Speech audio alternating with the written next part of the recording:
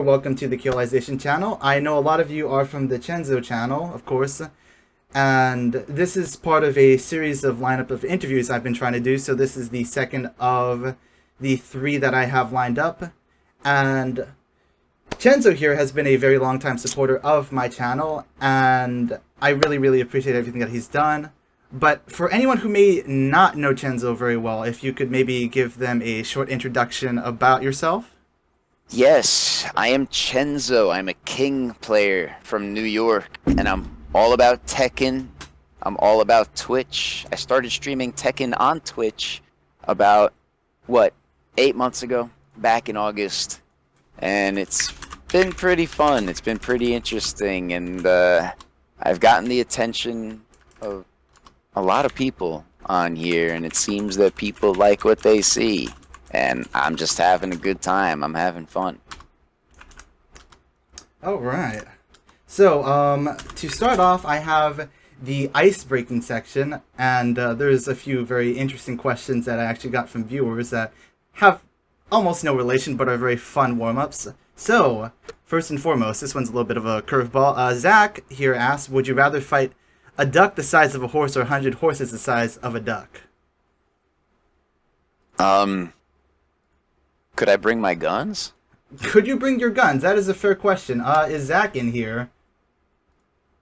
And if not, perhaps we can just assume that he is fighting them with perhaps his bare hands.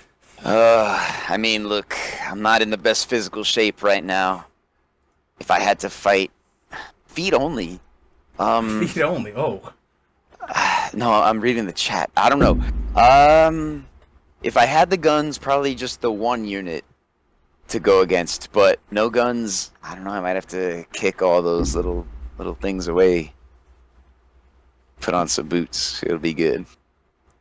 Makes sense. And two questions from Bottom Bun, actually. So first is, does Fortnite rule or does Fortnite rule? Well, according to Bottom Bun Fortnite rules, I've played about 2 matches of Fortnite in my life. It's not my cup of tea. If I want to play a Battle Royale, I'll play PlayerUnknown's Battlegrounds or Warzone. I've been playing a lot of Warzone lately, so... Ah, you know. Warzone, right.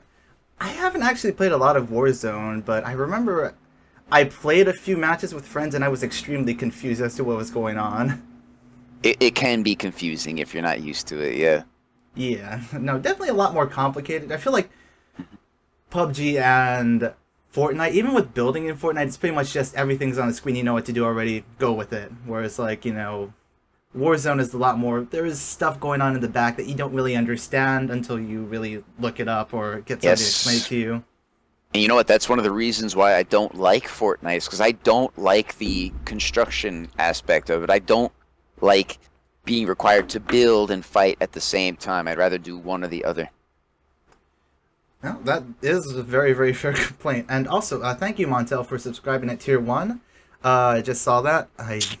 If you're spending money, I will make sure to try to throw that name out there. You know, I wouldn't want to diss anyone. You know, yeah, I see a lot of familiar names. This is good. Thank you, everybody. And to the second question, this one is actually very related and a very good question from Bottom Bun. What are your thoughts on EVO being taken over by Sony? Oh, I mean, if the quality of EVO improves thusly, then I'm more than happy with it. I mean, look, I don't really want to get into this, but there were some controversies about EVO over the past few years. You know, serious things, like really serious things. You could Google that yourself if you want. It's not something that I want to talk about right now. It's none of my business.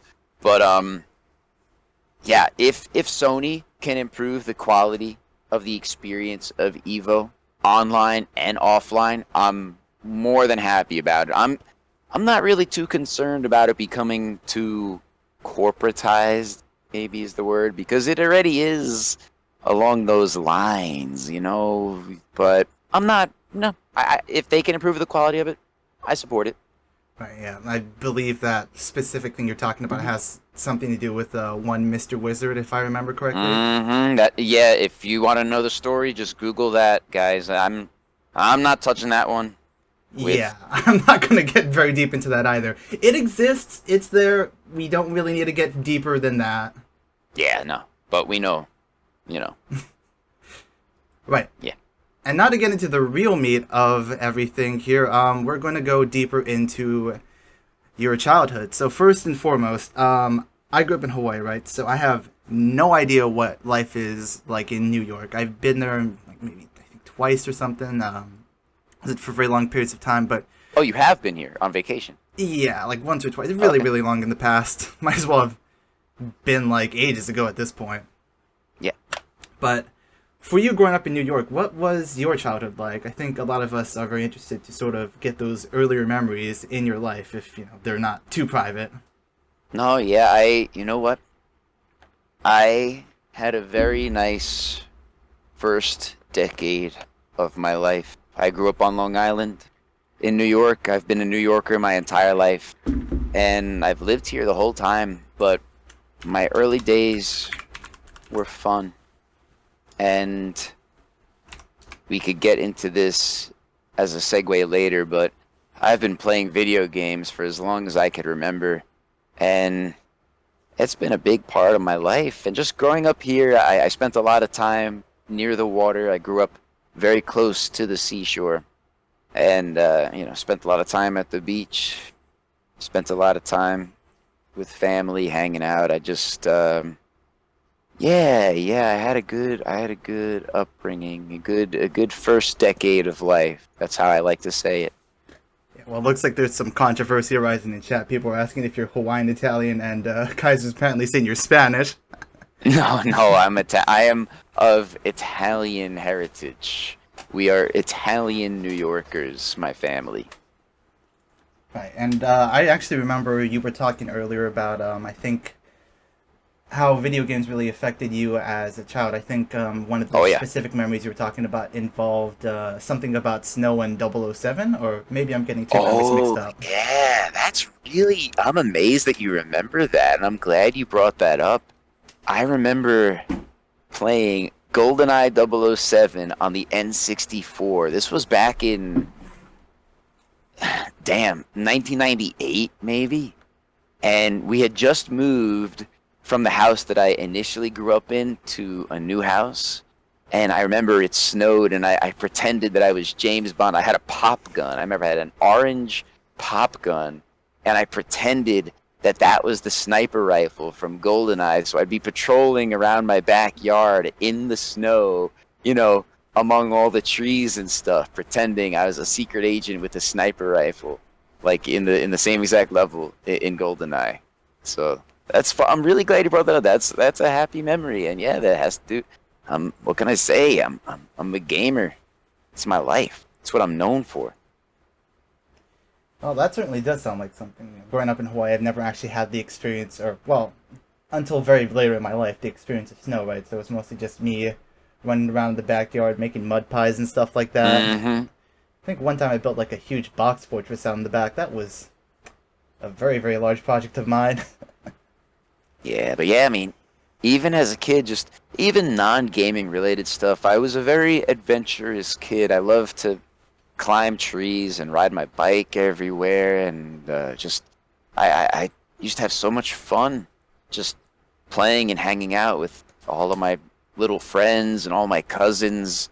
I grew up with a lot of cousins my age and a lot of friends from my school, and those were the highlights of my days back then, is just getting to have fun and spend time with literally with friends and family. Just I would get so excited every time I would have a sleepover with somebody, or just to go over to a friend's house to play or have them over.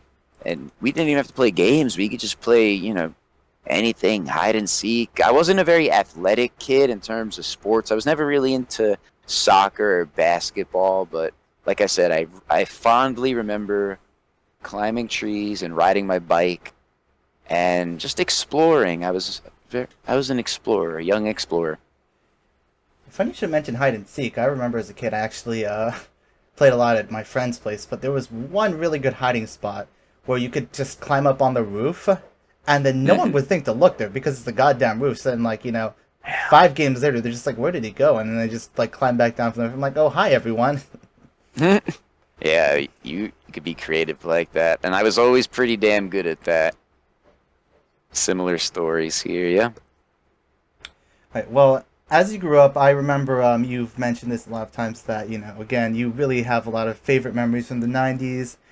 And I guess in specific, I'm sort of curious what your favorite aspects of the 90s was, and if you have any, specific highlights you remember from that age, or, how do you Yes. relive those times as well? Yeah. I'm very glad you asked that.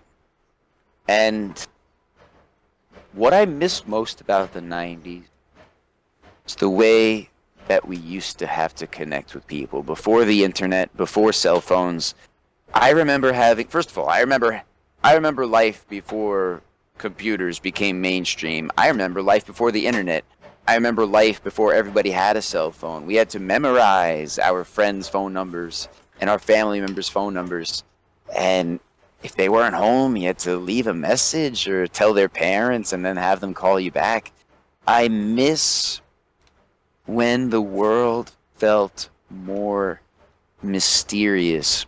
I miss when you couldn't just take this device out of your pocket and just get the answers to everything right away. And I think that's part of being a little kid too, is that everything is mysterious. You don't really know much about the world. You know about your immediate surroundings, you know about your family, but I miss the mystery of the world. It was quaint but very intriguing. I really miss that about the 90s. And of course just the entirety of the culture, all the music, all the movies. I was so you know, you don't know what you have until it's gone, right? And I talk about this on stream all the time. I'm a very nostalgic person. I'm one who is constantly longing for the past, and I just want to go back so badly, even though it's not really possible. I attempt to still. Yeah, and I think we'll get into that a little bit down the line in the icebreaker section, but yeah, moving on. Let's see, what else do we have? Right. So another thing is going back to some of your favorite cuisine as a child, because I know that right now with your condition, right, there's a lot of things you can't eat, but definitely as a child, Yes. I'm interested to sort of hear what you liked then and how maybe that has changed as you grew up. Oh yeah. Well, here's one thing that stayed the same. When I was a kid, I was obsessed with Kraft macaroni and cheese. And if you're Canadian, it's known as Kraft dinner. But and I still eat macaroni and cheese this day. It's something that's easier for me to digest now. But yeah, I was a very, very picky eater as a kid. I was all about my mac and cheese, my chicken nuggets. They would make me grilled cheeses, uh, all sorts of, just a bunch of fruit snacks and stuff and hot dogs. I was a very picky eater, and I did love stuff that's not exactly healthy for you, but look, it I turned out well.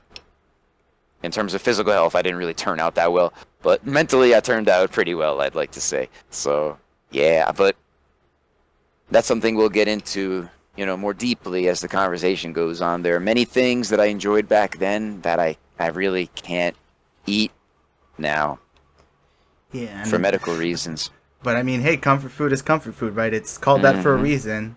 Mac and cheese, Yes. hot dogs, all that stuff that just fills you up real good, even though Mm-hmm. it's not great for your health. Yeah, and I loved it. I was like when I was a kid, I was obsessed with McDonald's. I was obsessed with Burger King. I was obsessed with Taco Bell. That was later on, actually, when closer to the 2000s. That's when I started getting into Taco Bell. But when I was a little kid, I loved McDonald's. But I would never get any burgers or anything. I'd just get the nuggets and the fries, and I'm the type of person, and we'll talk about this more down the line too, where, and I was discussing this with a friend of mine last night. When I discover something that I enjoy or that I like, I become fixated on that thing, and it's very hard for me to deviate from that. For example, that's why I love King. I mean, I discovered King in Tekken, and I realized, wow, I really enjoy playing this character, and so I stuck with him.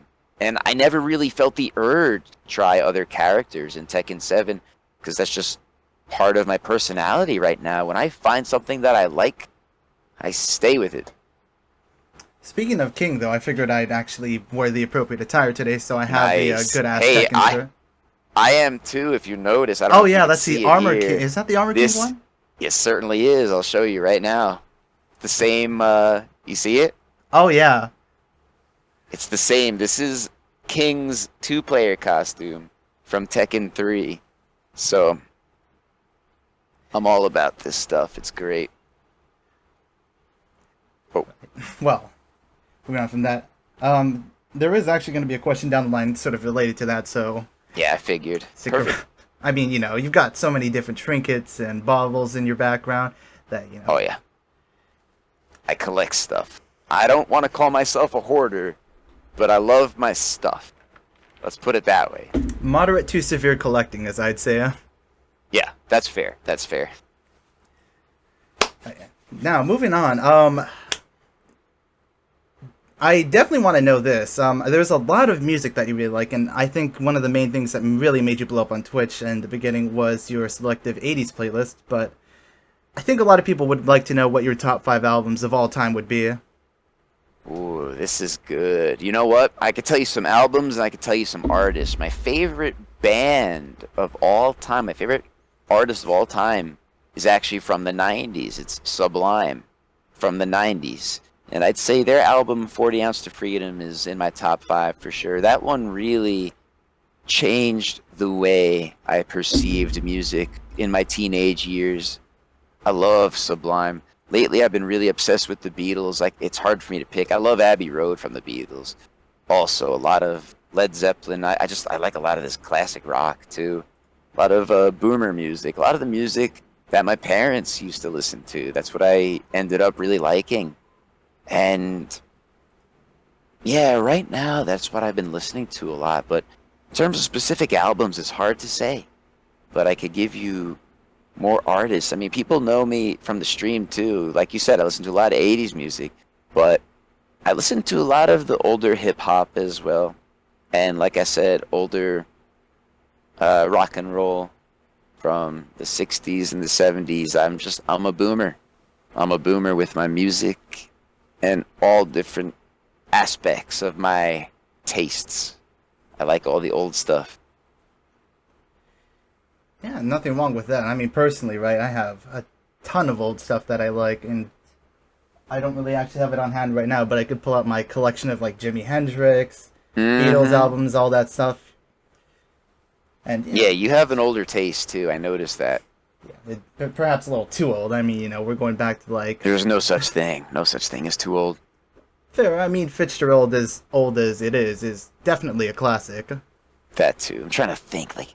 In terms of that, I like a lot of the classic metal from the 80s. Pretty much, well, mostly all of the older Metallica albums I'm a huge fan of, but I like all the classics from back then. Yeah, I mean, I guess the one genre that I never really got so deep into was country music. I was never really a big country guy. I don't dislike it, I just never really got into it. But, yeah, I like the classics. And I suppose out of that large pool of artists and albums, do you have perhaps top songs of all time or specific songs that you might think are very, innovative, out there in what it tries to do? I know I definitely have a few, like Once in a Lifetime by Talking Heads. Really great song. Got indoctrinated into the Hall of Music, the Rock and Roll Hall of Fame as being one of the top of all time. Yeah, it's funny you say that. When I think of individual songs, I tend to rotate every couple of weeks. I'll pick a few songs that I'll just listen to obsessively on repeat. It's funny you mentioned that Talking Head songs. That's been one of them that I've been listening to a lot lately. But, yeah, I get obsessed with a few songs at a time. A lot of older music, like I said. And there's one song, I don't even know how to pronounce the name of the artist. The name of the band was Procol Harum, I think. And this was John Lennon's favorite song from 1967, A Whiter Shade of Pale. That's one of my favorite songs of all time. Oh, I guess that band, that could be considered a one-hit wonder, but yeah, I like old stuff like that. Unique type of music. Yeah, I remember you showed that to me because, if you want to tell the story yourself, then, feel free to, of course, but... Oh, it relaxes me after let's say I've had a run in a tournament that I feel good about. That's what I listen to wrap it up, I guess you could say. It just feels good at the end of a day where I feel like I've put a lot of effort into something and I felt like it was successful. I'll play music like that. It helps to bookend things, I guess you could say. Absolutely. I mean, I love a lot of that sort of vibe that it has, and it really did remind me a lot of sort of like the Beatles later down the line. It had not exactly that Hmm. psychedelic feel, but somewhere in between psychedelic and sort of that poppy feel of that time. Yeah, there's that level of innovation that you just don't really see everywhere. I think it's reminding you of the Sergeant Pepper's era of the Beatles, perhaps. Maybe Magical Mystery Tour. That's what it makes me think of. It was about that time when it first, when it first appeared in the first place. So, And moving on, let's see. This is another one that I think you might have a bit of a hard time with. Definitely a lot of good questions here, although very, very hard to answer for a lot of people like us, I would say. Let's see. Top 5 anime series or movies. Or I should say this is a anime good one. movies, I should say, right? Okay, in terms of films, well, I've seen more series, I've seen more shows than I've seen films, but in terms of films, I really like Ghost in the Shell. I really like Akira. I really like the end of Evangelion and the rebuilds. I guess you could consider those films, right? Yeah, Oh, yeah, I would yeah. consider those films. Yeah, but in terms of series, my favorite of all time, as of right now, is Neon Genesis Evangelion, my favorite anime of all time. And like I said, I love the entire series. I like the dub. I like it subtitled. I like the new Netflix version. I like all the films. And yeah, I have quite an extensive Evangelion collection that I used to show on stream. I'm gonna add that back, by the way. I think I see Selthrus in the chat brought that up. We got to bring back some of these show and tells. But yeah, in terms of other shows, I love Cowboy Bebop. I love Gurren Lagann. I love Foolie Cooley. Full Metal Alchemist Brotherhood was really, really good. Yeah, a lot of the older shows like that.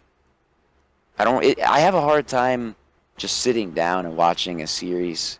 Usually it's easier for me to watch a show um, alongside my girlfriend. She's usually the one who recommends what to watch, and then we just go for it. But yeah, you could tell even my taste in anime is more back from the 90s and the 2000s. Yes, I want. Someone brought up Yosuga no Sora, which I would not suggest. So I don't know what that is. you don't Is want to that know what it is.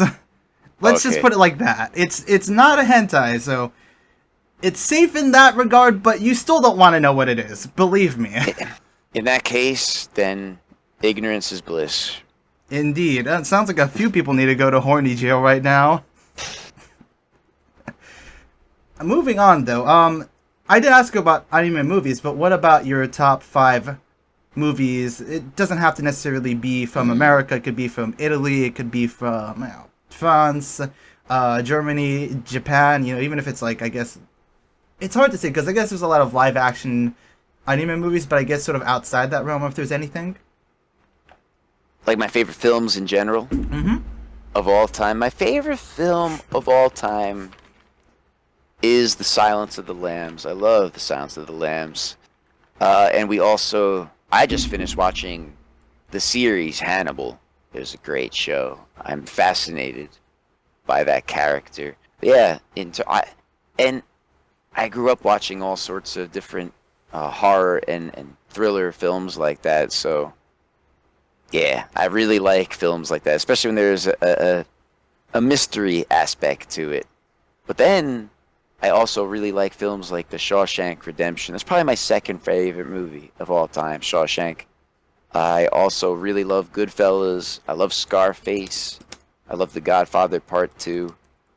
Yeah, like I said, older taste. I mean, I grew up with all the old, the Disney animated classics and stuff, but, you know, I still, you can't. Everybody likes it. Everybody Yeah, likes it. I mean, But, the Disney classics are great. I mean, why do you think they hmm make these just hashed out money grab remakes? Right? It's because you can prey on that nostalgia. People want to go see it, yeah. and then it's And just terrible. But now, you're like, but it's Mulan. you know what It's it is? It's Aladdin. because people who grew up with those films and watched them as kids, they have kids of their own now. You know, there's a chance of that at least. And they want their children to re-experience that in some capacity. So, I mean, it's really good commercial strategy from Disney and all those other companies. But in my opinion, like you said, it's just rehash after rehash. I'm getting tired of it. Surprisingly, though, I think I actually might beat you in the old department for that because I watch really, really old films. Like we're talking super black and white.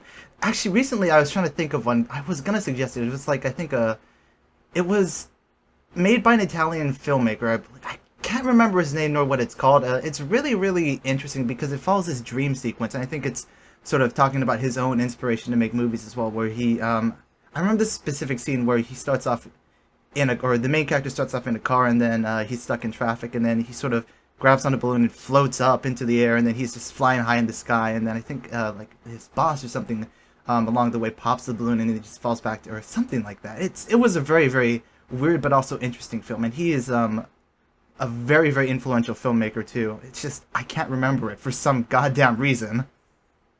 I have no idea what that is either. But wait, I see in the chat a few suggestions. Yeah, they know. I also love the Quentin Tarantino films. Those films, I mean, I still appreciate them for what they are, but I've really, really valued movies like Pulp Fiction and Reservoir Dogs when I was a teenager. And of course, all the old Star Wars I used to watch all the time as a teenager. But you know what's funny? I never really got into, because I see in the chat also, I never really got into any of the Kevin Smith films. It wasn't my thing. I've seen bits and pieces of them, but it wasn't really me. I prefer Quentin. Yeah, I've seen some of them, but personally with comedy, I actually never really took as much to the American brand. I remember back when I was younger, I actually watched some, and I think I showed you a bit from the newer Spitting Image. But I watched some of the older Spitting Image because I was definitely fascinated with a lot of that puppetry that they've done. It was amazing just how great it Oh, was you for the did time. show me that. It's very disturbing, yes. Very disturbing, but also very interesting. I mean, I'm the kind of kid that liked Dark Crystal, to be fair, so. I've never seen that either, but I know exactly what you're talking about. Yeah. Always something fascinating about something that's very creepy, but yet also very, very well crafted and made, especially for children, and also making things more accessible, like politics, for example. Yeah, it's able to convey concepts that may be, just out of reach for a child's mind to understand, but able to make it more easy to interpret And I mean, I could go through into the eyes of a child. yeah, and I could go into that for ages, like talking about how to make horror for children, right, and all that stuff, because it's very hard to do, but I think it's possible. Oh, yeah. I think it's something that should be done a lot more. But Yes. unfortunately, time is not in our favor, so I'm gonna have to keep on rolling. But before we move on to the next topic beyond film, Buffoon actually did have a very good question. What was your favorite Jim Carrey movie? And I think he also wanted to know the circumstances of your first time watching it. That's a good question, because when I was a little kid, I remember in the background, like I never owned them on VHS or anything, but I remember movies like Ace Ventura and The Mask and stuff like that, but I honestly, I can't say that I have a favorite Jim Carrey movie. I can say that I enjoyed seeing him in Sonic. I just watched that for the first time a month ago, and I really liked seeing him in that. He, as a comedian though, just his presence I always admired as a kid. I always thought he was so funny, and just I was able to entertain people so effortlessly, and that's a trait that I really admire. Just a funny guy. Honestly, I think my favorite Jim Carrey movie wasn't even a comedy. I don't know if you've seen Eternal Sunshine of the Spotless Mind, but I think that's my Oh, favorite. I've never seen it. But I understand the premise of the film and the plot to an extent, and some what do you call it? Amnesia, right? Yeah, it has to do with creating amnesia, right? A very, very Mm-hmm. interesting concept, and of course, it's to be expected from the same person who did the Truman Show, of course, which also had Jim Carrey. Very, very. Both of them are just very, very good, you know. And Yeah, I have not seen them. really, I would almost say that's a crime against humanity. I think we need to call the Geneva Convention on that one. Soon, one day. Yeah, no, I think you'd really like them though. Very, very philosophical, very deep, and just all over. I think the cinematography, everything about it's just amazing. Yeah, I'll check it out. Moving on though, going kind of back to songs, not entirely related. I know that you used to actually sing, I believe, in a few bands back when you were younger. Oh, But little garage bands and stuff like that. And I think I know where this is going because I showed you the karaoke, right? I mean, you know, I think a lot of people got to know because you keep on talking about how you love karaoke, right? You know, what is your favorite song to sing, or favorites, I suppose, for karaoke?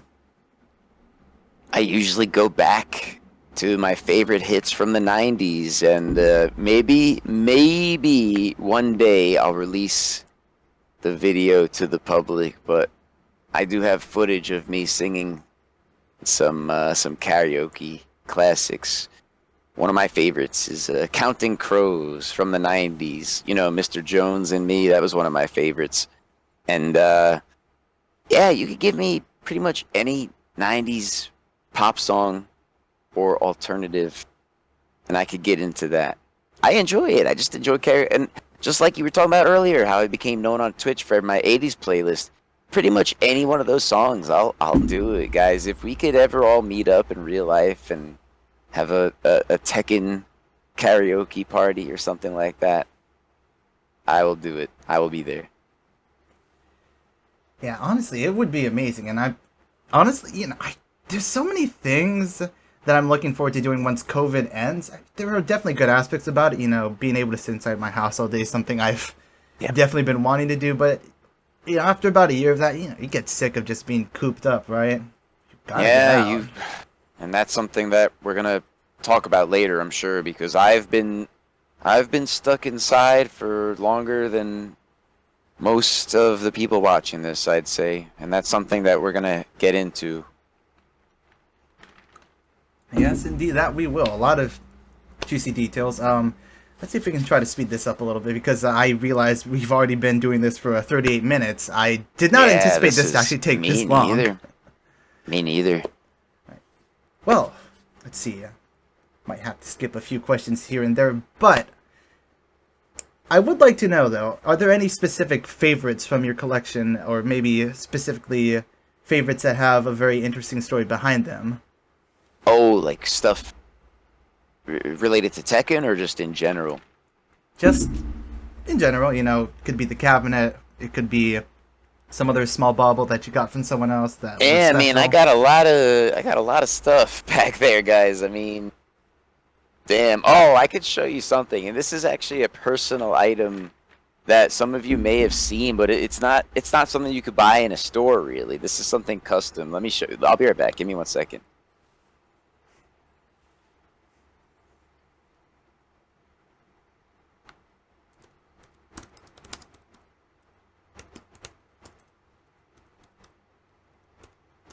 All right, I got two things. And I can't believe I haven't shown these yet, but this is a great first occasion to show stuff. Check this out. So the first thing, this is a rare, authentic photograph of Chenzo and Tristan. Do you see it? Oh my. And this was taken back in 2015, I'd say.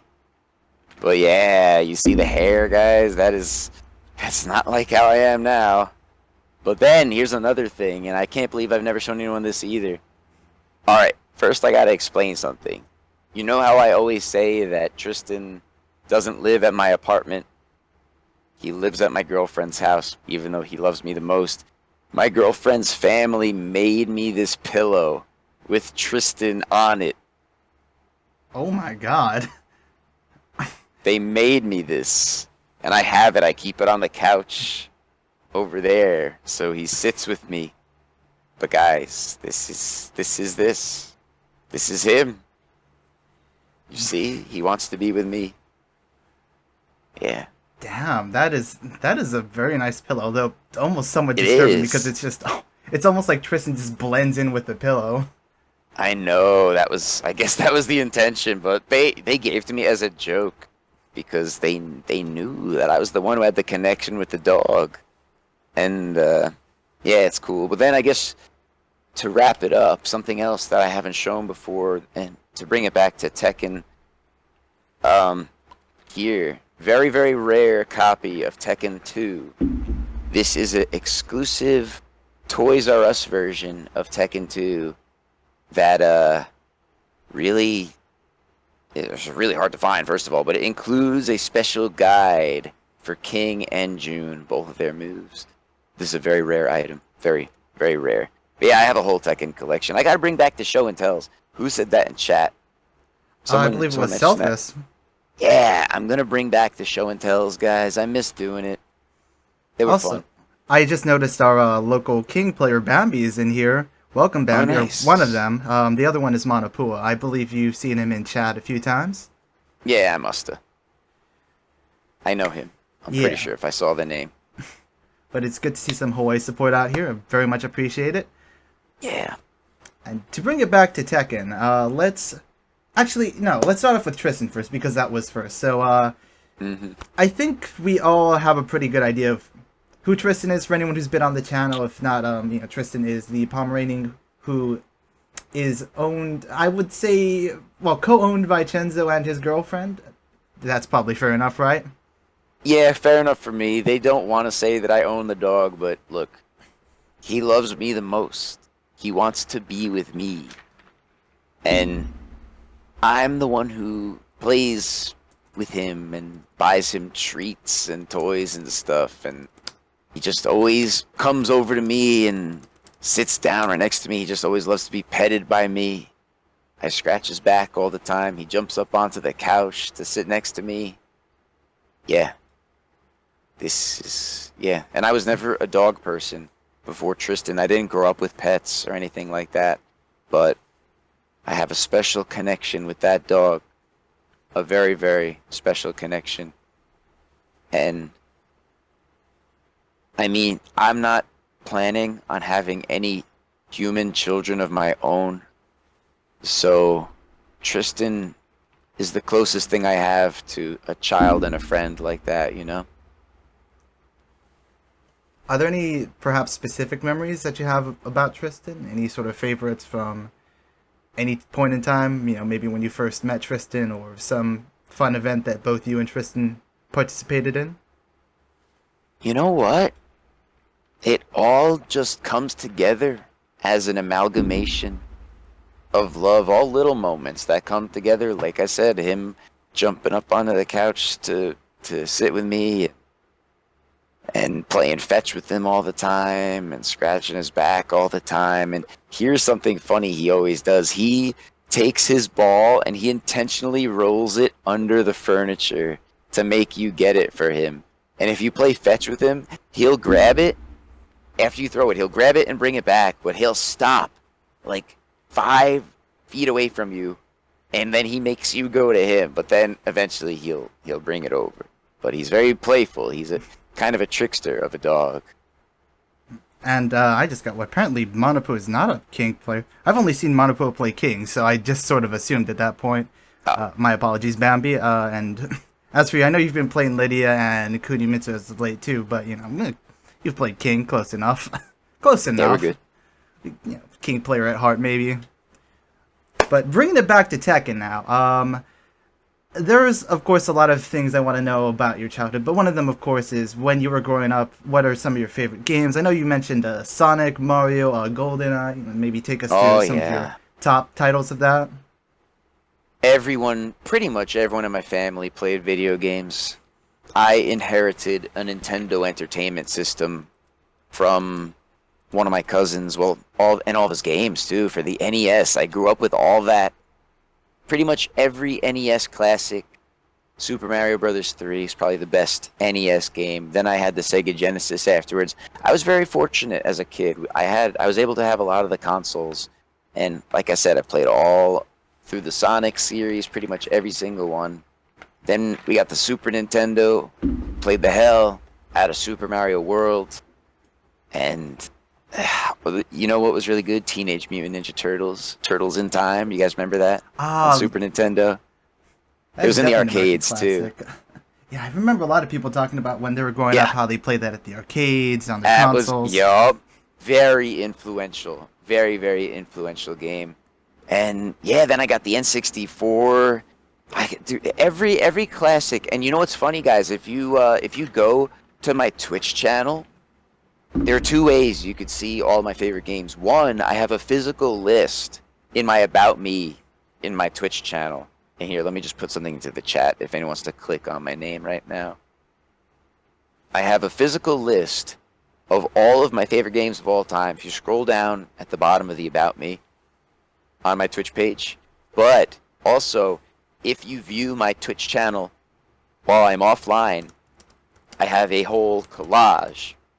All the game art of my favorite games, if you guys want to see that. Someone must have noticed it by now, but yeah, it's... Oh, I'm sure, right?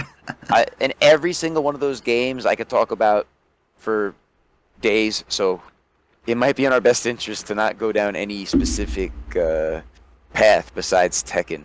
Oh, yeah, trust me, I mean... I'm a gamer. I know you love to get into that stuff. Yeah, all you gotta know is that I grew up playing video games. My earliest memories revolve around video games. My mother played through the entirety of The Legend of Zelda on NES while she was pregnant with me. I was born to game. Well, before we move on to specifically only Tekken, right, there was a little section I did also want to ask too about how your tastes actually changed when you grew up, because I know there's definitely a few other games that you didn't mention that are still in your top of the tops. Yes, and I'm glad you mentioned that, because when I was a little kid, like I said, during the 90s, I mainly played platforming games, single player, and with a friend too, but mainly single player platforming games. And that was my cup of tea back then. Like I said, I love Mario, I love Sonic, but then even on the N64, I love Super Mario 64, but we played all the kart racing games too. Mario Kart and Diddy Kong Racing I really loved. Then we got into shooters and shooting type games. And I would consider Star Fox 64 a space shooter. That's one of my favorite games of all time. But then I played GoldenEye. That opened me up to FPS games in general, even though I didn't start really gaming on a PC until way later in the next decade. But yeah, then I started getting into other games. Like I loved the Grand Theft Auto titles. In my teenage years, I was obsessed. And that also really shaped my taste in music, by the way, especially Vice City. Vice City, more than anything else in this world, influenced my taste in music. Big time. And I also loved the Halo series on the Xbox. I would play on that, Xbox Live, multiplayer people. I guess you could say as I got older, I drifted further away from single player and platforming games and more into multiplayer and competitive games. Because then, in the latter half of the 2000s, like I said, I started playing against other people on Xbox Live, in Halo, and Counter-Strike. I was a serious Counter-Strike player for, over 13 years. Yeah, we wouldn't want to spoil that too much, because we're actually going to get into that in a later segment of this. Yeah, so all you got to know is I drifted more towards competitive games with online play. That's my current focus, and it has been for longer than the past 10 years. And looking towards the future, are there any specific games you might be looking forward to? I mean, I'm sure we all are probably going to say, Tekken 8, right? We want Tekken 8 or a Tekken Cross Street Fighter 2, or, I mean, if you're so bold to say it, I'm not necessarily going to agree with it, but a Tekken Tag 3, maybe? Maybe. And that's something that would concern me, because I only play one character, so I'd have to seriously brush up with another one. But yeah, Tag 3, Tekken 8, I'm sure everyone in the chat would agree, but besides that franchise, the game that I'm looking forward to the most right now is Grand Theft Auto 6. And I'm personally hoping that they bring it back to the 80s or the 90s or something. I want a historical Grand Theft Auto game. I don't want another modern day one. I want them to bring it back. I find that much more interesting and compelling. Yeah, I don't know what it is about 5 because I started playing through a little bit more of it, and compared to, there's something about the historic that feels more, maybe not vintage, but classy. 5 just felt very grungy. Maybe it is just because it's the modern day, and modern day perception sort of shapes how you view those things. But maybe it isn't just me. Maybe it's something that a lot of other people maybe felt too. Maybe. I didn't care for 5 as much because I didn't enjoy having to rotate between 3 protagonists. In fact, I vastly prefer the Grand Theft Auto games with a single protagonist per game. I think GTA 4, in terms of single-player experience, I enjoyed that way more than GTA 5 as a whole. But my favorite is Vice City still. But I love San Andreas, and I love GTA 3. It's my first one, but, I want them to bring it back to single protagonist and bring it back to the 80s or something like that. I think that would be cool. Yeah, no, and definitely now that I'm starting to get more into GTA myself, right? Because as a kid, I was never really like a huge GTA player, but now I'm like, yeah, since I have a few of the titles, actually, I might as well just try it out, see what it is. And of course, I'm definitely interested in the experience that I'm getting, but it would definitely be nice to sort of see things kind of return to its roots, I think. Mm-hmm. And, of course, now actually getting into the Tekken part, right? Yes. I think a lot of people are very interested to know what your real roots in Tekken are, right? Where did it start, and how did it start, and how did you cultivate your love for it, right? You talk a little bit about it on your channel, but, this is a place to go a little bit more in depth if you want. Mm-hmm. I remember the first time I played Tekken. I may have played King as my first character ever, but I don't quite remember. I do remember I was at my cousin's house, though, and we were just playing 2-player Tekken in all the different stages all day. Tekken 2 on the PlayStation 1 with my cousin, and I was fascinated from that very first day of playing Tekken. I was fascinated by it, by the music, by the characters, by the stages. I adored everything about Tekken 2 from the very first day I played it back in the 90s. And then every time afterwards when I would see a Tekken arcade cabinet, if we go out to, like a bowling alley or anywhere, like you just see a Tekken machine. I was like, oh, Tekken, I know this, and I just wanted to play it all the time. And then I got my own PlayStation years later, and I actually owned Tekken 3 before I owned Tekken 2. But I still like Tekken 2 the most. It's the one that I'm most fond of, nostalgically.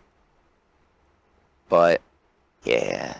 And I think I know what you're going to ask next, so go ahead and ask it. Well, actually, I did not know what I was going to...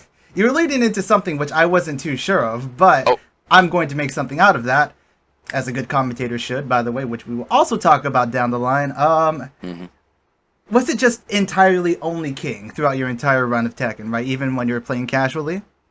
When I was a little kid, I played every character in Tekken 2 and Tekken 3 specifically, because one, I wanted to unlock all the secret characters, and the way you do that is by beating the arcade mode as each character separately. So, for example, if you beat the game as King in Tekken 2, you'd unlock Armor King. If you beat the game as Nina, you'd unlock Anna. And I did that with every character. I enjoyed playing every character as a kid, but what made me stick with King is that I had friends over and cousins over, and we'd play Tekken, and we discovered King, and we realized he had all these cool grabs that was like, wait a minute, and it reminded us of the WWF, and I'm saying WWF intentionally because at the time that's what it was called, because everybody, all of my cousins, all my friends were obsessed with wrestling. They were into it more than I am, but I became more interested in it through them. So me and my cousin, we would just have our own little, like, backyard wrestling stuff, but like little kids, you know what I mean? Just trying to Yeah. mimic the moves. But we would go through King's move list and look at all this cool stuff, like, oh, he could do this sort of DDT or this sort of suplex. But the one move that stood out the most to one of my best friends at the time, and this is when I made the decision to play King, is he was obsessed with the Frankensteiner in Tekken 3. And it was at that moment when I knew that I was going to play that character and I was going to focus on that character. I must have been 10 or 11 at the time, maybe younger, but it was Tekken 3. Well, would you say that then that would be your specific favorite King move or grapple? Again, I know I have this a little bit more down the line, but I definitely didn't know, which grapples are your favorite. It's funny you ask, because that's one that I started using more only recently. Throughout most of my Tekken 7, I wouldn't really use the Frankensteiner, but my favorite of all of them is still Giant Swing. It's so iconic. It's so powerful. I love the animation of it. It's so satisfying. Something about just making it work, whether the opponent hits the ground and they don't tech it or if they hit the wall. It's just satisfying. I love the Giant Swing. And I see some people are asking, favorite Tekken woman. I think I probably know the answer to this, as a lot of people do, but let's see. Maybe we'll be surprised. Nina and Michelle. Of course, Nina and Michelle. And kind of biased, like I said. I'm always, in all regards, I'm biased towards the legacy characters that have been in the series for a long time, but in terms of the overall appeal, yeah, Nina and Michelle. Yeah. Well, I can't say disagree with you there. I mean, sure, I may be an Anna main, but Anna's, I suppose she's got her own charm, but a little too deadly on the words, perhaps. My grandfather had a really funny word that he used to. All right, I would bring when I was a kid, and this is also some of my favorite memory. I would always go to sleep over at my grandparents' house. Both on both sides of the family, both of my grandparents' houses, and my mother's parents they lived in a very small apartment at the time. So I would just bring over my Super Nintendo or my Nintendo 64 or my PlayStation, or I would bring multiple consoles at once, and I would just stay at my grandparents' house for entire weekends, entire vacations. The longest one was 7 days in a row. And I would just bring my games over there and just hang out with my grandparents. And, they would just get me snacks and stuff. I felt like the king. I was on top of the world. It was just, happy memories with family. But I was, a spoiled child who got to play video games and eat snacks and have all sorts of ice cream and stuff when I went to grandparents' house. But my grandpa, I'll never forget this, because in Tekken 3, when I was playing through the arcade mode, he called Anna abroad. He called Anna abroad. And that nowadays, it's not really like a bad word, but back then I guess it was. It's like obsolete slang, you know what I mean? Yeah, I mean, it sounds very mafioso, like you can imagine like a Don being like, hey, who's that broad over there? Yeah, exactly. And that's what he would say. Yeah. Man, this is bringing me back. But yeah, I'll never forget that. That's funny. Yeah, well, if there's any other specific childhood memories or Tekken memories as a kid that you have, feel free to share them, of course. When they pop up, I will, trust me. But one thing that I think we all want to know, too, is when things get better, what are you looking forward to doing? We mentioned meeting up together, but is there any other big things or events? I mean, well, outside of Tekken, I would like to be able to finally go on a vacation again, and that also doesn't have to do with only the pandemic. That has to do with my own personal health, and that we're going to discuss soon. Very soon. Yeah, I would like to go on another cruise vacation. I would enjoy that very much, I think. And to keep it, and I also want to go snowboarding again. I used to meet, oh my God. My father, my brother, my cousin, and I would go every single winter. Before all this, for the past 5 years, every single winter we would go on at least 1 or 2 snowboarding trips per season and just spend an entire weekend or sometimes an entire week just up in the lodge and we just snowboard and ski all day. And I miss that very much. I want to be able to do that again. But like I said, that's not only a pandemic problem. That also has to do with my own personal health. But with Tekken, I want to finally go to an in-person tournament. I've never been to an in-person tournament. I've been to 2 local meetups with other players on Long Island, but I've never been to a tournament. I've never been to a Tekken event like that. I would love to, because I would love to meet everybody. I want to play against people, and it just sounds like one big party for the weekend. And it's all about Tekken. It's all the people that we know on here. And that would be really, really cool to finally meet everybody in person. I'm really looking forward to that. Yeah, although you might have to watch out when you're in the parking lot. There might be, a few people who might want to throw down. Hey, they might want to muscle buster me in real life or rolling death cradle me in person after all the times I've gotten away with it on them. So I got to be ready. Yeah, I'll have Mateo protect me. Just hire Aris as your personal detail. He'll probably just cuss him out.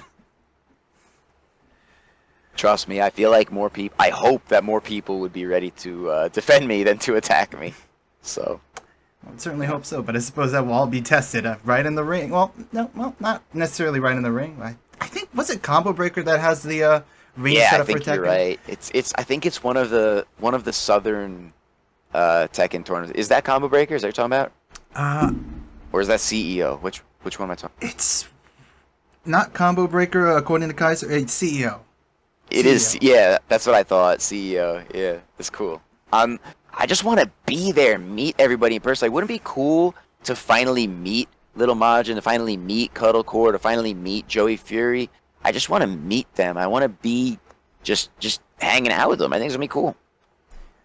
I mean, after the beating he gave me with the gig, I gotta step up to him, size him up, and then just shake his hand. I mean, God, that guy did a number on me. Respect. Well, still, it's all about respect. Absolutely. Now let's see. Since we took an hour with that, I think we should probably move on. It's amazing how fast this time goes by. I know. I'm amazed too, but I'm having a good time. Well, we're good. But to go on, one of the main reasons why I wanted to really have an interview with Chenzho is because for many of you who've been on his channel, you know that he has ulcerative colitis, right? And it's a very, very, very, very serious issue for him, right? It has affected so many different aspects of his life, how he has to live, his own health, right? And I think the fact that he can play Tekken on this level while having to deal with this is just absolutely amazing, right?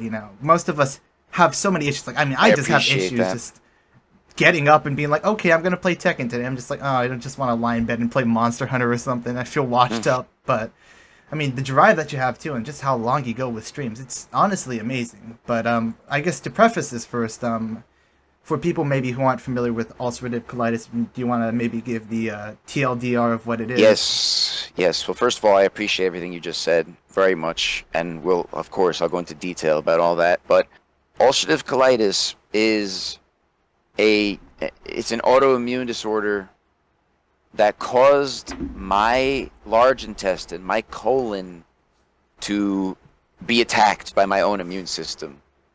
And I suffered from this for about a year before they actually made the decision to, put me under the knife. And I was disemboweled. I was literally disemboweled in 2019. They had no choice. And I mean, first of all, I'm not going to say anything that's overly gruesome. I don't want to, make the chat uncomfortable, but, all I'm going to say is I'll spare you the bloody details. Okay? Yeah, I mean, if you're getting cut open with a knife, it's probably going to be very bloody. Well, so. I mean, I'm saying before that, too. Oh, before that. Right. It was bad. I was in excruciating pain every single day throughout 2019. I was using the restroom sometimes 40 times a day. It was out of my control. I couldn't leave my apartment. I couldn't see my friends. I spent over 100 days in the hospital, in various hospitals, throughout all of 2019. I spent over 100 days. I would say it was probably like 110, 120 days in the hospital. So about a third of the year I spent in hospitals, 2019. And every time I would go, they would treat me with all different sorts of steroids and biological medications. I've been on Remicade, I've been on Xeljanz, I've been on mesalamine, I've been on Humira, I've been on Entyvio, but none of them helped. Some of them, in fact, made the pain worse.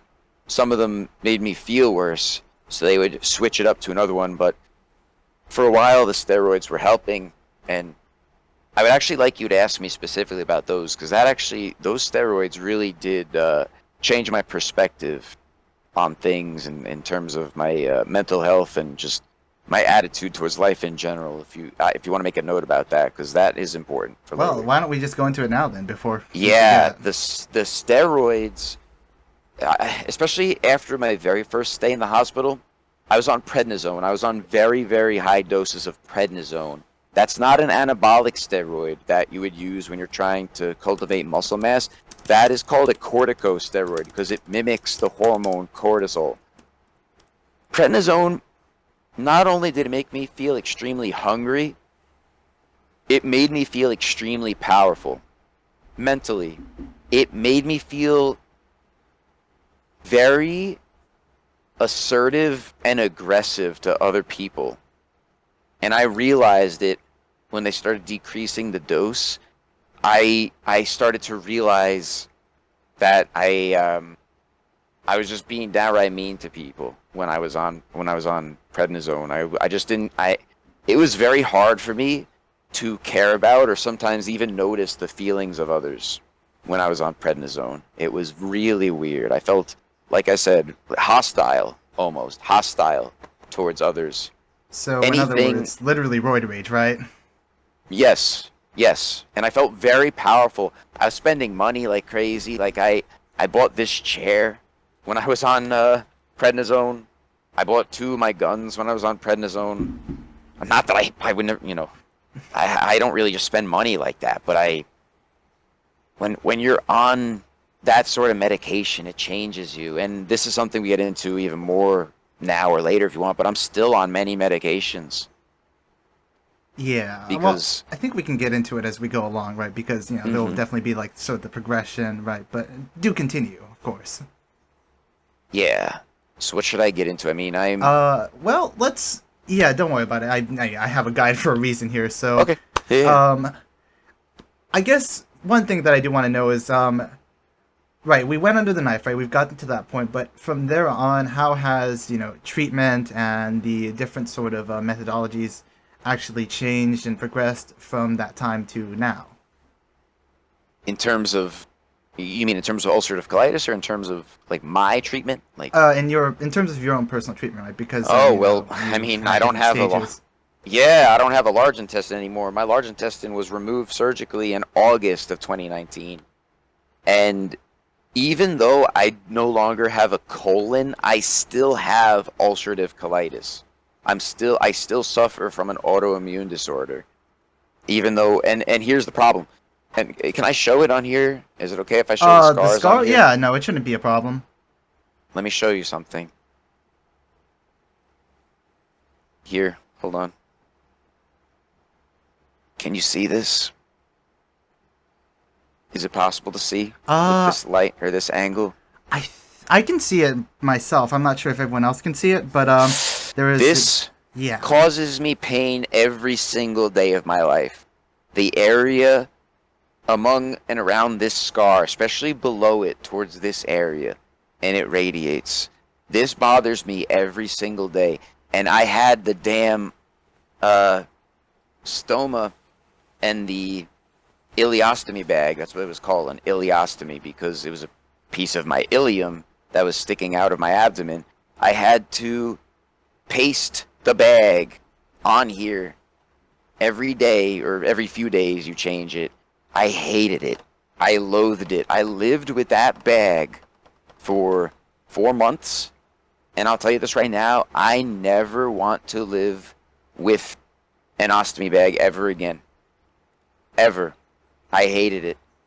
And in fact, sometimes when a patient undergoes surgery for ulcerative colitis, here, I don't know if you could see this, but when a patient undergoes surgery for ulcerative colitis, they're usually able to remove the colon through the stoma hole, which was this before it turned into a scar. It was a big open wound like this after the third surgery. But my intestine was so inflamed, the surgeon had to create an additional incision horizontally underneath my navel right here and remove the colon through this additional incision because mine was too swollen and inflamed. He said it was one of the most severe cases he'd ever seen. Jesus Christ.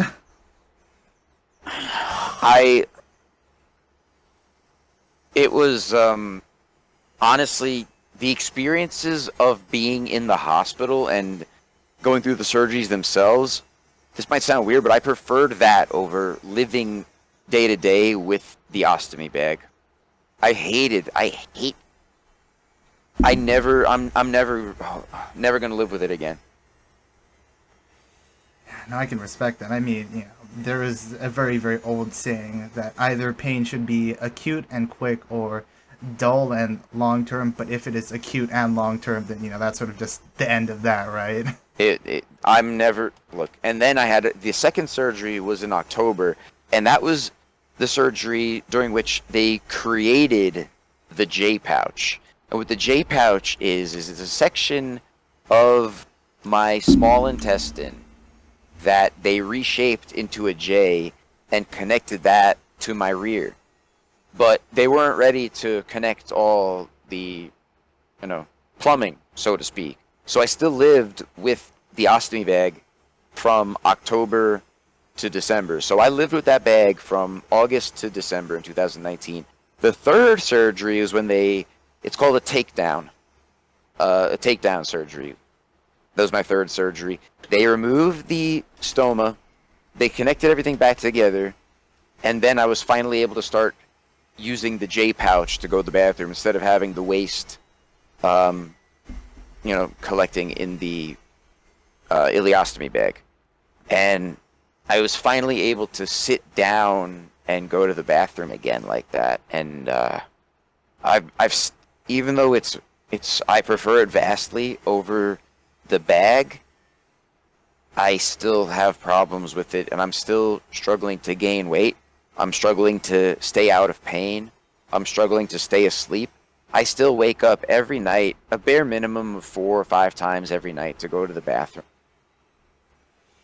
Yeah, I mean... And depending on what I eat, it could be either more painful or more frequent or both, or it's just less under my control. I can't, like we were saying before, I can't eat certain things that I used to be able to enjoy before. I just can't. And I'm currently struggling to gain weight. And that's kind of weird to say because most people in this country would say that they're having the opposite problem where they're struggling to lose weight. No, I'm struggling to gain weight. And that's been a challenge lately, is attempting to eat enough and absorb and retain the nutrients and energy content from different foods and drinks. It's harder these days. It's much harder because I can't just eat whatever I want whenever I want anymore. I have to plan in order to avoid the unpleasantness in the restroom, especially overnight. Yeah. Nights are the worst. Well, let's get a little bit into that because it is interesting that you mention it, because I think a lot of people maybe don't really understand, the whole how to deal with it dietarily, right? Because it is a very, very, very, very strict thing when it comes to that, right? You do one thing wrong and then you pay for it. Pain. You pay for it afterwards. Yeah, and it's I wouldn't. No one should have to live like this. I feel kind of like it's like a science project, I feel like I'm taking part in some sort of weird experiment. That's what it feels like, because it's completely different. It's abnormal, even though I still sit down to go to the bathroom like I used to. Just the nature of it and the sensations of it and the feelings of it are abnormal and painful and unpleasant, and nobody should have to live like this. Right. Yeah, I mean, again, I can't even imagine just the sort of pain anyone would have to go through. But going back to diet, though, I'm very interested. I know we've talked a little bit about what you need to avoid and whatnot, your intake. But I think for people maybe not as familiar, maybe if you could give a rundown of like what sort of big dietary changes had to happen, Yes. the timing, your intake, Yes. right? How you have to intake calories, what's the most effective way, other things Well, like that. last year was easier to do this, but well, first of all, what I'm on now is called a low residue diet, meaning I'm avoiding foods that contain too much fiber or foods that are harder to digest, like dried or raw vegetables or fruit. I can't have that.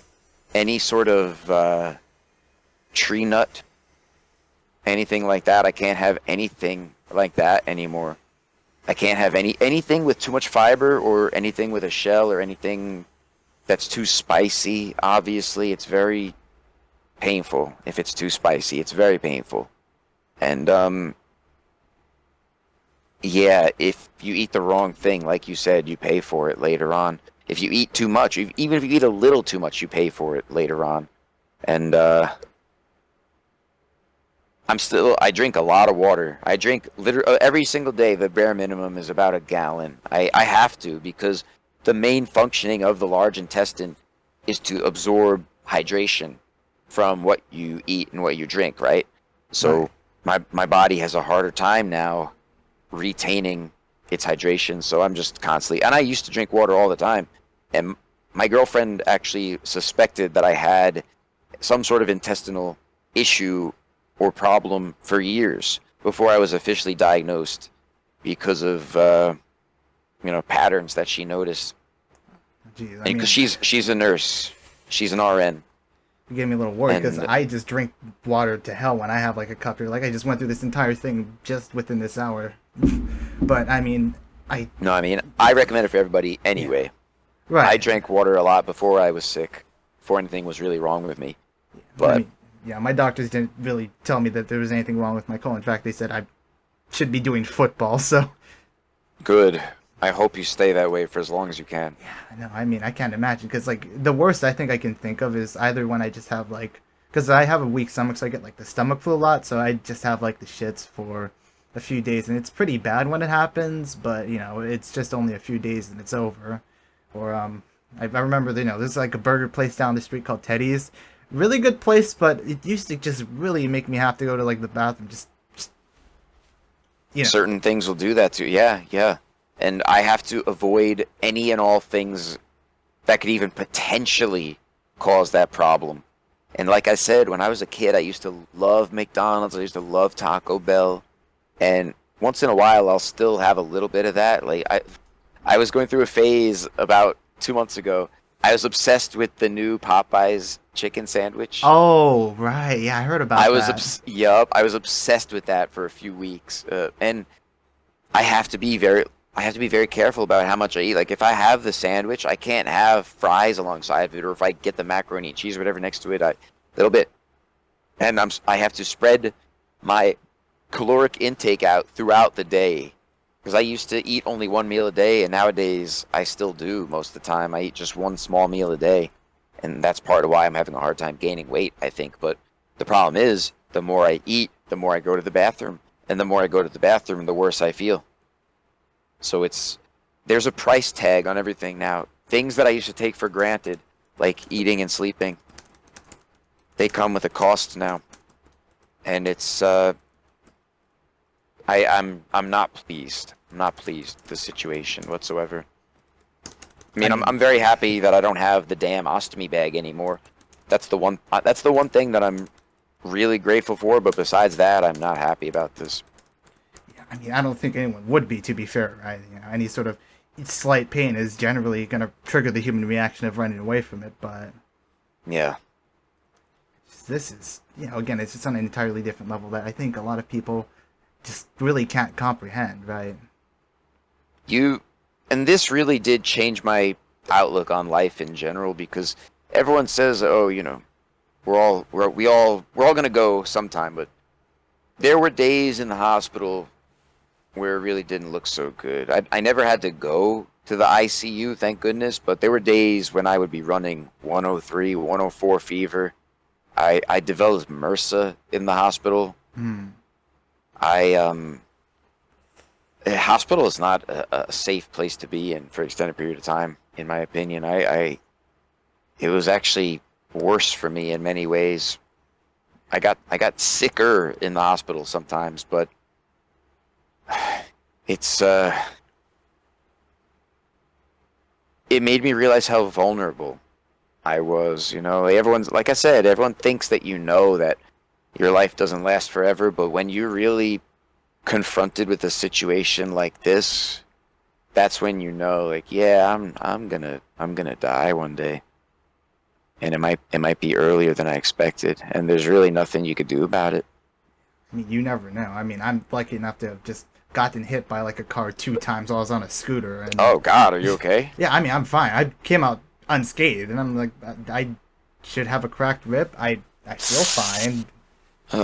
But yeah, no cracked ribs, no nothing. I mean, I fell 10 feet onto my head onto lava rock, and I was fine. So Damn. God, maybe, as long as you're okay. Maybe I am invincible. I highly doubt it, but have to put that to the test sometime.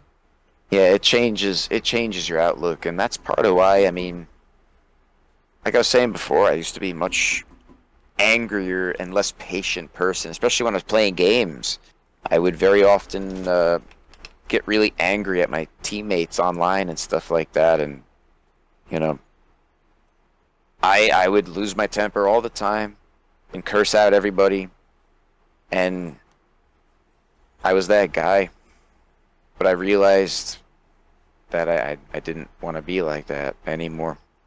I realized that was something that was holding me back from getting better, and I felt worse about it. I didn't want to feel bad about it anymore, and I decided that I wanted to treat people the right way, or at least do my best to treat people the right way. I guess it goes back to something along the lines of the golden rule. I just wanted to treat people the way that I would ideally want to be treated. And I realized that successful things happened to me and regarding me way more often when I started to really focus on treating others the right way and just treating myself better. Like I said to myself, if my body is not in a good place, I could try to upgrade other things about myself. Yeah, no, that mental shift is quite amazing, because you'd think that with a lot of people they become a lot more bitter and angry with this situation, right? If you're in constant in some ways I did. I'm not very happy with medical institution as a whole. You can't really cure an uncurable disease or just demand that they're gonna find a solution for you. There sometimes you get sick, and certain diseases in life just have no cure, and you just suffer with it, and that's the way it is. There's really nothing you could do about it. But I don't know. I used to just blame my team when things went wrong in games like that, but I got sick with this, and I can't really blame anybody. My mother had the same disease, ulcerative colitis, and my grandfather had colon cancer. So in my family, we have a history of these sorts of illnesses. My mother also lives with a J pouch, like I do, and I can't really blame them for my genetics. That's not, it's not their fault I got sick. It's just the way it is, and there's nothing it's just the way it is. There's nothing I could do about it. Even if you scream out at the universe doesn't care, because to the universe, you're just a speck of dust, right? You're nothing. Yeah, no. There was no one to blame here. It's just something bad that happened, and there was nothing I could do about it except try to make it better for myself. And that's why I try to pursue things that make me feel happier and make me feel more fulfilled, more satisfied, more closer to normal, or better than normal in some ways. Now, we've talked a lot about how this affects you personally, right? But how has this really affected the loved ones around you, right? And you could even talk about your experience with your mother growing up too, because since she had to live with the J pouch, I'm not sure at what age she actually had to start with that whole process, right? I mean, Mm-hmm. calling it a process is a very light phrasing, but what was it like growing up with maybe your mother having that Yeah, impact and she you in she turn was in having the that? hospital. Yeah, she was in the hospital all the time when I was a kid. I have many vivid memories of going to visit her in the hospital. Uh, and damn, yeah, she spent a lot of time in the hospital. I was about 5 and 6. That's when she had her colon removed. So yeah, she was about my age when it happened. 29, 30, same age. This happened to us both. But yeah, I have many memories of visiting her there in the hospital. I was never afraid though, because I always felt assured that um, nothing really bad would happen to her. I was never. I'm glad I could say that as a kid I was never really afraid of anything bad happening because I just always felt assured by others and I guess by the doctors themselves too that she was being taken care of. And I think that's part of what helped me to go through the same experience and not really be as anxious or nervous about it. I felt like no matter what happens, even if I emerge from all this, with a different physical or biological configuration, I'd still be all right. I'd still be alive at least, but might not be the same life or the same quality of life, but at least I'd be alive. But yeah, throughout this whole thing, the people who've taken care of me the most are my father and my girlfriend. Like I said, she's a registered nurse. She has a lot of experience with all this, so she's done a lot to take care of me. I've been with her for 6 years at this point, and she's very private, by the way. She's been over during most, not most, but many of my streams. She's been here in the background, but she hates to be on camera. Um, like she'll bring Tristan over now and again, of course, but she's very private. I'm not even gonna say her name, but Yeah, no, definitely want to respect that. Don't yeah, want to dox yeah. anyone, right? But her and my dad did the most to help me, and in many ways, I mean, I don't know if it. Yeah, it made me feel like I could. I felt more, like I said, I felt reassured that I had people that I could rely on in times of need because I was, I never had any sort of health scare like that prior to this ulcerative colitis, and it made me know that you know I had people to rely on when when things like that would happen. Right. And that's definitely important in these times. Right? It's hard to really deal with this by yourself. I know a lot of people strive to be, quote unquote, independent, but I think humans are honestly born to be creatures of dependency to an extent, right? And this is Of definitely where course, we need it. we've evolved to you know take care of each other because the ones who had the ancestors who took care of each other were the ones who were able to survive and reproduce. It Yes, makes sense. yes, indeed it does. Speaking of dependency, I know there's been some people in your chat who have had similar experiences, whether it be ulcerative or a different variant Hmm. involving the intestines. But I suppose for the sake of them, right? And I believe you asked me to ask this specifically, right? About some of your experiences that were like the most frustrating while having to deal with all this, and maybe some advice for people who find themselves in a similar situation. The best thing I could say, and this is going to sound so cliche, but it's so true. Patience.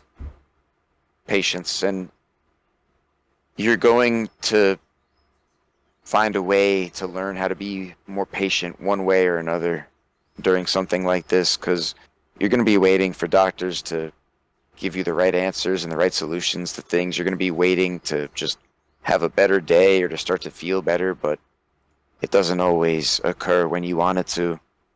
That's the best thing I could say is patience and to really not be afraid to let your loved ones and the people around you know that something's wrong and you need help with something or to ask them to be more patient with you or just to let them don't be afraid to ask for help because I was very rapid. When I first told my dad and my girlfriend, I think something's wrong with me. I'm having these symptoms. This was December of 2018 and January of 2019. It's when I first went to the hospital. Um, I didn't hesitate to tell them I was having these symptoms, and I was concerned, rightfully so. And I was in pain, and I didn't want to be in pain anymore. So I told my dad, I told my girlfriend, and we went to the hospital, and they did all the tests, and I was diagnosed. So don't hesitate. If you suspect that something's wrong with you, if you're in pain or you're suffering from very abnormal symptoms, don't hesitate to reach out to your loved ones for help and let them know that something's wrong. That's my best advice. Don't hesitate to ask for help with anything. Very, very important for that. I mean, pain is just the natural way of your body saying that there's something wrong. You should always address it. When you're exercising, Yeah, maybe, right, you're going to be going through pain, and that's because you're pushing yourself to your limit, right? But that's pain within reason. Once you start getting like weird pains and whatnot, yeah, absolutely, you should that's always address it.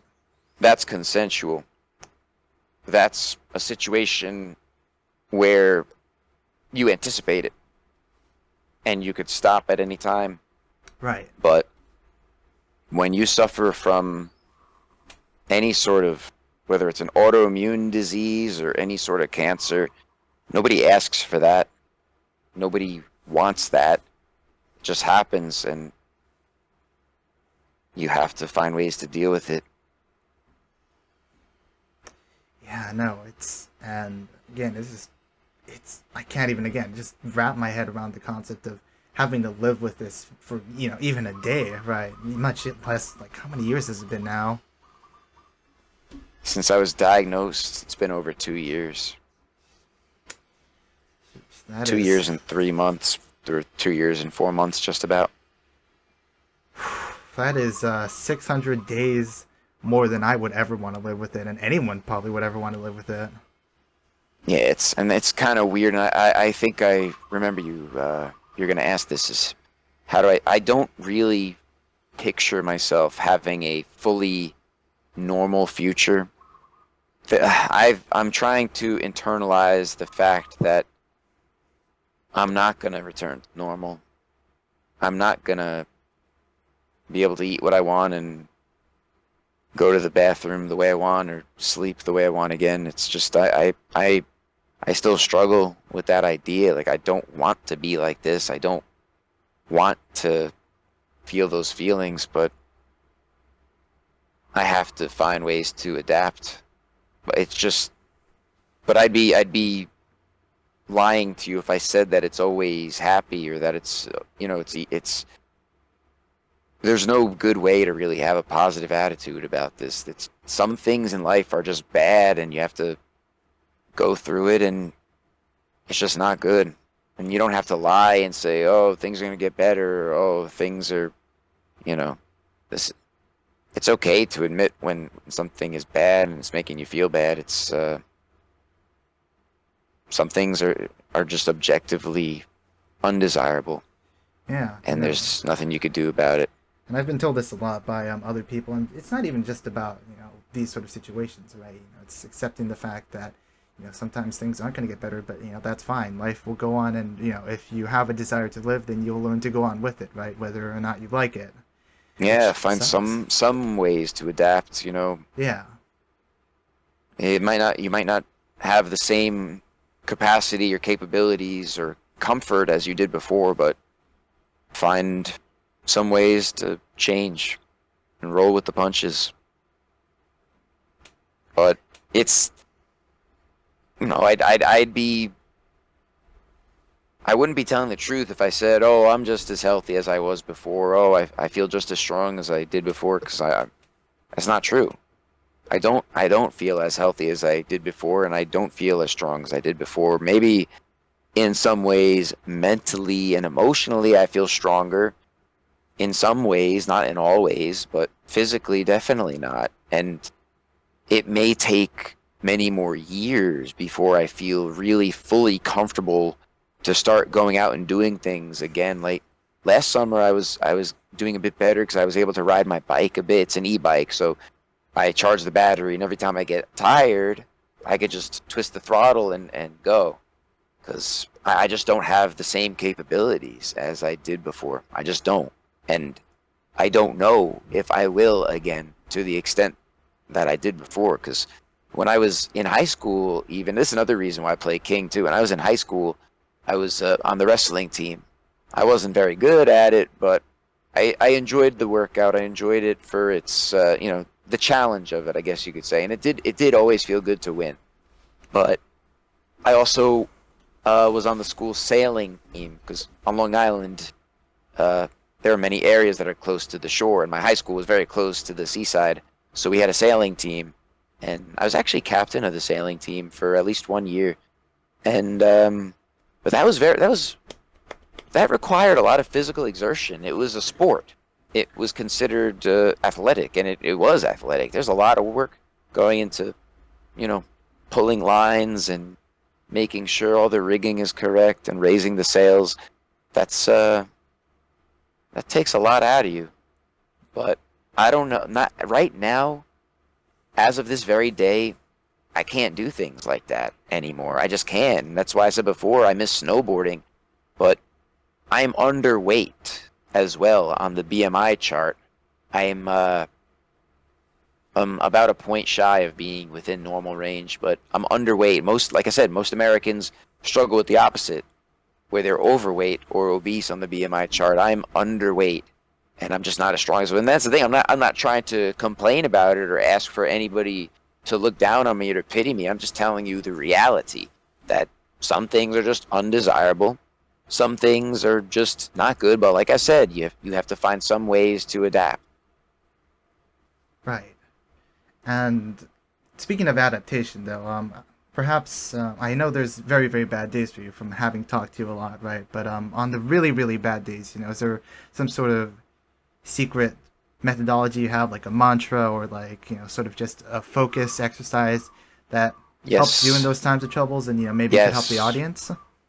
Don't be afraid to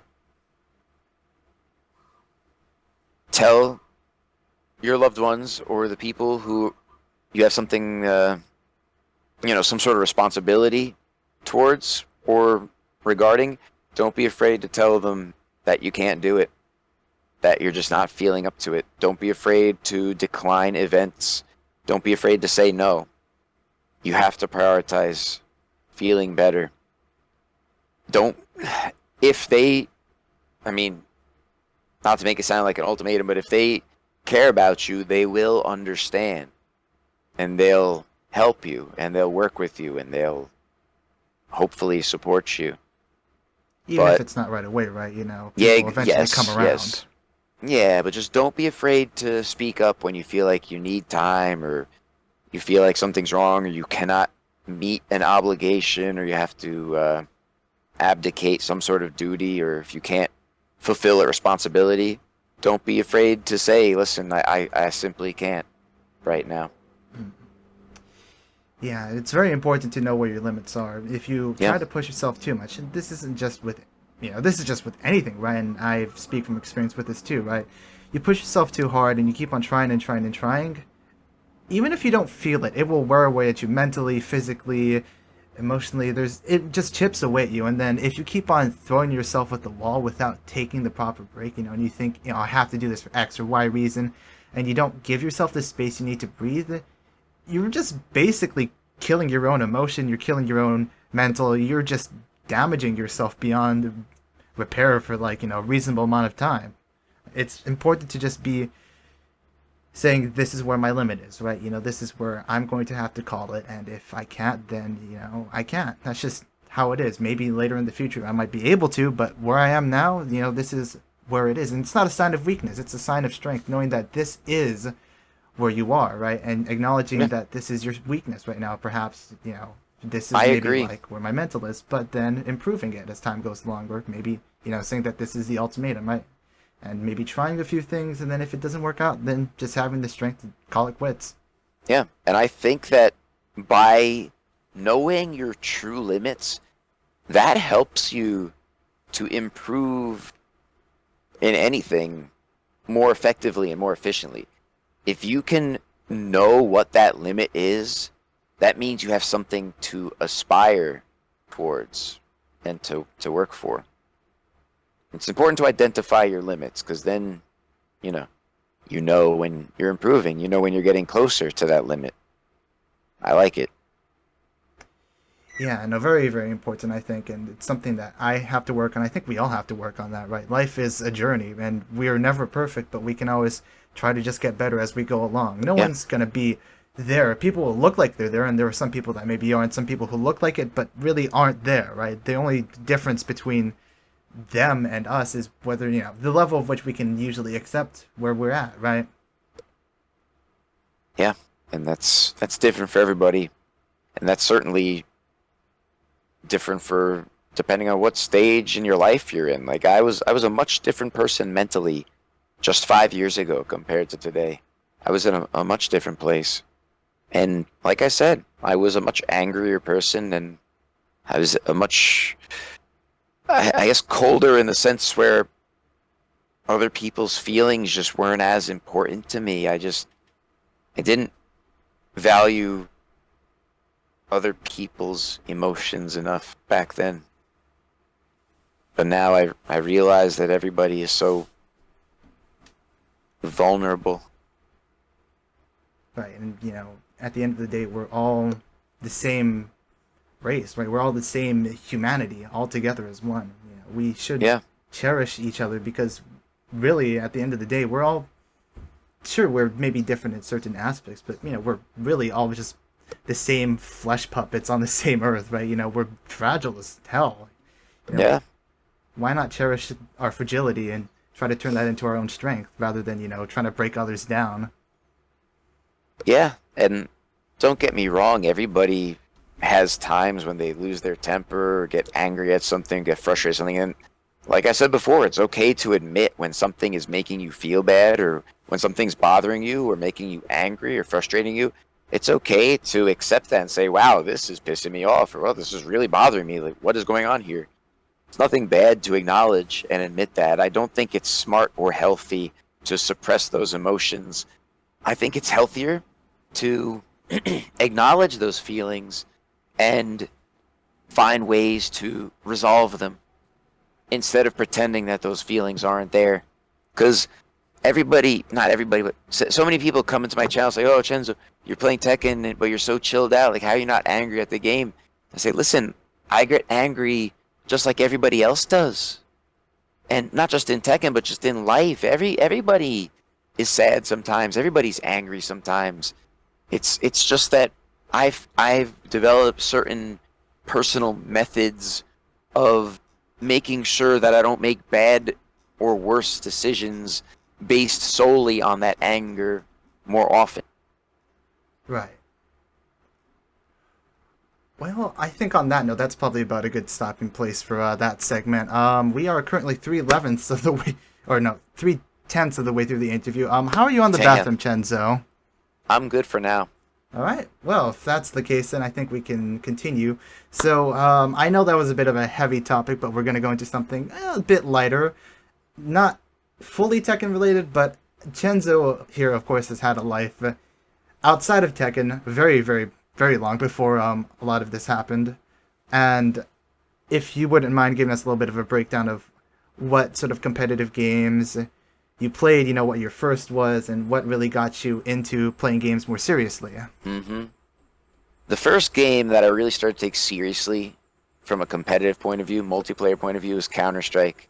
The original Counter-Strike. I'm talking 1.6. And I started playing that in 2008. A friend of mine in high school, he was from Ukraine.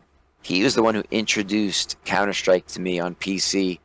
And I was fascinated by it because of how much precision it required and how difficult it felt compared to pretty much every other game that I knew at the time.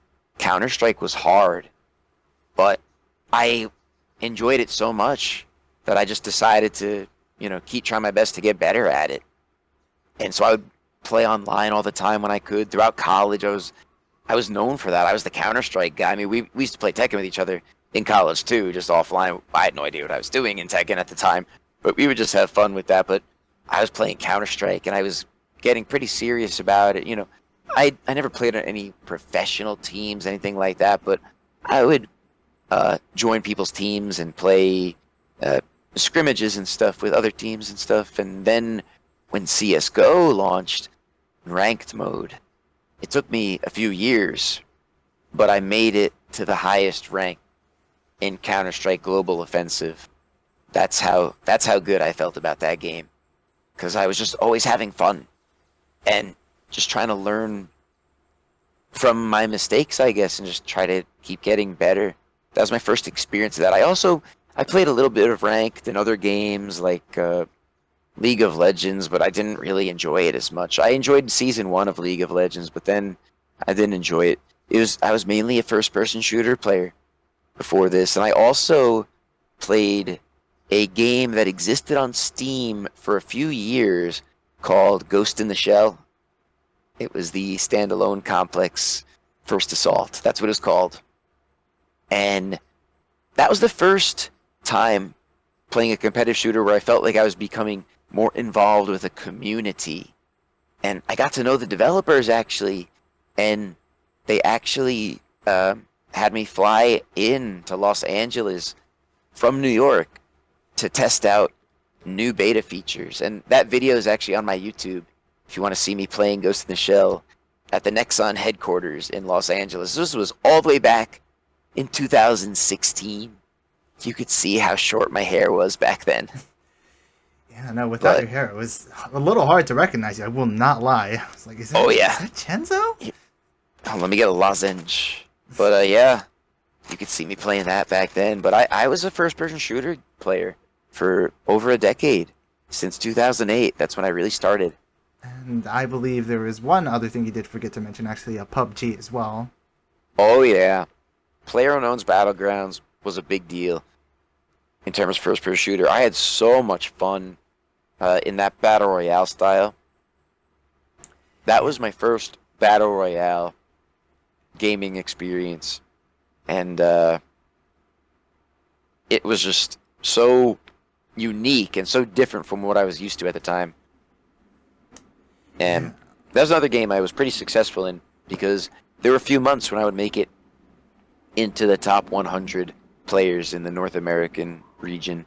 I think it was like July 2018 or 2017. You could see, if you go through my Steam images, guys, you could see not only all my Tekken ranks I uploaded screenshots of, but a lot of my ranks and victories in PlayerUnknown's Battlegrounds, and I have a few Counter-Strike images up there. But yeah, PUBG was good. And then another one I forgot to mention you too, Hearthstone. Oh, I used right, to play yeah. Hearthstone. You hit Legend, didn't you? Mm-hmm.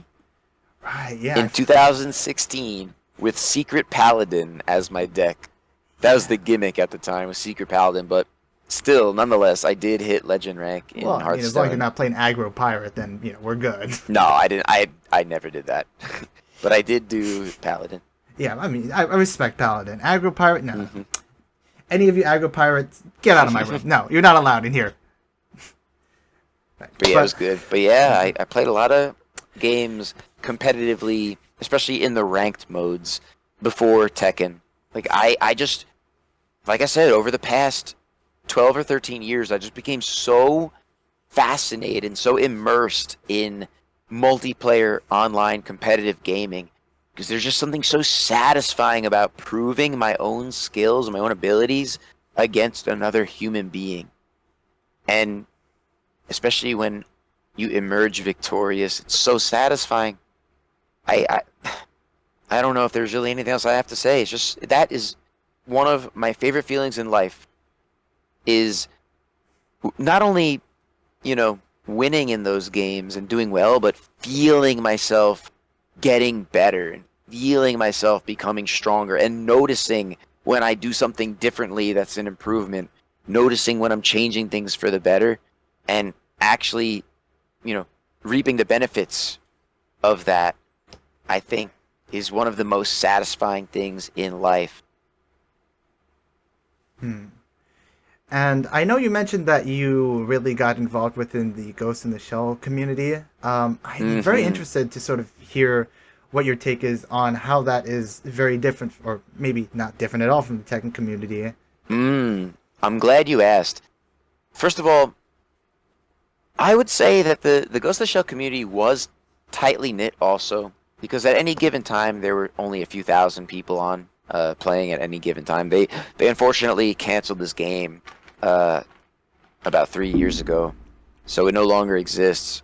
But the community was pretty tightly knit. We were all very active on the forums, and they would have community streams every Friday. That's something I wish Tekken had. Maybe if Harada and Murray would do maybe like a monthly or bi-weekly community stream of some sort. They could even just play with different players or whatever. But that's what they used to do in Ghost of Shell. The developers from Nexon HQ would have hour-long community streams every Friday. They would give us the chance to win prizes in the game, enter raffles and stuff, and they would play with the fans. They would play with the players, all different custom games and stuff, and giveaways. That was really a great way of them to bring the community together. And I noticed that, I mean, look, I'm not going to try to, I'm just going to tell the truth. I was good at the game. My KD ratio, my kill to death ratio in that Ghost of Shell was always hovering around 2.5. I was one of the more highly regarded players in, just in lobbies. People would see me and know that I was one of those guys who was going to probably be at the top of the leaderboard. And that's how I was able to gain the attention of the Nexon developers. And they asked, like I said, they asked me to go to Los Angeles and beta test new functions of the game. And video of that is on my YouTube channel and on the Nexon Ghost in the Shell YouTube channel. I believe it's still up. And if anyone reminds me or you after and messages me, I could probably get you a link to that. Oh yeah, don't worry. At the end of the whole Mhm. interview, we'll have you plug all of your contact details you want to plug. So Yeah. well, But maybe not contact details per se. That would be yeah, weird. But all of your I know what you social mean. media. But it was different too because in Tekken, I feel like we're playing as a community more in tournaments and stuff. We all, people encounter each other online in ranked mode, but it's weird too being a type of player who enters these tournaments and is usually able to do pretty decently and, stand my ground against the really big names in the Tekken community. That unites us and brings us together in a different way compared to first-person shooter community.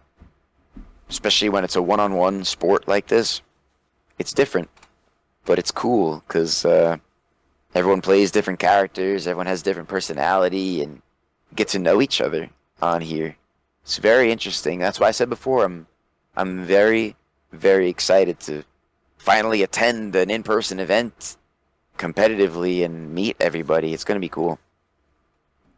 Yeah, absolutely. And I know, of course, you have your own favorite Tekken players, but I'm very interested to also hear if you have any sort of favorite pro players or other community players from other competitive scenes that you were or currently still somewhat follow, because I think you still follow CS:GO if I remember correctly, just a little bit. Not as much. I mean, only a tiny bit. I really couldn't tell you any of my favorite pro CS players.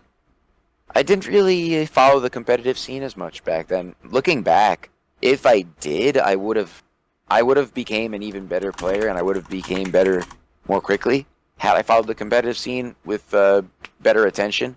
But from other games, even I know more League of Legends players. Like I actually got to meet Reginald Andy of TSM. He's the founder of TSM. He actually lived on Long Island with the rest of TSM. That was back in the early 2010s. I actually got to meet him the day before he moved from New York to California. I think it was like a day or two before. Damn. But yeah, so I followed the competitive League of Legends scene more than I did the Counter-Strike scene, but still, this Tekken scene is the competitive scene that I've been most deeply involved in and that I've been following most closely. All right. Yeah, no, it's definitely interesting because I still hear a lot from my other friends about, League of Legends players. I'm not really too into the loop, of course I know names like Double Lift and, the other somewhat bigger names as well that they bring up, but never really got into the professional scene. I think until I started looking more at fighting games and starting to like interact more with people. And now I just talk shit with Super Noon all the time in like a different person's chat. So sort of interesting to see that shift from like oh, I have no idea to like, oh, now I'm just talking to these somewhat bigger names, just like it's nothing. Yeah, isn't it a weird feeling? I mean, I felt like I went from being very unknown on here, and now Little Majin just hangs out in my Twitch channel. And I'm playing against all these really, really, really high skill players like Joey and Shadow, and very strange feeling. I wouldn't have imagined anything like this 3 years ago. Because I only started to take Tekken more seriously around the end of Season 1, beginning of Season 2. That's when I really started to understand how the game was meant to be played and how to really approach winning matches. Yeah, and considering though that's actually quite a short amount of time to get to where you are, right?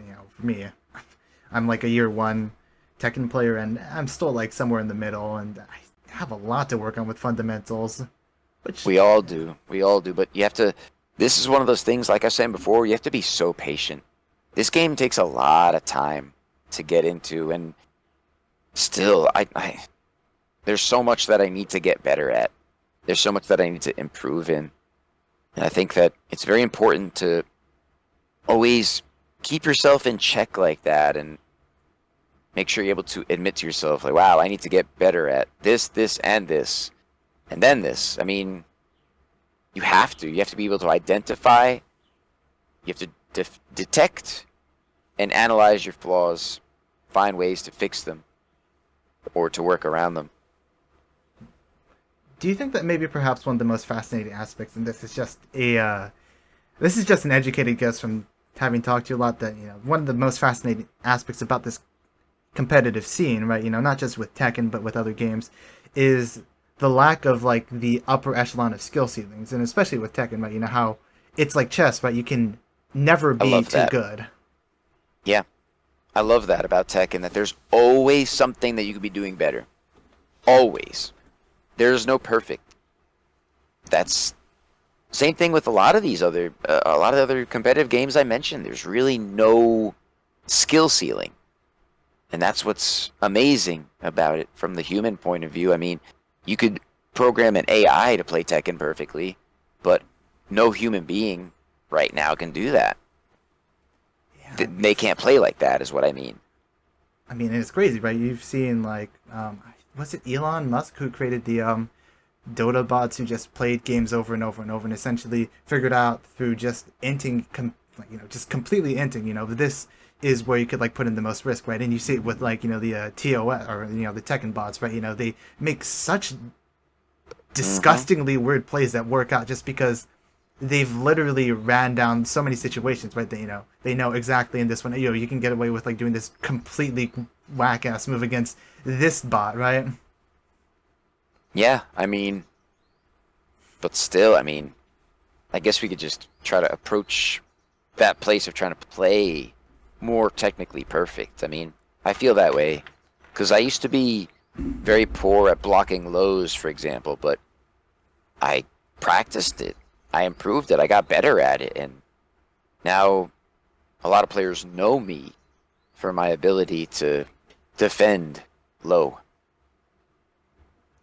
Yeah, absolutely. And that is also another thing that we'll get to down. Like, there's like a lot of callbacks to like a lot of questions that I have put down the line here. And I really don't want to go into a lot of those, but we do have an order with this list here. So Hmm. now let's say hypothetically, though, you were to get back into one of these scenes, whichever one it is. What do you think would be different as compared to before? Now that you've experienced Tekken and you've played a lot more in specifically this scene. Like, which one would I be most excited to get back into? You could also answer that as well, but I think more importantly, like, do you think there'd be any change as to how you approach playing Oh competitively? yeah, absolutely. Like you're asking my own attitude towards it. Yeah. Yeah, absolutely. Because I'd try to approach that game, whatever it is. I'd try to approach it with a more I guess, a more humble attitude and just be ready to accept that I'm gonna lose and that you have to work alongside people, not try to you know better them. I guess you know what I mean. Even though it is a competitive game, and some of my favorite practice partners are people who I go against in tournaments, and sometimes they win, sometimes I win, but we still respect each other. We have the utmost respect for each other, and that's a mindset that I'd like to carry over into whatever other game I get into, is mutual respect among teammates, among opponents, just among the entire community. Yeah, definitely important, especially when you're working with other people, right? You don't have respect Yep. for the people, they're not going to want to work with you. Mm-hmm. So, going into that though, do you think there's maybe other differences in your own mental prior to Tekken compared to now, right? Because you talked about being more humble and approaching the game in a different manner, but do you think maybe there's other aspects of your mental that have changed from before?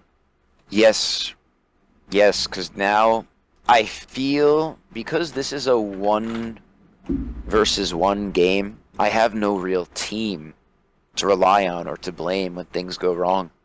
Everything that occurs with my character is up to me. So before I really start to understand how to win in Tekken, I'd be much more prone towards, blaming my team when things go wrong in a competitive game. But now I realize that there's much more under my own control. There are things about my own gameplay that I need to fix before I make a point of, identifying the flaws of my teammates. Yeah, no, very, very important to be able to identify that, right? And again, as you said, a lot of these things start with being able to identify it and then from there working with it, right? And even with Hmm. having patience with it, you have to have patience with your patience, right? You can even create like a whole patience infinite loop, right? Which is Oh yeah. good, but you got to stop it somewhere. But having that patience with your own patience is also very important because there's going to be days where you're less patient, but you have to have patience with the fact that you just lack that patience, right? You have to be like, it's okay. I'm not going to give up on trying to be patient. It's just a rough day. It's just a day that I have to be aware of exists and just work with it. Yeah. Awareness. I think that's what I would carry over. Awareness. And like you said, patience, and realizing that I have to try to improve myself before I can, worry about other people. Right.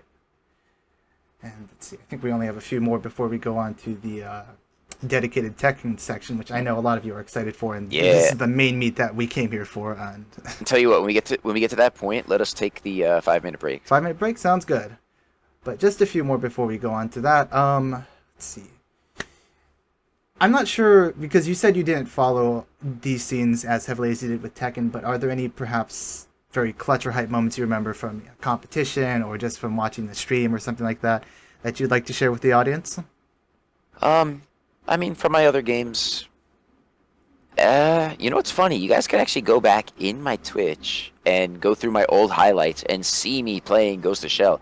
I did stream Ghost in the Shell for, I think, 4 or 5 months back in 2016, and you could go back and watch some of the replays of that. And we did some competitive matches. My team, we called ourselves Team Redline was the name of the team, and we were undefeated in all of the matches we played with other teams. We were undefeated, and that was pretty cool.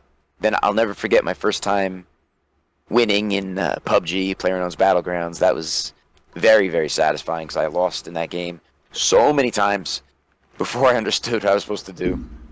And then reaching Legend in Hearthstone, reaching Global Elite in CS. I mean, I really like those moments of achievement. Yeah, no, I mean, definitely there has been big moments with me, like, I guess I don't have anything that's like as big as that, right? Like, I think my most hype moment is when I just hop kicked TCC with Gigas, like maybe 2 times within like one Oh yeah. game. or when I almost beat Rips. Honestly, I could have beat him if I just didn't miss input, but that's on me, right? But getting that close, that's my best. But being undefeated in like a team game is that's a whole different level for me. And Yeah, it was fun. yeah, I miss it. I gotta imagine, right? And of course, I think I've only won chicken dinner in PUBG's maybe like 3 times before, and I had to like just cheese the hell out of everyone with like, how you could put like the sniper stock on the auto shot in like the extended barrel that just makes it like accurate as hell. Yeah, I could picture what you're saying. Yeah. So unless I had that, yeah, I don't think I really stood a chance unless I had an because I think I had a moment where I got like 6 people at the same time with like just one It was crazy. Yeah, I miss those moments. And But Tekken is still so satisfying. yeah, I know. I mean, it's just those like, especially with like hop kicks and stuff. Like I know I was talking with the Hawaii player about this yesterday, but just the rush of serotonin when you get like a Lydia hop kick or something, or Gigas hop kick, because it's the worst in the game. You should never hit that, in theory, but you do if you can get the hard read, right? Just that rush of dopamine and serotonin, and just knowing that you had that hard read, right? It's just the most satisfying feeling I think in the world. It's very satisfying, especially when you know that it was your own good decision making that led to that success. Yeah, Feels good. It's gratifying on many levels. indeed. And as the final question to wrap it up, I know you probably aren't going to explore too far outside of the Tekken scene, but let's say that if you were to double dip into maybe a new competitive scene or go back to an old one, what scene do you think that might be? That's a very good question. I could picture myself as a shooter player again. Maybe. That's what I'd be most inclined to. I mean, I played way many more shooters than I have played fighting games in my life. And for the past, like I said, decade and a few years, I've been primarily a shooter player. That's mainly what I play. Tekken is literally my one and only fighting game. And yeah, I would probably gravitate back to a shooter. I enjoy that very much. Maybe some sort of, I don't know if I could discover a new like single player type. Like I do enjoy the battle royale genre too, so maybe something like Warzone or PUBG, or I hope the new Halo is good. I grew up with, like I said, that was one of my favorite franchises. And if the new one is good, I'll probably get into that. But I don't know right now. I don't have the same reactions and dexterity as I did 5 years ago to play shooters the same way. We all get older, you know? Right, the age takes its toll regardless. Time doesn't stop for us. Mm-hmm.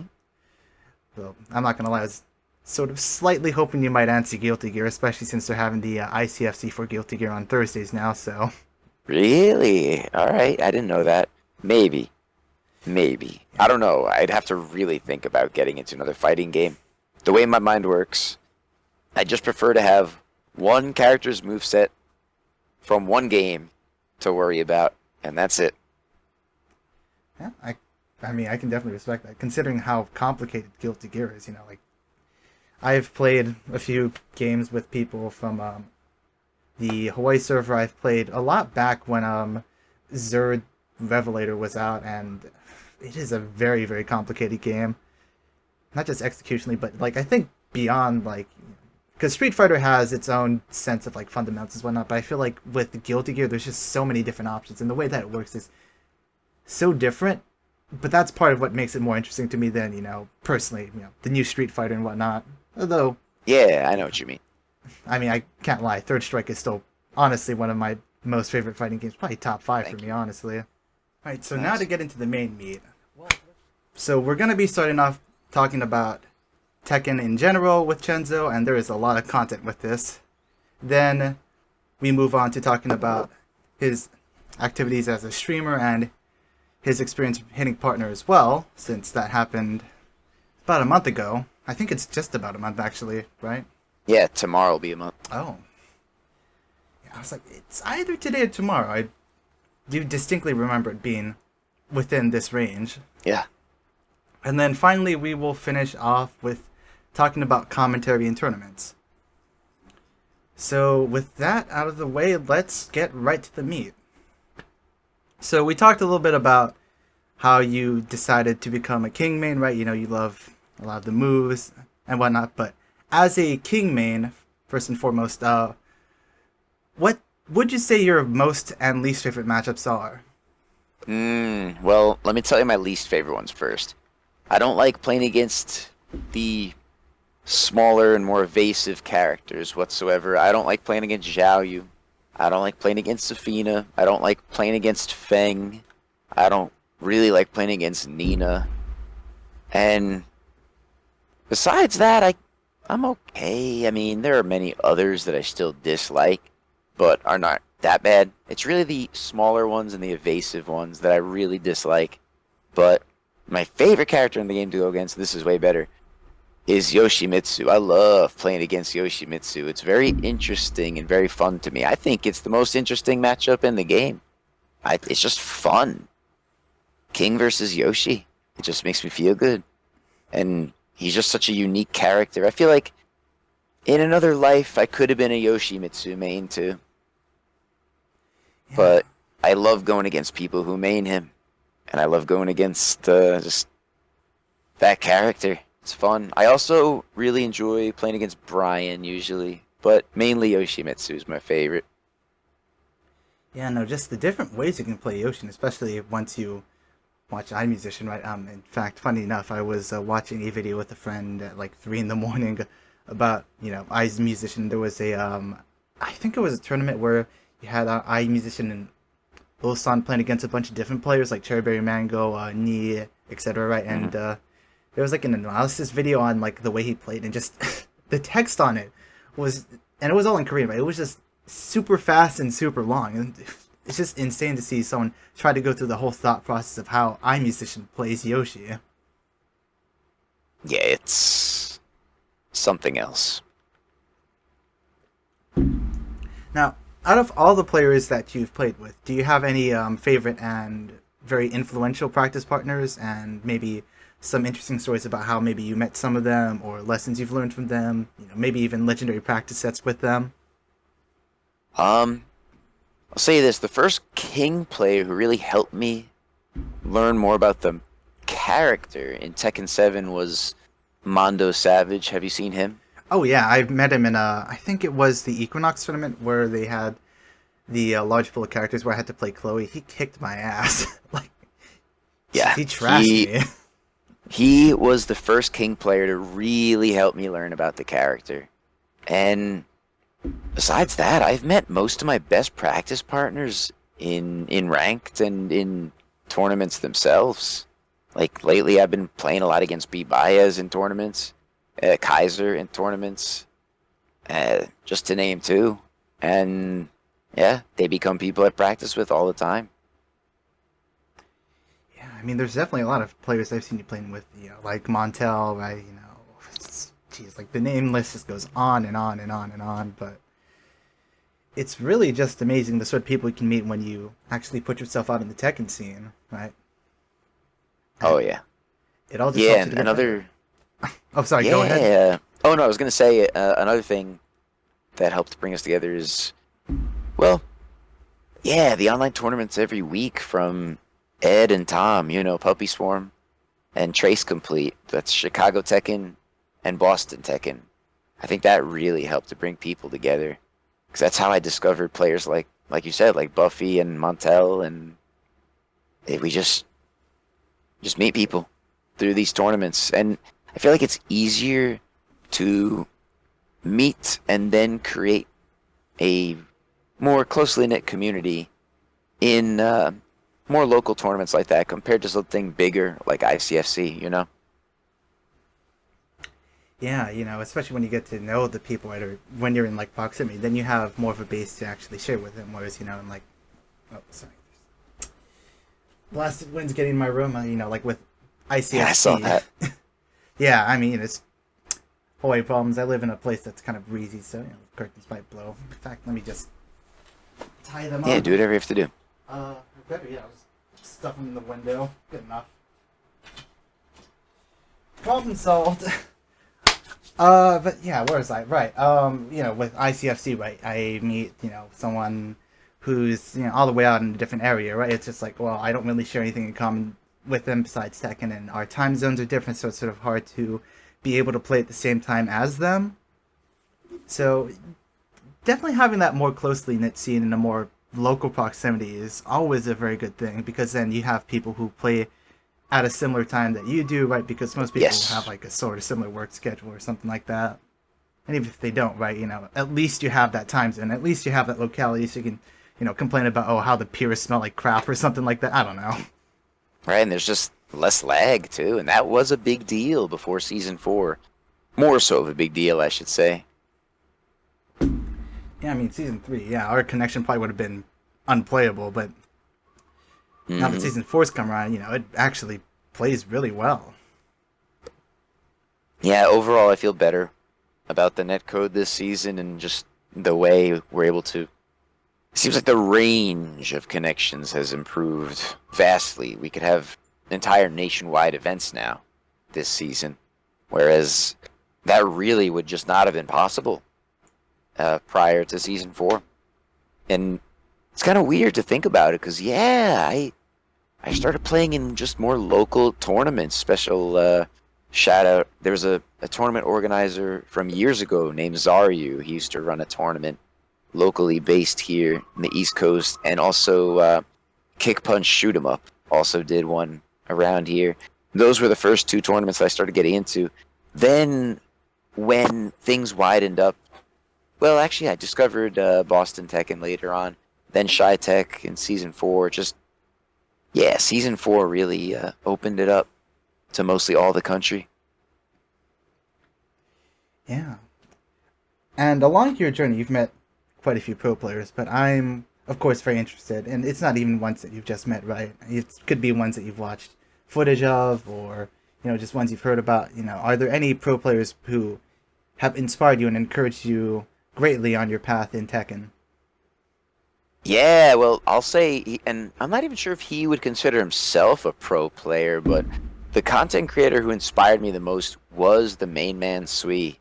And I'd been a viewer of his for years before I started taking, part in streaming myself. So I would watch him on YouTube, I would watch him on Twitch, and he was really the main one who inspired me to start streaming Tekken in the first place. And besides that, I mean, I also really like to watch JDCR. For some reason, JDCR's gameplay really stuck out to me, and so did Little Majin's, of course, because he is still the king of America. And I feel like everyone says that was such a pivotal moment from professional Tekken. The EVO 2018, Little Majin versus JDCR. I really enjoyed that. But yeah, it was mainly the main man and JDCR. And it's fun fact, those were the 2 Tekken people who I watched the most of when I was in the hospital. 2019, I would just watch Tekken videos on my phone all day because I didn't have a computer or a console to play anything on, so I would just watch videos of Tekken because I still love the game even though I was sick. And yeah, I would mainly watch the main man Sui, and I would mainly watch tournament matches from JDCR. Yeah, I mean, and the amazing thing, because I remember hearing a story about this, it's that Little Majin, he went to that, he just entered on a whim, right? He didn't expect to win, and, there he was, and he literally, on that day, put America back on the map for Tekken, right? It was absolutely amazing just to watch the reverse sweep happen, because the first round, I believe, was a no-round round in a JDCR's favor, and then after that, it was just Majin all over the place. Yeah, that was the most historic moment of Tekken 7. I think that we could all agree. Well, probably at least for American players. Yeah. Yeah. There's the catch. Wonder what it'd be for, like, maybe Korea or Japan, say, for example. I haven't thought too much about that. Then again, with Korea, Me neither. Probably like a ton of moments that you could maybe say, oh, this is like the pivotal moment, or this is, right? Mm-hmm. Damn, it's just like the Korean players, especially, like, and I've been watching a bit more as of late in Japanese players. They're just on like a whole different level, right? You know, especially like Hazure Metal is like, God, the way he plays Gigas is just amazing. I don't even know who's it. Hazure Metal is a Gigas player. He's been putting Gigas on the map in Japan. He's been getting, I think, Really? pretty much constantly like within the top 5 finishers for ICFC Asia. Oh, nice. Yeah, I mean, it's, God, like just the way that, and this is something big too, right? You know, the way that each and every single country and locale play Tekken, right? It changes so differently. You know, if you want to go into that too, but you know, maybe what you think the difference is between, you know, the way Europeans play or Koreans or Americans, right? That's a good question, and I feel like American players don't really play defense as much. And that's something that I've been trying to change by my own play. I've been trying to play much more patiently, much more defensively lately. Especially as a King player, he has some of the best counter hit tools in the entire game. So I've adopted this very defensive and patient play style, especially in tournaments. I play very differently on stream than I do in tournaments most of the time. I play very patiently when I'm in an event. There are many rounds that end in time up, Yeah, or very close to it. and that's something that a lot of people have been saying about your style of play, right? It's that you put defense back on the map for America. People are saying that. I mean, I've heard a few people say, you know, like, you know, oh God, Chenzo's like showing that, you know, American people can actually defend lows and stuff like that. You know, he's single-handedly being like, oh yeah, you know, American players can have defense. It's not like, you know, oh, we don't ever block lows or anything. Yeah. I do it because I enjoy it. It just feels good to block and then punish. And that's what I tell people. No matter what rank you're at right now, you can make it all the way to at least purple rank, the ruler ranks, by just blocking and punishing and whiff punishing and just applying a little bit of movement. You can make it all the way to purple rank with just blocking and punishing pretty much.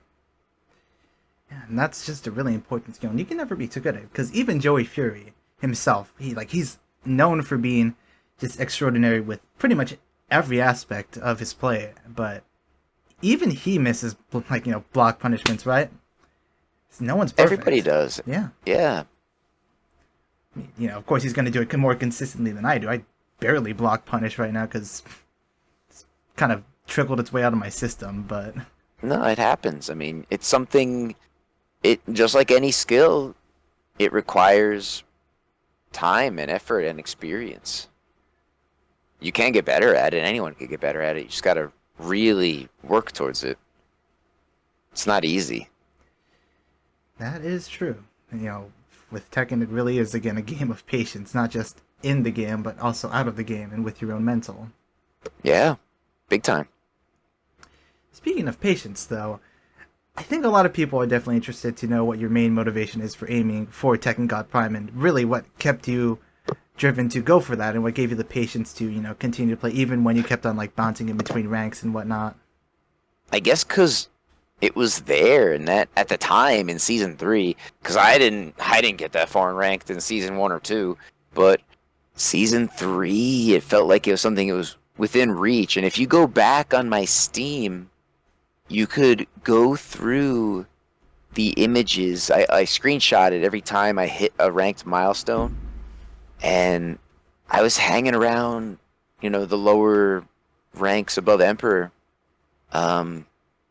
for quite some time in early 2020. And yeah, it took me a long time to get to Prime, because there's a lot of up and down, a lot of back and forth. But comparing how I play now to how it was back then, I feel like, I mean, I did it again this season, and I feel like just the way I play now is more effective. And especially if I were to do it again off stream, I don't know. I feel like if I were to make the push to Omega, which I'm not really ready to do right now, especially not on stream, I would probably have to do it offline, off Twitch, because I would want to devote all of my attention to it. Yeah, I mean, and a lot of people like to ask, you know, how do you actually focus on chat and on the game at the same time? And the real answer is you don't. You usually focus more on one and the other. You can't have equal attention towards both to the level that you can comprehend both of them perfectly, right? Mm-hmm. Yeah. You have to make some compromises here and there, but with King, it's kind of easier too because a lot of my grab animations take a lot of time.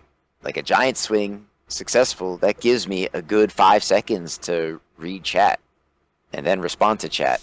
Then, especially the chain throws, getting those to work, it's easier as a King player to hang out with the chat while playing. Yeah, I mean, especially God, if you get like the full string of what is it? I'm trying to remember. No, not the crouch. I think it's the Jaguar step grab. Yeah, that's gonna take forever. So Yeah. Yeah, so there's plenty of opportunity to talk to the chat, but that was a skill that I had to develop like any other, I guess. I don't know. Something about hanging out with the chat and knowing that people are watching me and talking with me while I'm playing, it does help me to play in a more relaxed way.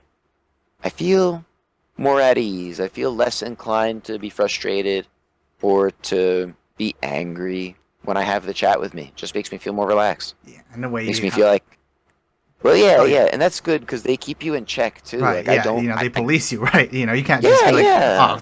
oh, just throw out like slurs and whatever, just become the But angriest gamer in the world. You actually be like, yeah, okay, so there's people watching me. I need to just behave really, really well. I can maybe say some dirtier words, but nothing Aris level, right? When he's on hmm commentary, maybe a little bit. Like something like my favorite nothing moments, wrong like with that here reverse and there, cowgirl when like referring to I think was it Paul's grab or something. whatever it was. But you're right. Um, it's important because I don't want to be known as an angry streamer, and I don't want to be known as an angry Tekken player because I enjoy the game. I want to have fun with the game, and yeah. Absolutely, yeah, and that's the most important thing. It's with the game. At the end of the day, you should still be having fun. There's gonna be, of course, moments where you're frustrated, where you're just gonna want to be like, yeah, I don't want to do this anymore. But at the end of the day, if you love the game, you're gonna find a way to have fun. And if not, then is it really worth playing the game? Yeah, exactly. You have to ask yourself, what's the purpose of doing all this in the first place? And I mean, I know we're going to talk more about streaming later, but I really only felt ready to start streaming Tekken once I hit Prime because that was the highest rank at the time. That's when I felt, all right, now I have something that I could really, I guess, be proud of and show off in that way. Like, because at the time it was the highest. And to have a new, you know, king streamer at the time at that level, it was cool. Got me a lot of attention, and if you want to, you could actually segue that into the match with Little Majin, the set. Yeah, no, because I know that was definitely one of the biggest sets that you've had out of Yeah. everything, right? And of course there's the YouTube video as well of you playing that. I don't actually have the footage pulled up on my computer, but I'm definitely interested to sort of hear what was going through your mind as you were playing that set with him. Well, first of all, I strangely, even though, he is perhaps the most well-known and most well-admired American Tekken player, at least it was for me. I think a lot of others would agree. I wasn't intimidated to go against him. I didn't feel nervous, really. I was just so happy. I was just so glad that I finally had the opportunity to play with him. Because he is the best king. And just to have the chance to go against him felt very surreal. And the only reason that was even able to occur was because I encountered his brother, Big Majin, the Lars player, in ranked or in casual. Actually, it was in quick match, in late September. That was probably September 28th or 29th, and we added each other on Steam, Big Majin, and I said, hey, I like your Lars. I was like, hey, your king is really good. I'm going to tell my brother about you. And at the time, I didn't think anything was going to come from it. I knew that Big Majin was Little Majin's brother, but I thought he was just saying that. But then literally 2 days later on October 1st, Little Majin adds me on Steam and invited me to the lobby. And then it happened, but I was just so, I don't know, I didn't feel nervous. I didn't feel, you know, I guess I was just so happy. I didn't let being starstruck stop me from trying my best against him, you know? Yeah, and I mean, then there was the second set you had with Majin, right? And there was definitely a difference with how he played when you first Yeah, played and him he's versus this round. back. First of all, and I'll be the first to admit this because it's true.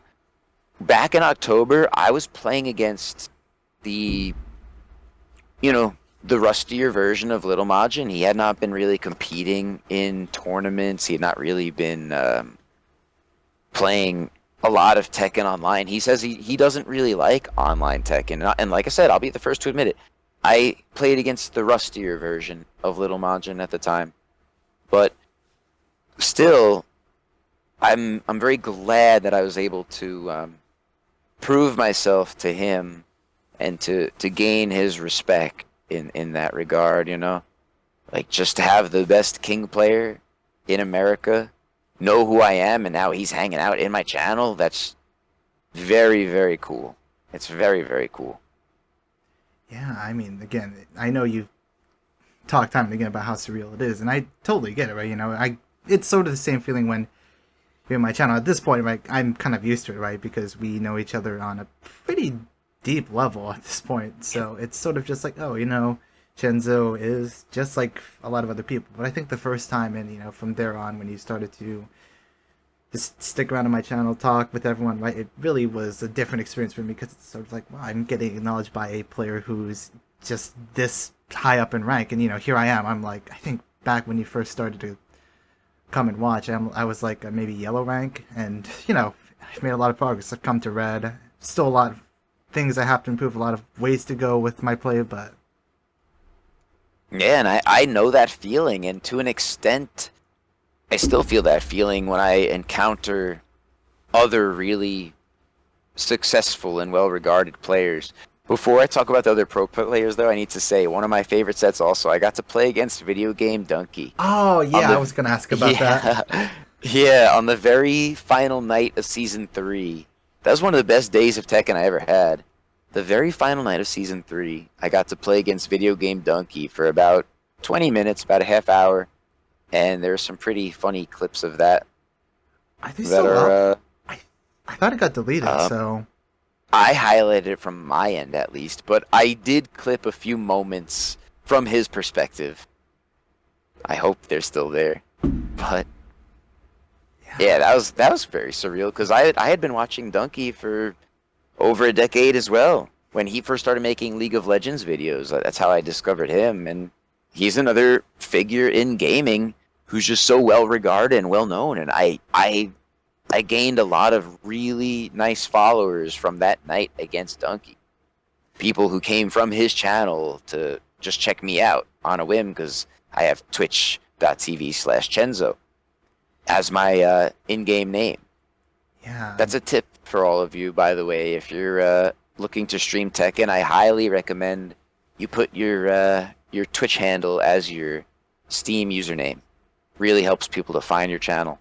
But yeah, then getting to, and I guess this is more commentary, but still getting to commentate and play against players like Joey Fury and Kotal Core, it's very cool because they're just so highly regarded in the community and they're so talented at what they do. They're the best for many reasons. They're very good. They're very hard to win against. Yeah, I mean, I can speak from first-hand experience too. Again, I just still can't get over the ass beating that Joey just gave me. Like, no shame in it. Just threw me to the ground. I'm like, okay, well, I guess I'm done for. It's him. I mean,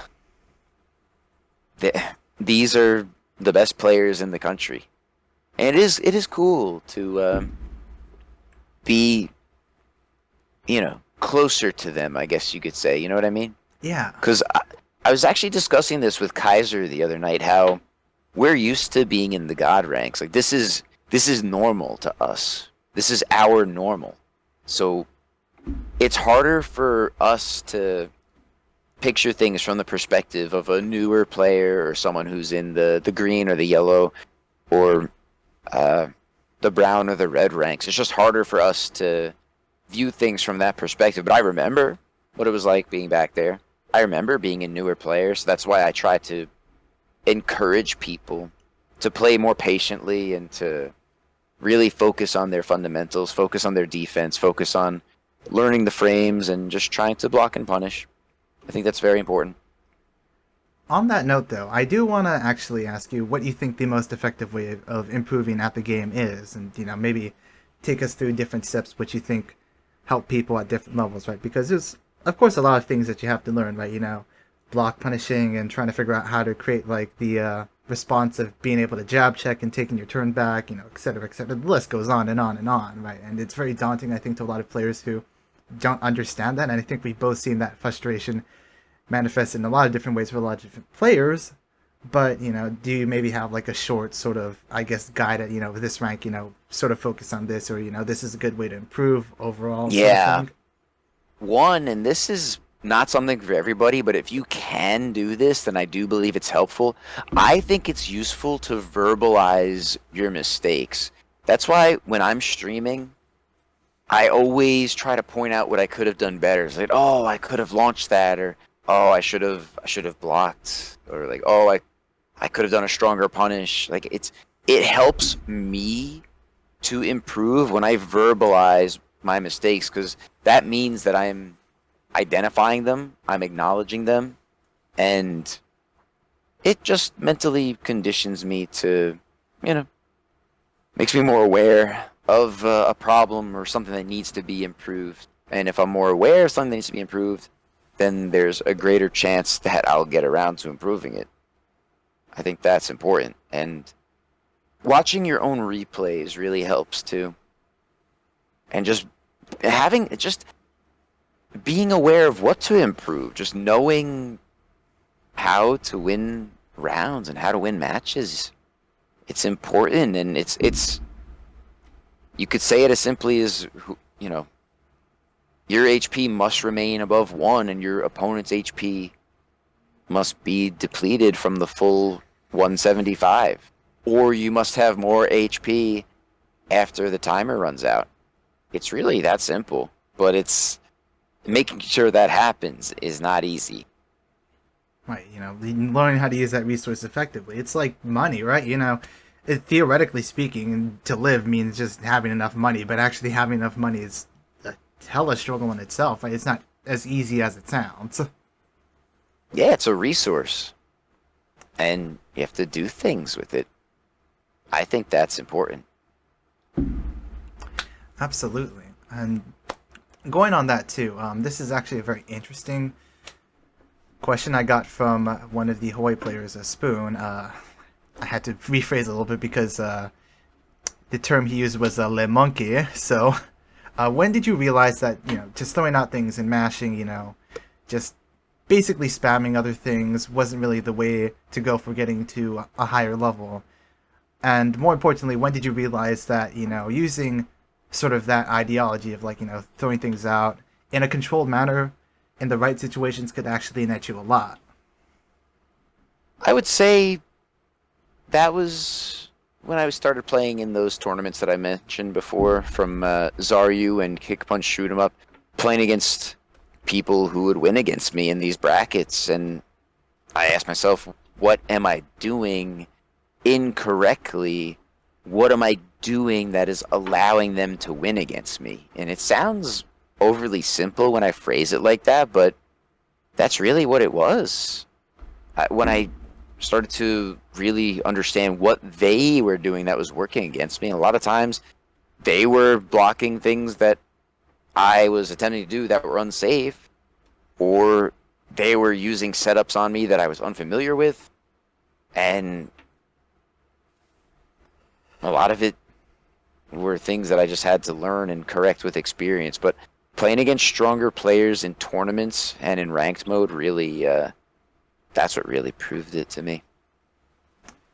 I had to find a way to get better, and there's still so many matchups that I struggle with and what I dislike. And I know I mentioned a lot of characters before, but There are characters from the older Tekkens that I still really don't feel fully comfortable playing against, like Eddie and Horang. I just don't feel as comfortable against those characters. I don't enjoy it as much. And you just have to really understand that there's always more to learn. And like I said, you could make it all the way to purple, all the way to the ruler ranks, just with blocking and punishing, and with punishing and a little bit of spacing. You can make it happen with any character. I mean, you can make it to Omega with any character too. You just have to really make no mistakes, and that's really the way I think about Tekken.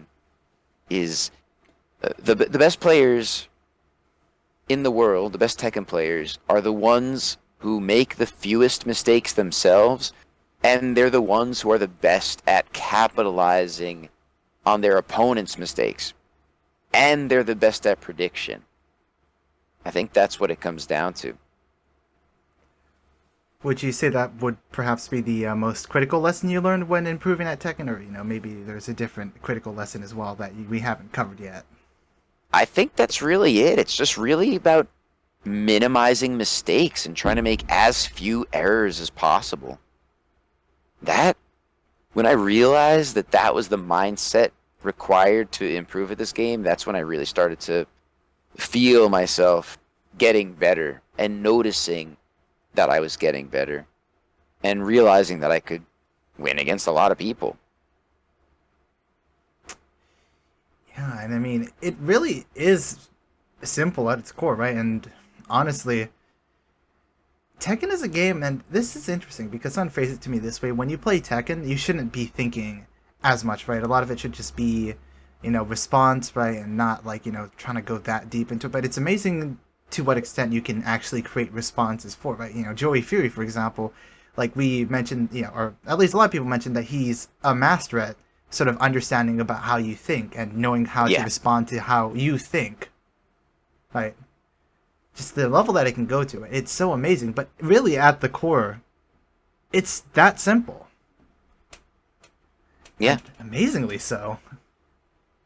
And that's, like we were saying before, this is a game with no skill ceiling, and there's always something that you could be doing better. There are always fewer mistakes to be made. And that's part of what I love about all this, is that you just keep getting better and better. And there is no perfect. There's no ideal, I guess. We could picture what the ideal would be like, but we as humans cannot really reach that. That's what fascinates me about Tekken. Yep. I mean, again, it's just when you see players on that top level, it's amazing. But, again, we have to realize that we're all human. We could make it there. It's just a matter of time and effort. That's all it is. Yeah. Let's see. Moving on, though. This is another question I got from one of the viewers. When you play a lot of different players on stream of different, of varying levels, right? Because you have players from like green all the way up to like, of course, players of your skill level or higher, right? Tekken God Omegas, by rank, right? What is your favorite part of playing, all these different people in the community? It's fun realizing that players of different ranks tend to have certain habits that are unique to those ranks, or certain traits, I guess you could say. Like, I just, as the ranks are earlier, I expect them to do certain things less. Like I expect them to block less, or I expect them to break throws less. And it's interesting trying to estimate or get a better sense of a player's rank based on the way they're playing and seeing if it makes sense. Because I'm usually pretty good at detecting when a player is playing on a different account, or had their stuff reset, or came from the console to PC, is playing on a brand new account. I'm getting better and better at detecting when someone has more skill than their rank indicates. That I find is pretty fun. And just being able to remember what it was to be like to not know as much about the game. And I enjoy being able to help those people I share with them the things that I notice about their play. If they want me, if they want my thoughts, I'm happy to tell them what I noticed and how I was able to, open them up and whatever. Right, yeah, and being able to help people along too is a very, very gratifying feeling, right? And where I am Hmm. right now, right, I'm of course not the best player, but there is actually someone who I've been sort of teaching a little bit with Tekken and whatnot. I think it has helped me in some ways to improve as a player, right? It's forced me to have to test out like a lot of situations, specifically when he's playing in ranked, and give him advice. And being able to do that as well, I think definitely solidifies your own knowledge, right? And there was an interesting study I read back when I was in high school. It was about the most effective way to learn, and the most effective way to learn, according to what I read, is actually to be able to teach what you know. Yeah, I've heard that before too, and I think it's true. Yeah, and I think definitely having that feeling of someone who you can mentor, right, knowing that you can do good to the community as well. You're not just like a player who's going to just sit up there on their high throne and be like, yeah, none of you can come touch me. When you give back to the community too, it creates a healthy level of competition, right? And that competition forces you and everyone else to keep on getting better and improving. Yeah, and I think it's important. I mean, it will ultimately help me to keep getting even better if I help my opponents get better. And the more I play against them, the more they learn about my habits and tendencies, and they'll be able to exploit them. They'll be able to help me to change for the better more effectively, more efficiently, if they themselves get better. So really it is like iron sharpening iron. Right, and I mean, we just saw that, right, with IFF. B Bias overtook Joey Fury, right? Yeah, that was it he was looking really good last night. And that's just a result from all the times that B Bias has run into Joey Fury and everyone else, right? And he had to completely sharpen up himself, right? And create his Asuka to not just be Omega level, but to be on the level of Joey Fury, to create a mentality where he could be able to stand up against one of the best players in America by far and be able to come out looking strong. Yeah, that is very impressive to me. And I kind of felt that way against Shadow recently. And Oh I yeah. have a feeling that's what you were going to ask, right? Oh yeah, that I definitely also want to know because I was watching that again too last night when you were playing, I think for the first time against Shadow, and I know the second time you didn't actually get to save it because Bandai Namco released the Lydia patch a little too Yeah, they early. did. That's true. But yeah, I definitely like to hear about the first time and the second time, and of course, how your mentality changed. What shift did Shadow maybe make during the times that he played against you, and Mm-hmm. how did you adapt? Because both times you came out successful, right? Mm-hmm. But he has won against me so many times before then. But, it's a very satisfying feeling to finally break through and defeat a player who you can never touch before, you know what I mean? And I had to play so patiently and so defensively, and I had to block the lows. I had to get so many good counter hits. And I realized that I am the type of player who feels more comfortable on an infinite stage. I like being able to take all the space and to sidestep and backdash all I want. Like I said, bait out counter hit opportunities and be able to dash in, dash out, get my grabs going, whatever, but just not to worry about the walls. And maybe I'm biased because like I said, I grew up with Tekken 2 and Tekken 3 and Tekken Tag Tournament 1, and those games didn't have walls. No, there were no walled stages in Tekken before Tekken 4. So I had to use that and just play so patiently against Shadow. Both his Zafina and his Claudio were the hardest because he actually did play Josie against me for all the matches the second time we played. And I think that he's the type of player who he is ready to experiment with different characters in his tournament runs. I'm pretty sure someone has mentioned that about him before, but I think Claudio is his main, right? And that's who I had to win against. It was pretty lucky. I gotta say, I got pretty lucky with many counter hits, especially FF1. And people who watch my stream know how much I love FF1. I think it's one of the best moves in the game. I mean, that's not a thing. I think at this point we could just say it is, right? I mean, look at all the Mm-hmm. properties on it. It's Yeah, crazy. it's a great move. It's one of the best moves in the game. I say it all the time. Yeah, and I mean, I think Benny will admit it. Though Majin will probably admit it. Pretty much every King player will admit that this is by far the best iteration of King that has been in a Tekken game. Period. Yeah, if you don't count Tekken 1, because Oh people would yeah, well, argue, yeah. Tekken One King yeah, was he was broken. Just it literally was broken. For the people at home who don't know, Tekken 1 featured a king where his DF1, that elbow, gave you plus 93 frames on block, meaning you could do whatever you wanted to the opponent afterwards. You had about a second and a half. I don't know if the number I said was the exact number, but it's up there. You have a lot of time to do whatever you want after DF1 connects on block. It's actually better on block than it is on hit.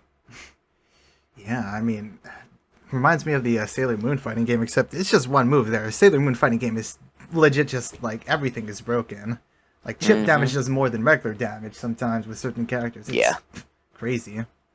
Yeah, so, but this version of King in Tekken 7, and especially this season's version, I would say this is the strongest King has been in a legitimate Tekken game competitively. Now, as a character specialist, do you have any sort of special advice for those who decide, oh, you want to play this character specifically and only stick to that character? Maybe with like learning how to do certain things against other players, say for example, or other characters, right? Because the advantage you have as a specialist is that you can learn that character down to like the deepest details, right? You could exploit some of the weirdest shit in the game that exists because you know that character that well. Yeah, my advice for any potential character specialist is make sure you pick a character that you really, really like. Make sure you pick a character that you're just going to have fun with. And that's how King is for me. To me, he's just the most fun character in the game. And I never get bored. I've been playing Tekken 7 online on Steam for over 3.5 years now? And I never get bored playing as King. I just constantly enjoy it. And I also think that relates to streaming also, because if you're not enjoying what you're doing at a very deep level, it's going to be harder to get other people to enjoy what you're doing. You have to really, really love it. And I really love playing King. He's my character. Yeah, I mean, again, when you don't enjoy something, you can try to fake it, but unless you're like a world-class actor, right? People are gonna sense that you don't like what you're doing. Especially Yeah, if you're you like could pushing the tell. money You could aspect, right? tell. If people are like, "Oh yeah, Hmm. donate to me," or like, there's those ridiculous Twitch clips of where people are like, "Why aren't you giving me $5? Give me $5!" Right? It's like, Yeah. You have to love it. And I mean, we could discuss this more when we segue into streaming itself, but I can't recommend this to anyone unless you really enjoy doing it. Because this sort of thing can, it can be very unrewarding if you don't enjoy it. But if you do enjoy it, then it's very, very, very rewarding. yeah, I mean, it takes a lot of different skills too, like knowing a bunch of different things so you can at least stay in the loop with a lot of conversations, having people skills, and of course, again, knowing where your limits are. You try to stream for too long. I mean, unless you're doing like a 12-hour stream and you can sort of handle it, and Yeah, then just taking that proper break, you're going to get tired fast. You're not going to want to do this. You're going to be like, yeah, I'm out of streaming. yeah, but that's why, and to bring it back to Tekken, I guess you gotta love it, and it helped me to feel more distinguished as a broadcaster because I had already attained that high rank in Tekken, and because I had already been, somewhat proving myself against the higher level players. You know what I mean? Right. Like just more impressive. Yeah. And of course, I know that you're a character specialist yourself, right? But do you think when choosing a main, character or the tools that the character have is more important, and do you think there's maybe like a happy balance that is plausible with that, or do you think maybe you have to sacrifice really more towards one or the other pretty much 90% of the time? That's a good question, and I don't think I've ever thought of that. I never thought of that before because my character has both. I like him as a character, and I love his moveset, and I never had to worry about that. But it depends on how much you're willing to tolerate, because I know some people pick characters who are just known for being the stronger ones in Tekken, and I don't know, they might not really enjoy that character, but they still win with the character. But yeah, I think whichever one of those aspects makes you happiest or makes you feel the best about playing Tekken, that's what I would go with. Yeah, I think at the end of the day, of course, you have to know when you're enjoying, when you're not. But I think there's definitely a wiggle space in between, right? Even with characters. Yeah, I think so. Like, in my case, where I have like probably about 6 pocket picks I could just pull out if I wanted. They're not great, but I still enjoy playing them. Yeah, as long as it's satisfying. Yeah. At the end of the day, as long as you can feel like you're doing good at least, or even if it's just limit testing, but that's what I use my Yoshi for. It's like my Yoshi definitely needs way more work. It's terrible, but I have fun with it. But it's also a good way to sort of limit test to see where I am in terms of my fundamentals on that day. And I think, yeah, as long as you can sort of say, I'm having fun with this character, then that's probably the most important. Even if you're not getting the best results that you could possibly be doing, it's sort of better than just being the Falcon player who hates playing Falcon because his voice annoys you, or, because he's, only just because he's strong. You're not enjoying the game, but, you're winning. But then that's the thing. Some people derive more enjoyment from just winning, It's, like I said, it depends on what personally makes you feel the best. Right, but and I'd say that's still enjoying the game, right? Yeah. Right, I would. I know there's I was talking with someone and I forget what game it was. There's a character just like, kind of like, with Law, how he just like screams every single time he does something right. Except it was more annoying. Like, they initially wanted to play that character because they liked the tools on that character, but then the moment that they heard the voice, they're like, yeah, no, I'm not playing this character ever, right? You got those situations like that too, where you just hate the character's voice, or like some aspect of them, maybe Marduk, say for example, like just how filthy Marduk is. Like, it's funny you mentioned that, because I like that King doesn't talk. I like that King only growls and roars. I think that's he's just a more mysterious character to me because of that. And I like that he's not identified. I like that his identity is never revealed. I think that makes him more compelling. Yeah, no, definitely having that whole like mystery guys, and he's become, through a lot of things like that, just the trademark character of Tekken, right? Sure, you got Kazuya and Heihachi. I mean, probably Heihachi more than Kazuya with that Heihachi line, but King is basically like the second. Oh no, not even second, probably just the first icon. When you say Tekken, most people would probably think King, right? Yeah. Probably. I mean, what's more memorable? Just spiky hair, or literally a luchador in a jaguar mask, right? One's definitely more standing out. Yeah, it's iconic. Yeah. I agree. And that's funny you say that, because that didn't really factor into my choice of being a King player. I mean, given my personality, had I realized how popular King was or would have been, maybe that would have dissuaded me more from playing King, but I don't know. I like him. I like his moves, but he's not really that popular in the tournament scene. I mean, he's played quite a bit, but he's not overwhelmingly so, and he's not regarded as a top tier character. He's strong. I think that he's at least top 20, probably top 15. I don't think he's top 10 though, but I think he's probably top 15 character in Tekken 7. Yeah, but I mean, if we're talking like ICFC, say for example, right? You could probably you could probably count on like 2 hands the amount of King players who ever entered in that, right? Tasty Steve, you, I don't even know if Jakeman has entered. Mando Savage. I think there are a few others. Yeah, Sokobi. Right, but it's not like a lot, right? You could probably count the prominent King players in America on like your hands and your feet. That's all you need. Right? Yeah, I think so. I think so.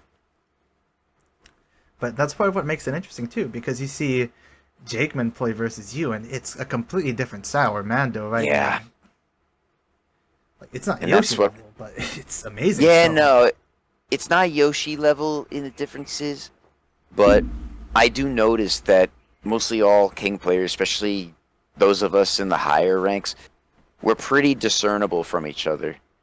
We're pretty distinct in a lot of ways. Like I said, Jake, well, like you said, Jake Man is known for his very strong execution, and I feel like I'd be more known for my grabs and my setups and my defense, especially my low defense. Speaking of grabs, though, this is something that someone wanted to ask, and I definitely want to know this too, because conditioning is something that I think is very hard for a lot of people to Mm-hmm. understand, unless unless it's explicitly explained to them and you give pretty solid examples. But how do you know how and when to use your king throws, and how do you like to condition people so that you can actually get those throws? A lot of times, just doing things that I would assume the other player excuse me, would not expect, or find unexpected, or to find unconventional. Like a lot of times, I like to just do one jab into a giant swing attempt, down back three into grab is really good on normal hit, and the thing is, though, I won't always repeat that. I'll switch that up. Like instead of grabbing, I'll use a mid at that exact time. So I'll make the opponent concerned about ducking or sidestepping. And the mids have a lot to do with it because that's really how you prevent your opponent from feeling free to duck and sidestep all the time. Usually, well, you could use certain high and low homing moves as well, but mids that are homing are very important. That's part of why I love FF1 as a move so much, and forward four. I mean, they're both very important moves. Plus, like forward Hmm. four is just it feels so dirty. You can crush throws with it. And the range on it too, especially, is just ooh. Yeah, it's a great move. They're both great moves, and they're important. And DF1 and DF2 are both very important for keeping your opponent in check, keep them honest, make sure they're not ducking all over and sidestepping all over. I think it's important. Yeah. I mean, I would at least say that much, right? With any character, right? Having your regular jabs too, but with King, right, having the extensions out of it, and the fact that you have two different ones, right? It definitely does put an edge to his gameplay just because of that. Mm-hmm.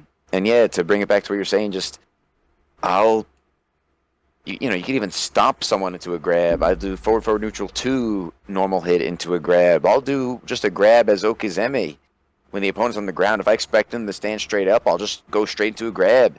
Use it after a blocked rage drive. There's so many good opportunities to grab as King, and I think that's part of what I find so much fun about him is discovering new opportunities or new ways to get successful grab attempts going and to make sure the opponent's not going to duck or expect it.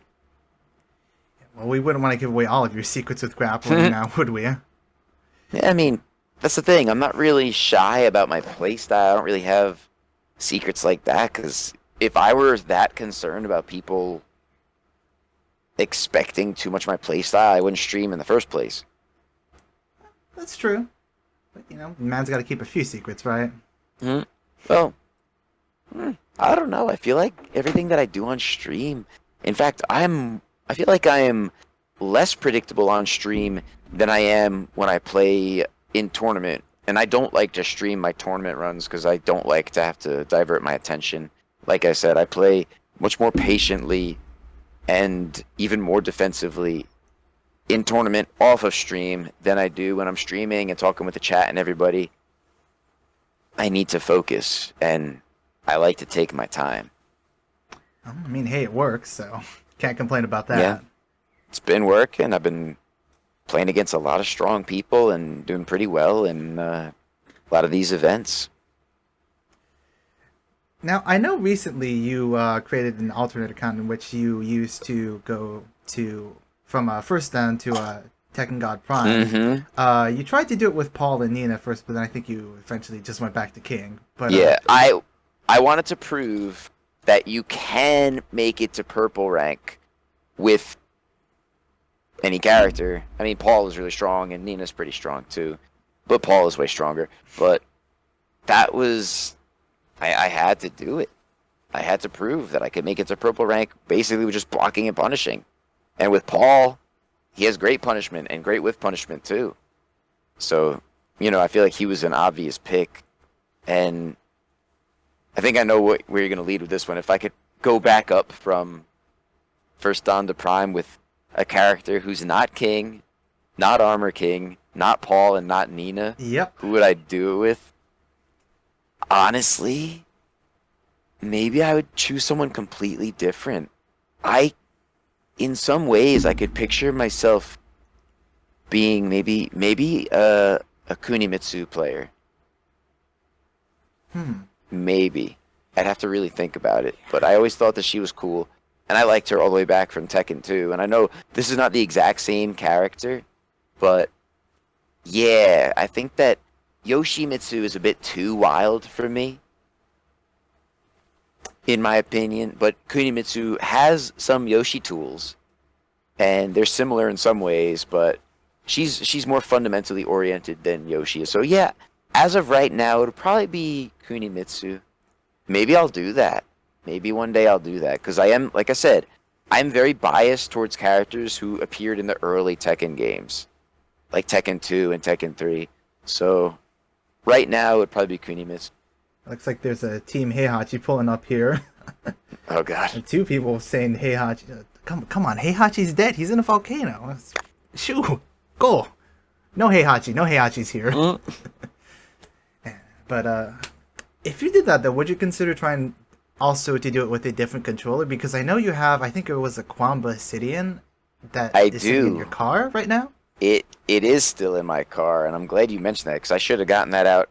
Wait, maybe I did carry it up. I forget. It might be next to my stairs. I think it is, actually. But, yes, I have a Quamba Obsidian. I attempted to use it for a few days, but it just felt so foreign to me. That's a good idea, though. If I were to do that, even with King, maybe that would be better if I do it with a character I already know. Maybe. I'll think about it. But I think trying a new character with different control style is better, but I've got to show everybody I am very loyal to my DS4, my DualShock 4s, and I have a bunch of these, and a few of them that were just repaired by Hostile 7. And I'd actually like to show one of them off if I can. Oh, yeah, absolutely. Go for it. He customized my controllers, and this is my favorite one that he did. This is one of my two of my old DS4s combined. If you notice, has the white front and the red back. I requested this, and he did this. And he repaired the D-pads and the face buttons, so they feel basically brand new, like they're fresh out of the box. They're great. Yeah, but I guess pimp my pad, right? Yeah, but you'll see me using this in the future. Once this blue one starts to wear out, I'll rotate to one of these new ones, or new old ones, you know what I mean. Yeah. But I think it's cool. But I'm very loyal to the pad. I'm a pad player. I don't know if I could ever be a stick player. I don't feel like one, but that could change. I don't know. Maybe I'll discover one day that I like stick better. I can't predict that. So I'm not going to claim to never be a stick player one day, but as of right now, I love the pad. Yeah, and that's a good question actually. Oblivious was actually asking how is DualSense, because I have no idea how that feels. So as of right now, it is my favorite pad, and I've used both the Hori Fighting Commander and the Xbox One controller. As of right now, the DS4 is still my favorite for several reasons. One, I like that I could bind my sticks to. I have my left stick is 1+4, and my right stick is 2+3. And I also bind. Where the hell is it? Well, I have the DualSense 5 also. This one I like. It's just the D-pad feels a little mushier on the PlayStation 5 controller, which it's not to say it doesn't feel precise. It just feels a little different. I'd have to get used to this a little bit more, but I do like this. I just don't really use it as often. I still like it though. But the DS4 has all of the shoulder buttons also, so does the DS5. But I like to bind all of my shoulder buttons. That's something I really like, especially as a King player with the chain throws. Having a dedicated key charge button makes executing the chain throws so much easier. In fact, I don't know if I'd even play Tekken if I couldn't utilize my button bind, I don't think I'd enjoy the game as much. That's interesting because I play on a stick, so I only have 8 buttons to work with, right? So it's just like, oh, I guess I got to cut out the 1+3 and the 2+4 inputs, which, yeah, that's fine with me, right? I've gotten used to it at this point, but definitely having that luxury of having more binds it's I nice. really like it. Yeah, it helps me, and it's just what I'm about. I like it. Yeah. Oh, hold on. What's this? I see. Someone to shoot. Oh boy. I was hoping this wouldn't happen today, but looks like it did. How unfortunate. That's no big deal. How unfortunate indeed. Now, going back to a question I sort of asked earlier with Tekken Tag, let's say that maybe a Tekken Tag 3 came out. Who would you consider running as a team? Because I know right now you only play King, but there's definitely a lot of interesting teams. Either King and Armor King or King and Paul, most likely. I feel comfortable with those characters. Tag 3, I mean, even if I were to go back now and play Tag 1 or Tag 2, I'd probably play the Kings or King and Paul. I find it, I would find that the most fun. I'd find that the simplest, and it would just make the most sense for me and the way I like to play. Yeah, no, that makes sense, right? Especially since, again, Paul in this game was such a... dynamite would be an understatement. It was basically He's top 5 bomb. character. Yeah, he's definitely top 5 character. I believe that. I mean, people could debate about it, but I think he's top 5. But maybe I would even play Roger because he could also giant swing and alley kick. He had a few grabs. Roger, I would consider too. Well, if he came back, right? I would hope. Roger Even in the older, even in the older tag games, I just think that Roger and Alex were cool. I liked playing as them. Right, yeah. It's just such a shame that they couldn't actually bring Roger back. I mean, because, well, there's a lot of characters I want back. Like, I want Dr. B back, but, when's that ever going to happen, right? We don't know. Well, we don't know, but we can probably make a very good guess that it's never. Yeah. Or, Nancy, which I can pretty much guarantee you is never going to happen. Now, let's say instead they released a Tekken 8. If you could be on the team that makes balance changes and, edits characters and whatnot, what do you think would be some of the top changes that you would make? First and foremost, I want to make sure that they never release any DLC characters that are inherently stronger than other characters by that significant of an amount, because that really harmed my image of Bandai Namco's balancing decisions for a while. I thought that really... It shook my faith in the game. Leroy and Fok, both of them. But, it's gotten better now. Lately, it's more fair. I think they realized that it was turning people off. That's the first thing. Second thing, I want them to do something about sidewall situations. That's something I think frustrates all of us in Tekken 7. Maybe if they, I don't know, added some sort of special sidewall slide or something. I don't know. I've been trying to imagine different things they could do. But the way it is right now, sidewalls are just not fun. And I also think that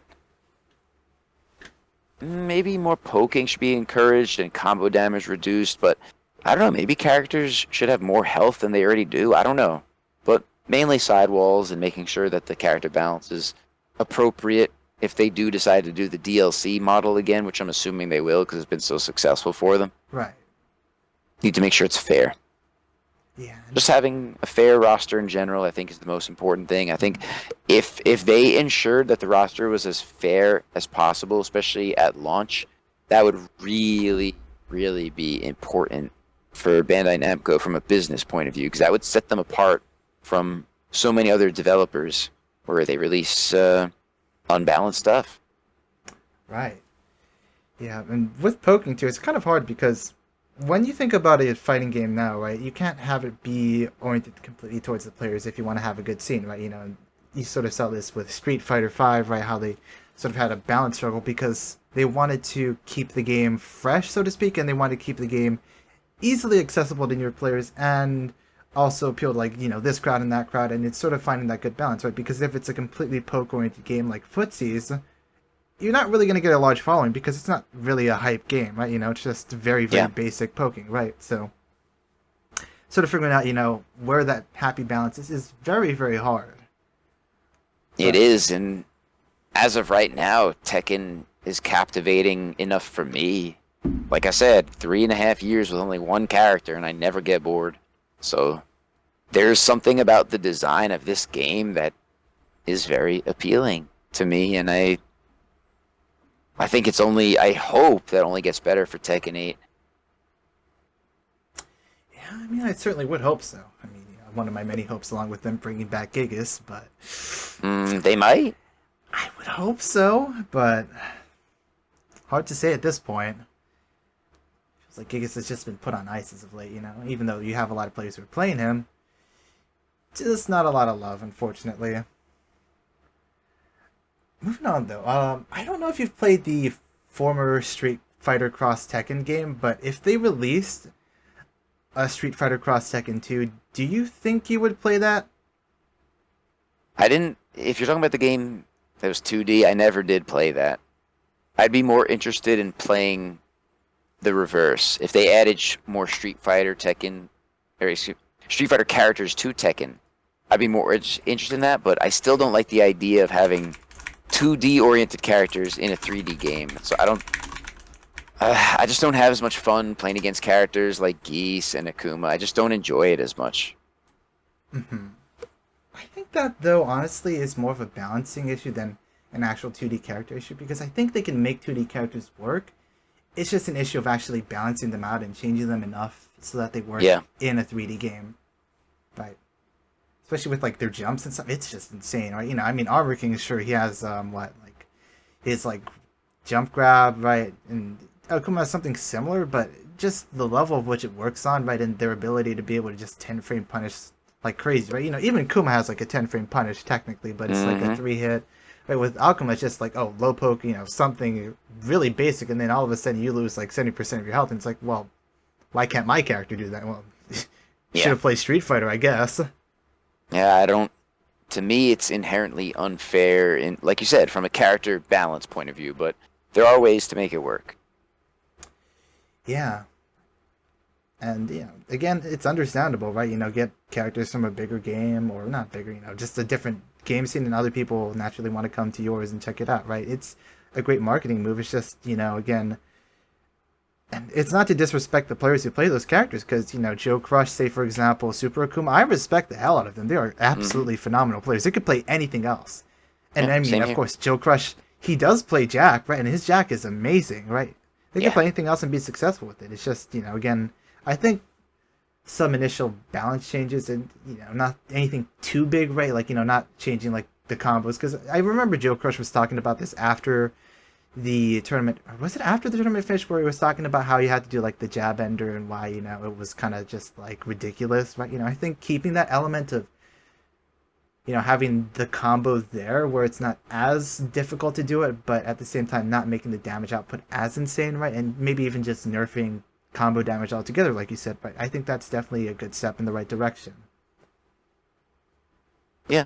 Like I said, there are ways to make it work. They just need to implement them. But right now, I think Geese is, I think he's a top 5 character. Also, he may very well be the best character in the game right now. The most effective in a tournament setting, at least. He's very strong. They need to find a way to balance it.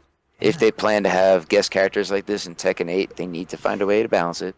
Yeah, I mean, of course, again, nothing against, like, guest characters either, because Noctis, Negan, a lot of other characters were done great. I think, even though, like, Negan is definitely a stronger pick than people think, PDX has been proving himself time and again with Noctis, right? Yeah. It's not like they're broken or anything. They're really, really well done guest characters, in my opinion. Maybe Noctis might have been better in Soul Calibur, but I think it works fine in Tekken. It's just, I unfortunately, agree. a few bad apples kind of spoil the bunch. Yeah. Yeah, well, moving on from that topic, because again, I don't want to get too far into it, because I might accidentally start dissing, like, the character. People might get angry. It's like, oh, Nah, it'll be fine. Why are you being so mean to Akuma? It's like, what did Akuma ever do to you? And I'm like, Yeah, you know what Akuma did to me? Akuma death comboed me. Literally death comboed me. But yeah, moving on from that, we talked a little bit more about your low defense earlier and sort of your trademark brand of compact Tekken. But would you attribute that specifically to sort of your own flow state? And more importantly, I guess the interesting thing I wanted to ask, as well as a few others, is how do you decide to low parry? Because it seems like with the amount of lows that you block, you would actually low parry maybe more of those, but you don't see as many low parries coming out of you specifically than, say for example, other players like Glaciating. And it's not that that's a bad thing, right? You're blocking the lows and you're getting punishes for them, but it's just an interesting sort of why question. Just to know, how you think about it. Yeah, I could definitely low parry more, but it was never something that I really was fully comfortable with, especially knowing that there are some lows in the game that cannot be parried. That always bothered me. And so I guess just to be safe, out of convenience's sake in some way, I condition myself to just block the lows, to block all of them instead. And I do low parry once in a while. I have to really, really feel it coming. And I have to believe that parrying it will be more profitable than blocking and punishing it. Right, just having that sort of And assurance, sometimes, right? yeah, and sometimes I just low parry by accident. If I'm trying to input a down forward 1 or a down forward 2, and I don't expect a low to come, sometimes it's completely accidental, but I'm able to just convert a combo off of that. Yeah, I mean, it's really amazing because one of my moderators brought up a very good point, and I think VDX talks about this too, how Glaciating actually buffers in fuzzy low parries into his backdash, right? Which, that just takes an amazing amount of knowledge and, being very sure of their timing, right? Because if you mess up that fuzzy low parry, then, you are actually leaving yourself more vulnerable than if you're just regular KBDing. Yeah, it's, and I believe he's a stick player, right? I wonder if that sort of thing would be even possible on a pad, but that would be something to incorporate into the gameplay. Yeah, I mean, again, it's just, well, what can you expect, right? It's Glaciating. He's a prodigy. Yeah, I think he's the best player in the country now. Yeah, I mean, even with ICFC, right? He didn't actually make it to the finals, but I'm still convinced he's one of the best players. And I mean, we saw him go time and again in King of the Hill, right? He had to hold his title. So you have to, I think with those, right, and for people who contest, I think you have to incorporate other factors, right? If you just only look at tournaments, and this is something I like to think about when I do analytics with the game, it's not just the tournaments, it's also what is around the tournaments, right? Everyday life and whatnot, what actually makes a Tekken player tick, what they have to do with their life, right? Because if you have more to do, then you just have less time for Tekken, and that, of course, will ultimately impact your gameplay. Running too many tournaments will just also impact your gameplay, right? So I'm still very convinced he's probably one of the, maybe even better than Binchang, honestly. Yeah, I think he's the best in the country. At least he's demonstrated himself to be many times. Binchang's up there as well. Binchang might be the best. I mean, at that level, it's hard to say, right? Yeah, they're just good. I mean, what Binchang's been playing at least from like Tekken 6 days, if I remember correctly. I think he used to play a lot of Lars. I think it was. Yeah, I think you're right. Yeah, probably Lars.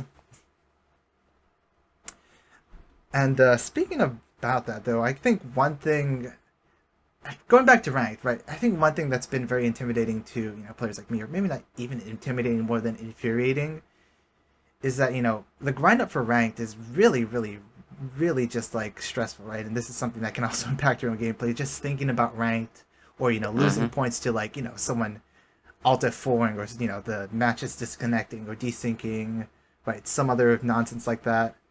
And when you're on the rank ladder, what do you do to sort of keep yourself in check and to keep yourself compromised for those times, right? Because you still get angry, right? It's not like, of course, everybody gets frustrated, right? No, and frustrating things will happen to you. The first thing to keep in mind is that you have to expect to lose, kind of, not all the time, but you have to expect that you're not going to win them all. You're just not. And the second thing is, throughout all of my days in Tekken, I've spent way more time in quick match than I have in ranked.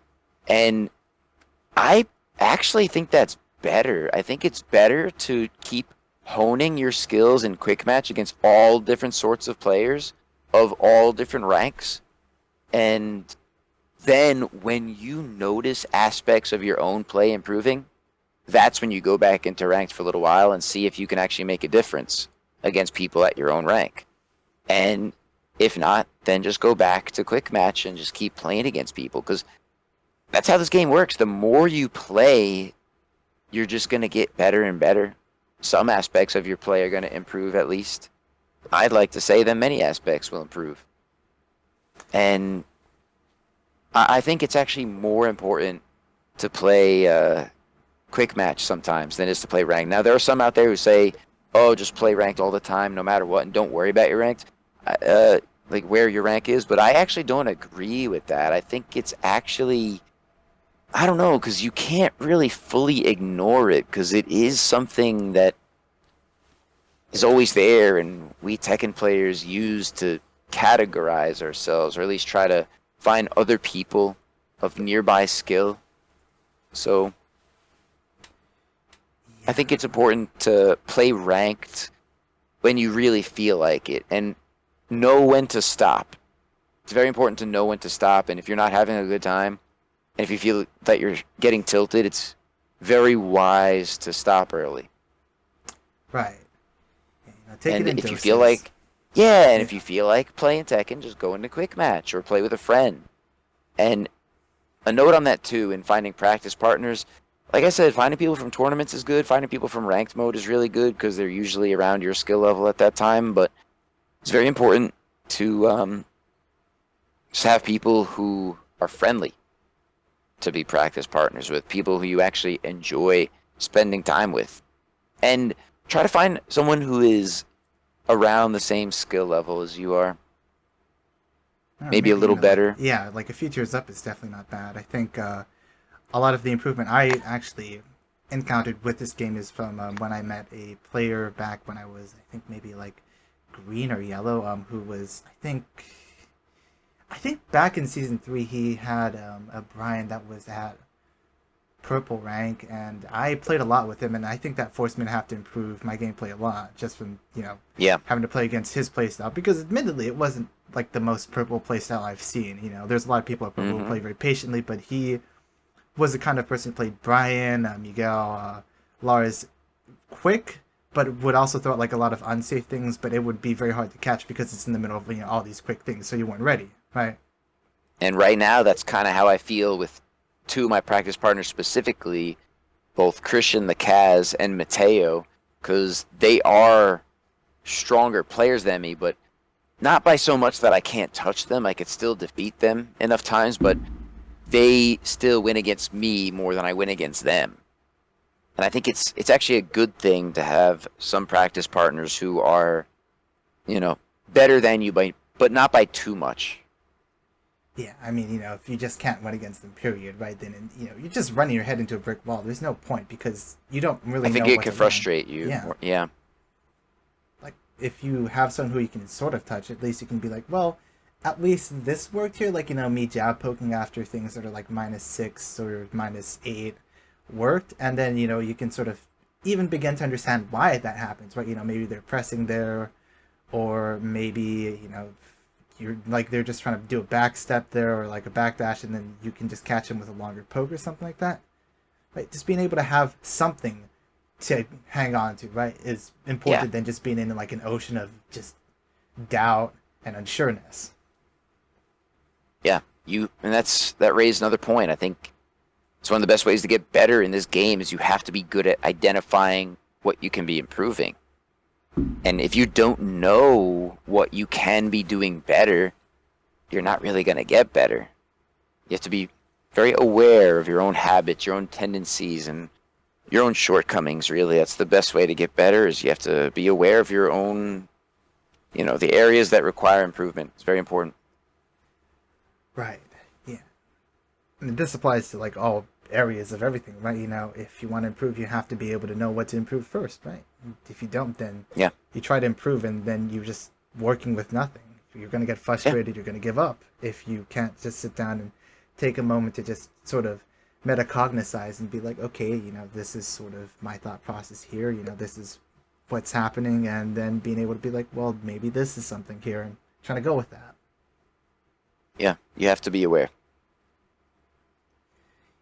Speaking of aware, though, when you're in tournaments, how do you keep your composure and awareness going, and also your momentum as you play through, right? Because it's very, very, very grueling to have to play through like a very long tournament, right? Let's say ICFC, right? You make it to top 8, like, or the King of the Hill, right? That's probably a perfect example because that was basically like a miniature ICFC. Yeah. Right, And I did make it to top 8 that day. Yeah, like, and how do you keep that momentum going? It's like, I find it hard, even in locals. What's funny about that is something that never bothered me. The duration of event, I don't know. I guess my excitement just kept propelling me forward, especially knowing that, let's say I just defeated a player who I've had trouble with in the past, or they're really well known and strong. If I happen to win against them, that gives me massive burst of energy to keep going. It just feels good. And yeah, I never really struggled with momentum like that. I would recommend for people to just approach the tournament with the same mindset of trying to improve and play patiently. Don't just rush into things in tournament, especially because you only have 2 or 3 matches most of the time to prove yourself against that opponent. And you got to be careful. You got to be so careful. Yeah. But how do you think that might change if you were doing, say, for example, instead of a tournament, you were doing like a kumite, right? Where you're in the hot seat and you're rotating out against different players and everyone's doing like a 1-to-5 with you. That would be different, and I imagine that would be closer to like playing in quick match or playing in ranked mode, where sometimes you have a set with a player for 5 matches, then they leave, and then some other one plays, and I feel like I'd be kind of used to that. I would like to try that one day, and I've never been in, like I said, I've never been to a real life tournament or meetup like that. But I've been to Tekken meetups, but just completely casually.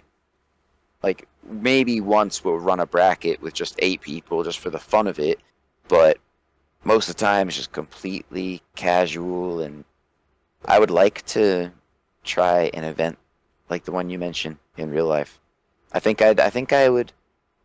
Similarly, I would be okay in terms of momentum and stuff like that. Yeah, I mean, it can definitely get long, right? Because I played against. Because recently I did that in the locals, since we only had, I think, 6 other players. And boy, did that feel just so exhausting after, like, having to play, I think, 37 matches was the total amount that I played on that day. So. That's a lot. Yeah. But that's kind of what I'm used to playing on stream for hours and hours. I'm used to playing that many matches in a day. Or more. Yeah, I mean, it's definitely something. You can go for 8 hours, and it's just, God, like, I think playing Tekken for 8 hours straight would probably just make my insides curl up, to be honest. Like, that's way more than enough for me. But, Yeah, no, I mean, like I said, I wouldn't do it if I didn't genuinely enjoy it. And if I didn't genuinely enjoy hanging out with the chat, I wouldn't have it in me to do it. But I do it because I like it. I do it because it makes me feel good. Yep. Right, so to close out this section, right, because I think we mostly covered everything here, how do you think the return to offline might affect your tournament run, right? Because I know right now with online you have the luxury of, being able to spend the downtime more effectively with, being able to do training mode in between matches to, test out a few things or to feel more confident, or, maybe even just the luxury of being able to do it out of your house, right? Being in a more public environment can definitely change the way that you play. Yeah, it's going to be completely different. And I've been told by many players, they've given me recommendation to make sure that my first offline tournaments are smaller ones to make it easier to acclimate myself to a real life tournament setting. I think that's smarter instead of just having my first tournament to be Evo or something big like that. Yeah. But I think it's important because it's going to be completely different, especially as a King player, some say, and I am inclined to agree. It's easier to get away with many of King's grabs and setups because of online, because of lag. It's easier to get away with certain things. It's easier to play in a certain style, but I feel like if I played in that same defensive style and if I kept, you know, focusing on counter hits and unconventional grab setups, I think I'd be all right in terms of gameplay, but just getting used to a different environment, that's going to be something weird. And all the new noises and sights, it's going to be very different. Yeah, and I mean, there's definitely players who feed off of that more. I believe Majin talked many times about how, with that set in 2018, he took off his headphones so he could hear the crowd, right? Yeah, he liked that, and maybe I'll like it too. I don't know. I've never experienced it, so I can't speak on it, but I'm assuming that I'd still have a really good time. And like I said, I'd probably be so excited that I get to meet everybody and hang out with them all in person. I think it would be fine. I think I'd really enjoy it. Yeah, well, I think that concludes it for the designated Tekken section. Next, we'll be talking about streaming and a lot of advice that has to do not just with Tekken. All right, welcome back, everyone. In general. And right now, since we finished the Tekken section, we will be going to talk. We'll be talking about the streaming section. So, for any of you who aren't aware, Chenzo actually just about a month ago, in fact, 29 days ago, I think, specifically made it to Twitch Partner, which of course is absolutely no easy feat. I don't remember the percentage off the top of my head of how many people actually make Twitch Partner out of the entire streaming population. If you remember that, if you could. Yeah, there are millions of channels broadcast. I think there are a few dozen thousand Twitch partners. So a few years ago, the statistics were something like 2 or 3 million channels broadcast and only 24,000 partners. But nowadays, I think it's closer to somewhere maybe above 5 or 6 million channels streaming. But there are about 50,000 or 60,000 partners. Yeah, I mean, to be one of the many among them, I mean, it's a real achievement, honestly. Yeah, and in many ways, it still doesn't really feel real. In many ways, I don't know, I still feel like the same streamer. I still feel like the same guy, which I think is a good thing. Yeah, I mean, if you feel all of a sudden like high and mighty, then you may have a little bit of a complex going on there. Yeah, no, I still feel like the same streamer that I was, but I had been so fixated on that achievement for such a long time, and I guess we could get into the details about that when it comes, but if you want to start by talking about how I was from the beginning, or right before I started. Yeah, I was actually very interested to sort of hear about how you began to stream. What was your first sort of like driving factor to make you want to come to stream? Well, first, like I was saying before, Tekken is not my first game that I streamed. I was a streamer of Ghost in the Shell on Steam for, I think it was about 4 or 5 months, back in 2016. So 5 years ago. For about 4 to 5 months, I was streaming Ghost in the Shell, and that was a first-person shooter game. And I gained around 130 followers back then, maybe 140 followers. But I only first decided to stream Tekken after I first reached Tekken God Prime in August last year. I think it was actually August 1st. And that's when I said to myself, you know what, I feel like I'm at the level where I'm good enough to offer insight about this character, about this game, and because I was competing with really strong players in ranked mode, I had to get the rank in the first place. So that's when I made the decision. I wanted to make sure that I had things that were impressive about me, or that would gain people's attention and capture people's attention.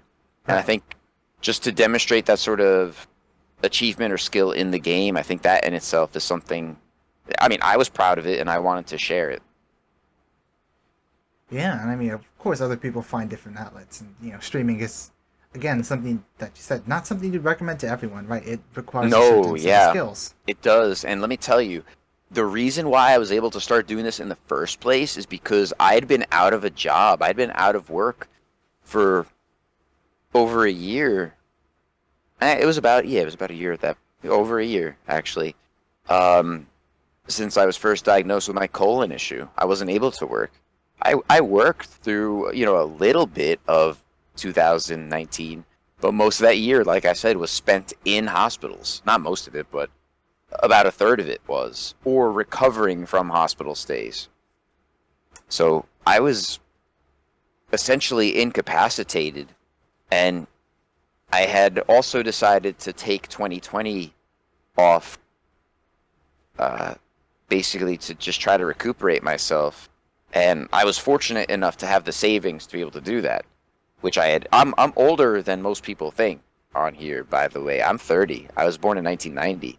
So, I see a lot of other Tekken players and Tekken streamers who are about a decade younger than me, and I think it's important to make sure that you don't depend on just this as your potential future livelihood. I think it's important to have things built or and established already to either fall back on or resort to if you need to. But so that's why I guess the disease in a way was kind of a blessing in disguise in that regard. It allowed me to basically stream full time from the beginning. And people came to expect that of me. And another thing that helped people become aware of me is that I had already been proving myself in a lot of online Tekken tournaments. People knew my name and knew I was a king player. I had a lot. I mean, look at my Steam's friends list if you want. I have a lot of friends on Steam through Tekken that I had met throughout the years, and they helped me to grow as a streamer because it's easier to grow as a streamer when you already start off with a number of people watch you instead of no one, and it also helps when you've already distinguished yourself a bit in a community, and I did that in the Tekken community. Yeah, and I think it's very hard for people to really be able to come back. I think there's a lot of people who try to stream once or twice and they just sort of give up eventually because they don't really get the numbers and a lot of other different factors. But to a lot of those people who maybe have the potential, you think, but maybe don't decide to return, do you have any advice to keep them going through, smaller numbers and whatnot?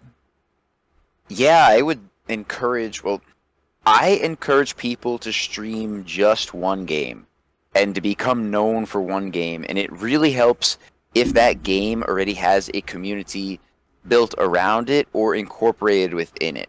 Tekken has a very good community built around the game that's existed for decades, literally for decades. And I I was able to come into this community as an unknown. A few years ago, nobody knew who Chenzo was in Tekken. Like I feel like if an existing pro player who's already winning first place in these big events were to start streaming, they come with an audience built in. I didn't have that luxury. I had the luxury of time, and I guess the luxury of that level of skill in the game. Not professional level of skill, but good enough to compete with other high rank players. And to be able to go toe to toe with some professional players, I guess you could say. And that skill has grown stronger over time, especially over the past 8 months since I started streaming in the first place. Because I only started streaming Tekken, like I said, in August of 2020. So that was about 8 months ago. In 5 days, it'll be 8 months ago. My first stream was August 8th, I think, or August 7th. You could check. There are websites. And that's another important thing, too. If your goal on Twitch is to grow, I highly recommend that you pay close attention to your statistics and keep track of your numbers over time and try to understand what you're doing that's either causing your numbers to stagnate or try to find ways to grow your numbers. Because I noticed my numbers plateauing more in November, December, I was streaming less often in November and December, and I think my content was beginning to get not stale, but just a bit more repetitive. So I decided to change things up. I stopped playing only quick match and custom games, and that's when I started doing the ranked experiments, starting to level a brand new account from not only first, beginner rank to purple, but then purple back to prime, or back to it just sounds cool, like beginner back to God challenge. I think that's what really helped to gain more eyes on the channel and to just keep performing well in bigger events. Like I would participate in many of the ICFCs prior months and just in Boston Tekken, Chicago Tekken, and to commentate in those events also really helped. It just helped to get my name out there and to, have more exposure really. But you have to have something to back it up with, and I just so happen to have enough skill in the game to, like I said, I could go toe to toe with the best players in the country. I may not win all the time or most of the time, but I could win sometimes against some of them. Right. And, of course, it doesn't have to only be, with Tekken, right? That's just many examples, or, well, one example out of many, right? You have other ways of trying to gain an audience, even if you do variety, right? Like a 12-hour stream, say, for example, or, doing a different challenge of sorts, right? There's a lot of different ways. And, of course, networking as well is very important when you want to build numbers, too, because you can definitely make a lot of fans off of other channels, being fans of their channel, then, it creates this two-way street between both of your channels, right? Yeah.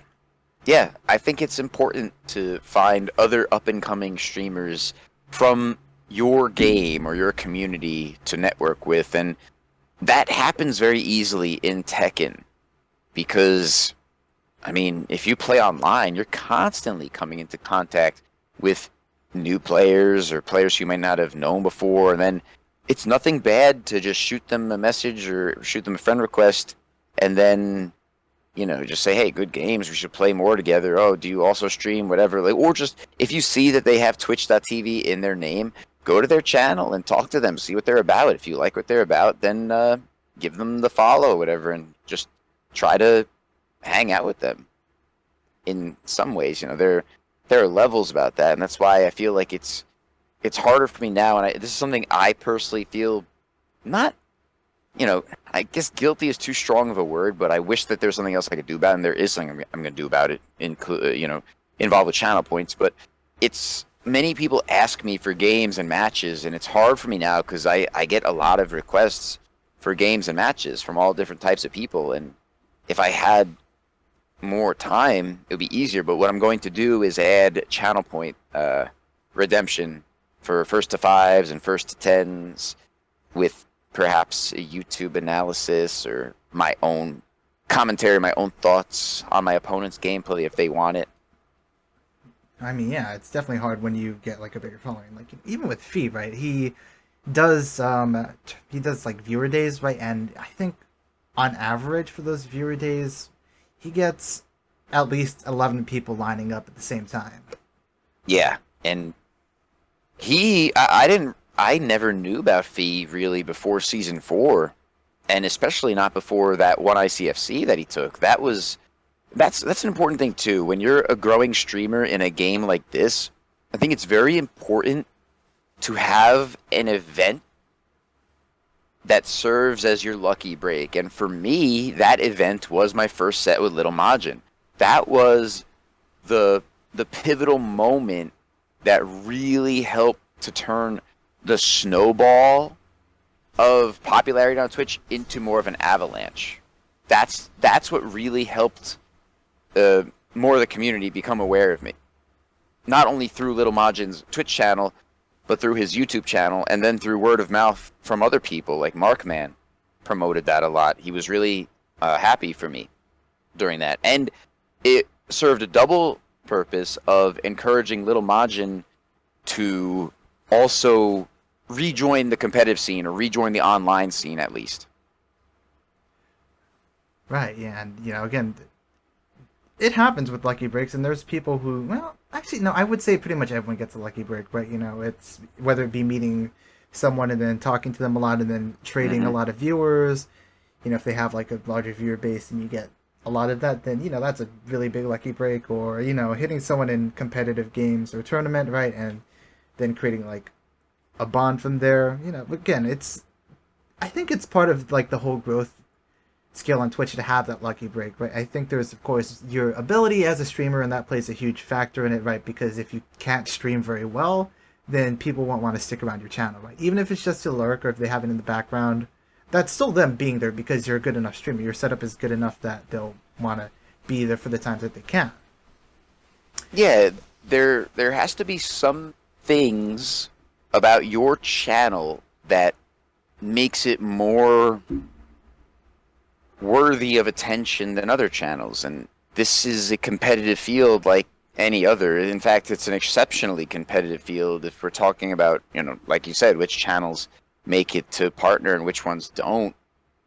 You have to have things about your channel or yourself that make you different. And that kind of sounds cliche, but it's true.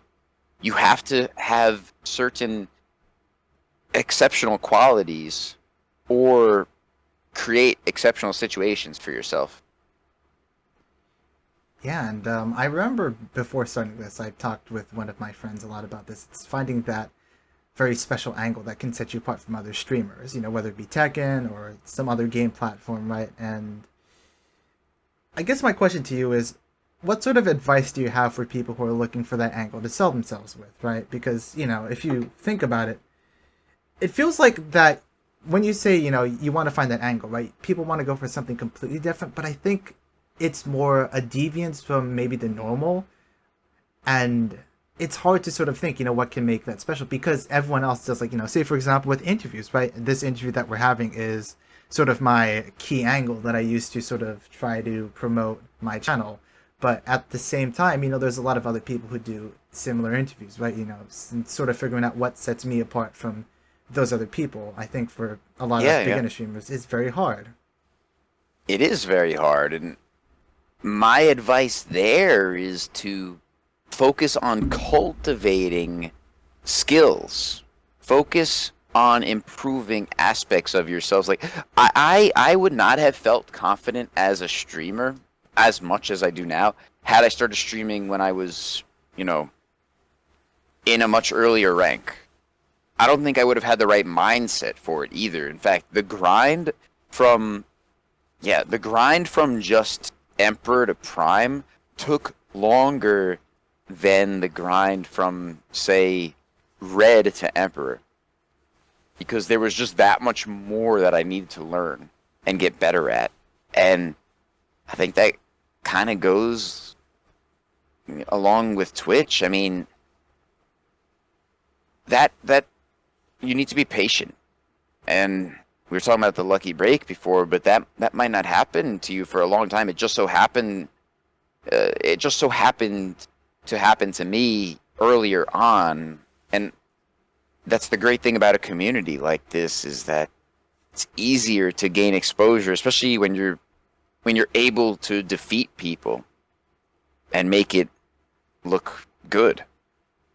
Like people admire that, people respect that, and people respect the ranks too because it's, not everyone can get there right away. Something that many players aspire towards. Like I was saying, I was just talking about this with Kaiser a few nights ago after we commentated Shytech, is that this is our normal. Being in the God ranks is just normal to us. Like, it's I recommend for people to cultivate their own skills more and to do things to make themselves more exceptional. And then if you feel confident about it, then share it with the world. That's what I think about it. Yeah. And segueing from that, what do you think really makes a quote unquote good streamer? And do you have any advice for people trying Yes, to I have a lot become of better ones? I know you have a yes, whole list, right? I do, and I'll say some of the most important ones. The first thing is before I started streaming back in August, I asked myself, what are the aspects of other streamers that I enjoy the most? Or what makes me want to watch someone else's stream? Like, what makes me value this stream more than this one? And I like to observe people playing games at a high skill level. That's one thing. I also really like it when the streamer is able to interact with the chat in a very effective way. And it's more fun when it feels like there is a community or a bit of a not an exclusive group, but a bit of an inside group that goes along with that streamer's channel, but is still inviting. One that you're not excluded from, but one that feels more welcoming and approachable. Those are the aspects that I wanted to have featured in my own channel. That's what I wanted. I wanted to showcase my skill in the game that I worked for years to attain. And I also wanted to be able to talk with the chat a lot at the same time as I was playing. And I think that in itself is something that's the thing that people say they're most impressed by when they watch my stream. The two things that I hear people say the most about the Chenzho channel is that they like it because it's chill. That's the word people use the most, is chill. CHILL. That, for whatever reason, that's the word people use to describe my channel the most. And the second thing that they say most often is they like that I'm able to play and talk at the same time. Whether I'm just thinking out loud or whether I'm responding to people in the chat or asking the chat questions, people like to be a part of that in some capacity. They could even be lurking and they'll still enjoy it. And I say this every day on stream. It's something I believe wholeheartedly. Lurkers are indeed the backbone of Twitch. Without lurkers, people who don't contribute to the chat, I would not be a Twitch partner right now. And later on, I hope you give me the opportunity. I do have to give many shout outs to the bigger streamers, especially the bigger Tekken streamers, who helped me to become a Twitch partner in multiple ways. Because it really does help to be friendly with and be on good terms with and to have the positive regard and positive attention from, bigger names in the community. That goes a long, long way. It goes a long way.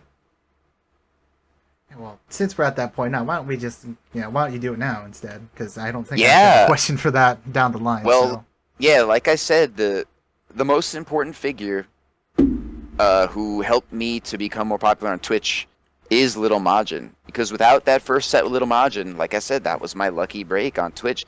That's what really accelerated my growth the most. And to have his respect and his positive regard was just abnormally beneficial for my channel. Big time. Then many other pro players. I also have to give special shout out to both Joey Fury and Cuddlecore for multiple reasons. One, Joey Fury, while I announced in early February that I was making the push to partner, and I believed that my channel was capable of it, and I believed that my channel deserved it. So I announced to my channel, and I announced to the community that I was making the push to partner. During that time, Joey Fury was one of the professional Tekken players, just one of the Tekken personalities who went out of his way the most to help me. And Cuddlecore and people across the water like Fergus and Super Akuma would be just constantly raiding and hosting my channel, hanging out in the chat, and, just telling other people about me, advertising, and just supporting me. They were there for me. And I think I was able to do that because, like I said, I wanted to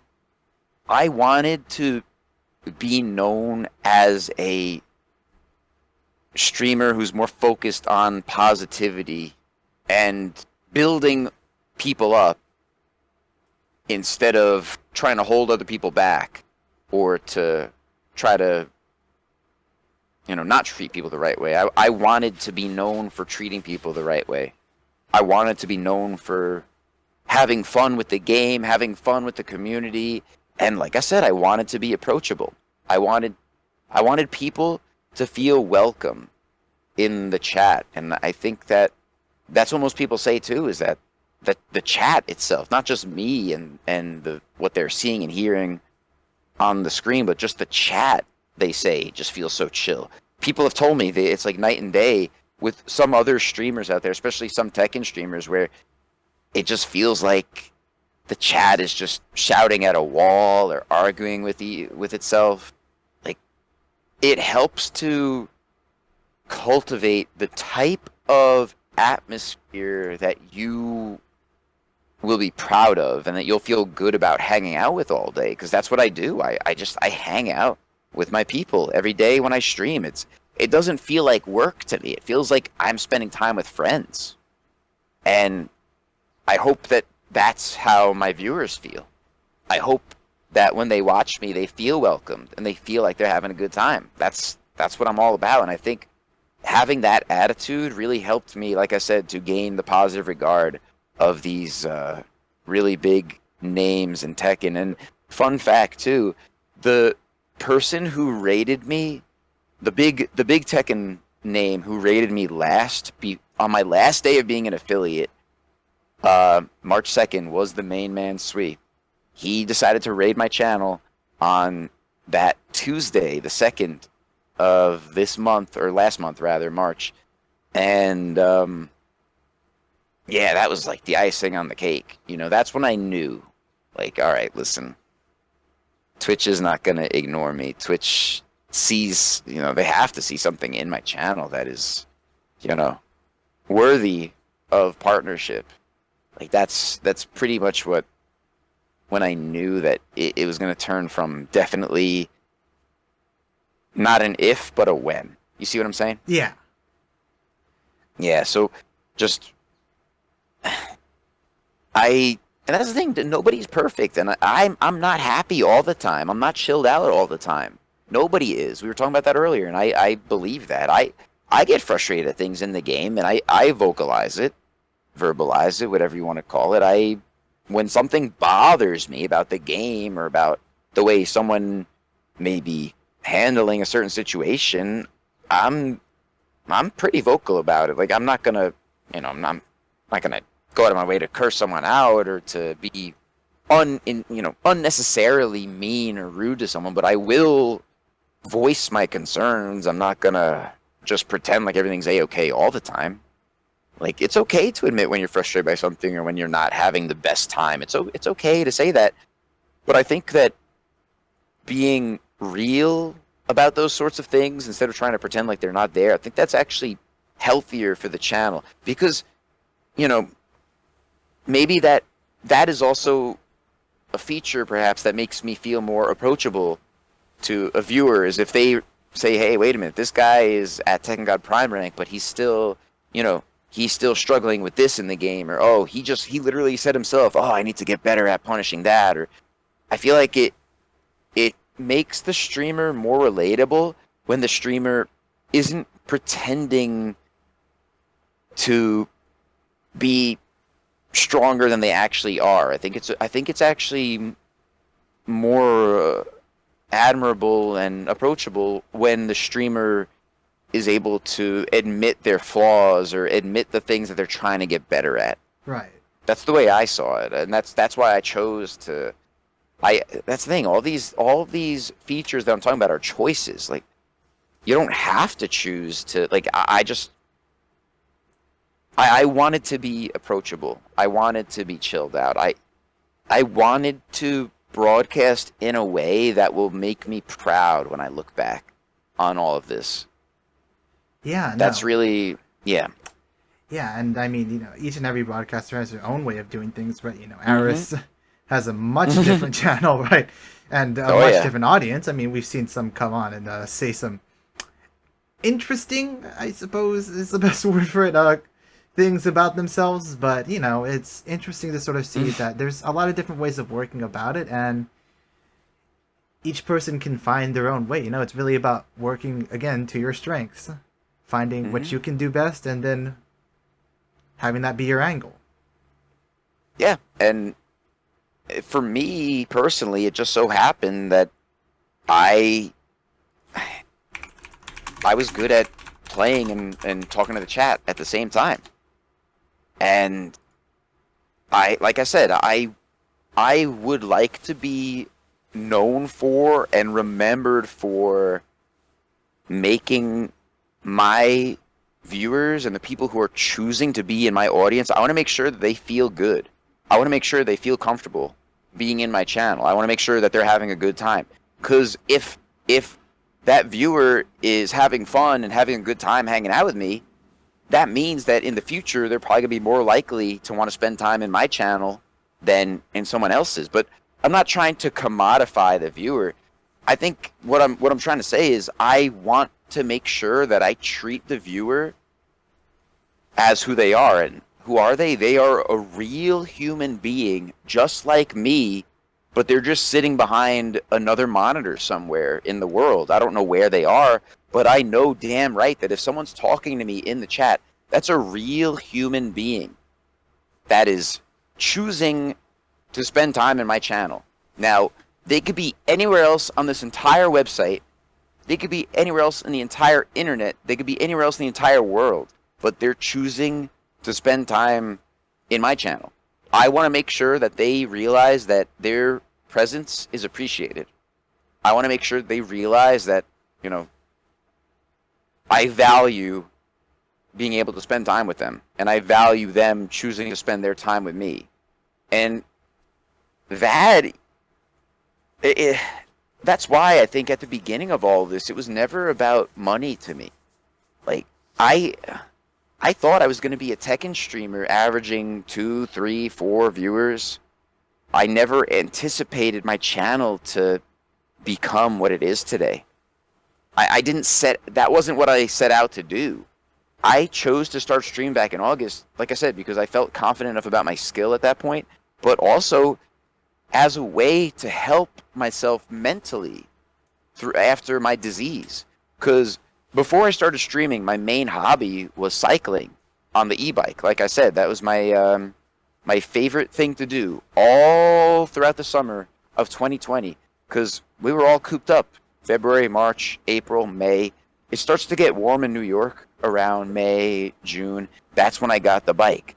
And that is a big thing that helped me to feel more healthy, more like a normal person. And I think it was actually the exercise and the outdoor refreshment that I received as a cyclist over the summer that really prepared me mentally to stream. And I wanted to pursue this as a pastime. Just because, like I said, I love Tekken, I love the game, and I love watching Twitch. I'm a person, when I'm not streaming, I pretty much always have somebody stream up. Maybe sometimes 2 streams at once. With 3 sometimes. I have 3 monitors. Sometimes I have 3 streams up at once. And I'll just be paying attention to some stream at any given time. I love Twitch. I love the culture of streaming. I love everything that has to do with this website. And that has to do with being in front of a camera, being on a microphone, live, with real people watching. That's very appealing to me. And I think that I would like to say that the personalities who are more likely to be successful on this website, they like it too. They enjoy being part of that culture. And for a while, I was mainly as a viewer, mainly as a chatter, depending on, you know, whose channel it was in and how big that community was already. I love this entire platform. And I think in order to succeed on this platform, you have to love it. And you have to not be afraid to show people that you're having fun on here and that you like what you're doing. And like I said, that you value them spending time with you. Yeah. I think that's important.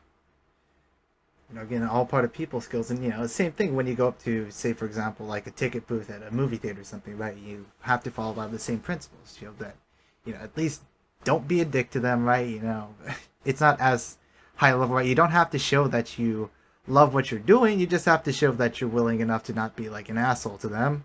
Simply Yeah. put, and then valuing their time and showing that again you can be Hmm. respectful, cherish their time being there. You show them good customer service. Essentially, you can kind of translate a lot of those human resource type skills over into Twitch, right? But definitely, like the big important thing that makes the difference is the fact that there is an actual culture around what's happening on Twitch, and that you can show that you appreciate that culture, that you are effectively a part of it. Yeah. And that is something really important to point out too. Not every streamer has to approach this the same exact way I did. In fact, I know we were just discussing many streamers, many successful, very, very successful streamers who have a completely different attitude. They may, humorously treat their audience with more disdain, for example.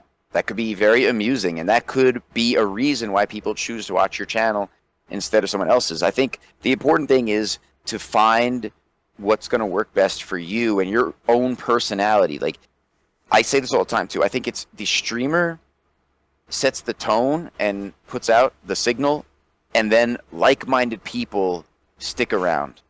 I think that's the way it goes. And that process is expedited when you have more extraordinary features or more ways to be appealing to an audience, or if you have more traits that set you apart from other people.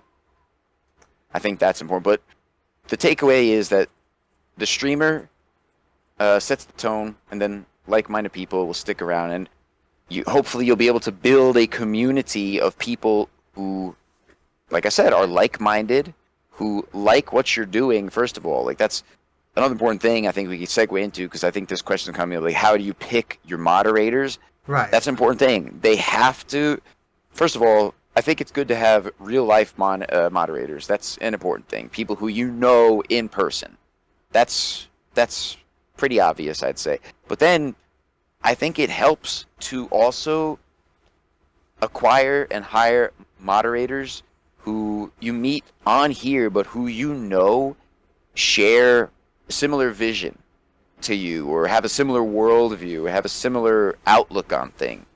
Because I want the tone of my channel to be more consistent. So I decided to ask people to moderate people who I noticed were very welcoming in the chat.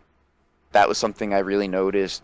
People who seemed to have a good moral or ethical sense about them, especially regarding just being respectful to people and just trying to cultivate a good atmosphere, have a good attitude, and people who I have fun talking to, really, and people who I've gotten to know on here. I think it just makes sense.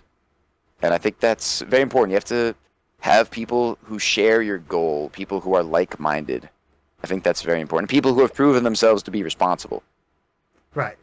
I mean, you wouldn't want like someone who's just completely willy-nilly, and well, I mean, I guess sometimes you do. Like with Feast Channel, it's quite amusing actually what the moderators do, just randomly accidentally shooting the wrong people and stuff. It's part of the reason why Feast Channel is Feast Channel, right?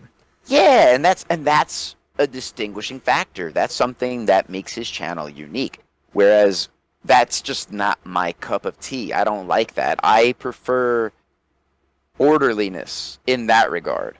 I prefer orderliness, and I prefer my moderation team and just my whole channel to just have a more welcoming and a more cozy and comfortable atmosphere. And I like that I like it when people tell me that the stream is chill and that they feel welcome and that they notice people in the chat are just hanging out and being respectful to each other and having fun and just enjoying themselves. That's really what I wanted to be. I wanted people to associate me and my name and Chenzo with just chilling out and playing a game all together and having fun. And, there are still many hype moments and things that I get loud about. And I think because a lot of time I'm chilled out, it makes those hype moments feel more special. Because it's not that I'm trying to be overly excited for every little thing. I get excited when I get excited. When something really interesting happens, I'll tell the chat, "Wow, did you like?" People know when I get excited or even if I get disappointed by something, I let them know because it's a change from my normal state, but it's interesting, I think, and I think it's amusing to behold, and it's interesting to behold. Yeah, and it's sort of interesting that you mentioned that because it kind of almost segues into a different section we're going to be talking about later, commentary. I was actually watching a Sajam video last night, a very famous commentator for those of you who aren't aware.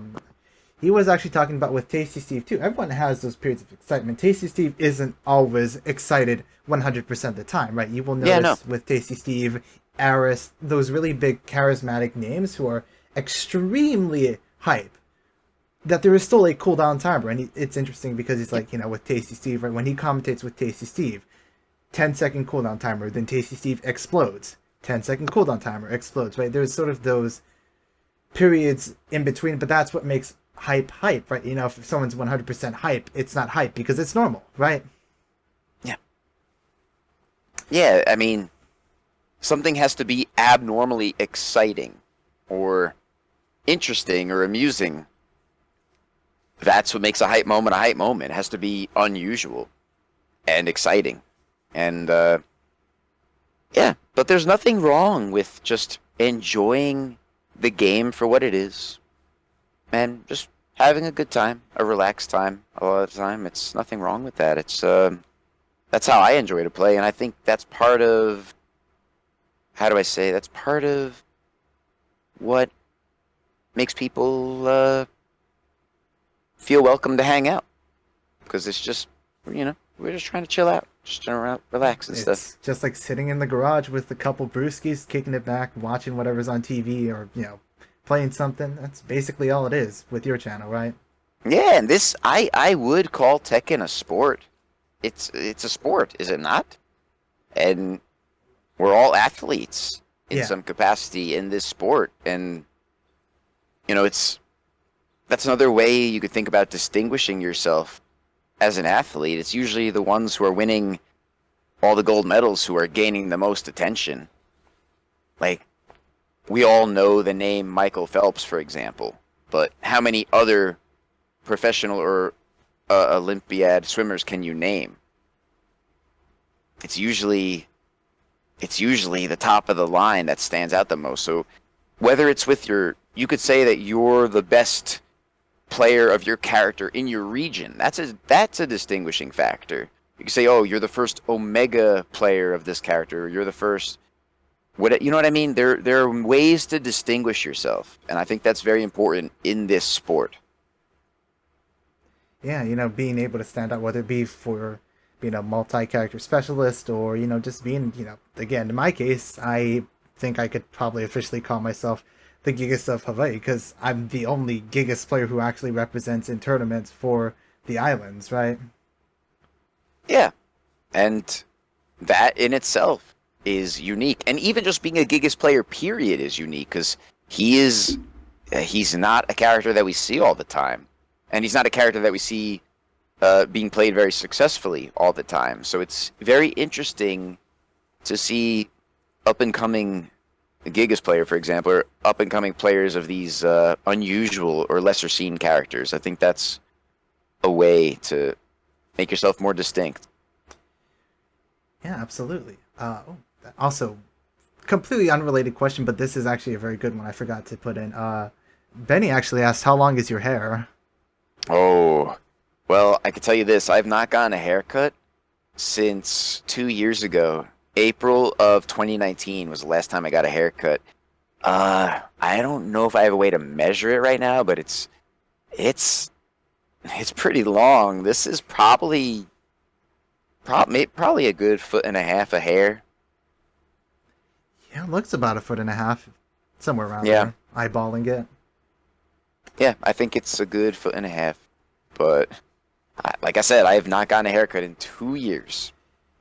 Yeah, but I guess to tie back in, that is also one of your strengths as a streamer, right? It's the fact that you have a very distinguished look, right? You have just amazing long hair. You know, people say, you know, you look like Jesus in a way. That's sort of like, I mean, that is a plus. You're the Tekken Jesus, essentially. No, I appreciate that. Thank you. And that's important too. If you have either uh, unique or abnormal or appealing physical features, I think that could also really help you as a streamer, especially, maybe you could become known as the Tekken player with, like you said, either a certain hairstyle or known for, I don't know, maybe you have some ink to show off, for example.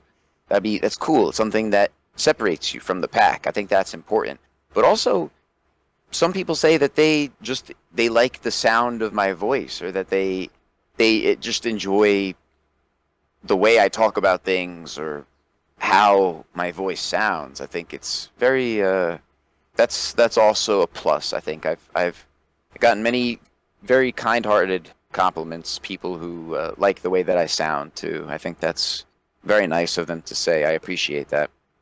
And trust me, it's really hard to tell just by yourself because, I know you played back your videos and you're like, oh God, do I sound like that? I sound so nasally. And for me, it's like, I play back and I'm like, oh God, I sound like, I don't know what I sound like, but I sound like something that a swamp monster gurgled out of like the ocean. So yeah, I know it's very hard to know, if you have a good voice or not. But a lot of people saying that you have a good voice is probably a good indicator. Probably. Yeah, I would like to think so. I hope so. And that's the thing. Not everyone's gonna have the same taste. You could take two different people, and they'll have completely different preferences when it comes to what types of streams they like to watch. And that's just the way it is. It's nothing bad if someone doesn't care for your channel, or if they don't enjoy your stream, or they don't enjoy you as a streamer. That's nothing bad. Everybody has different personal preferences, and that's just the way it is.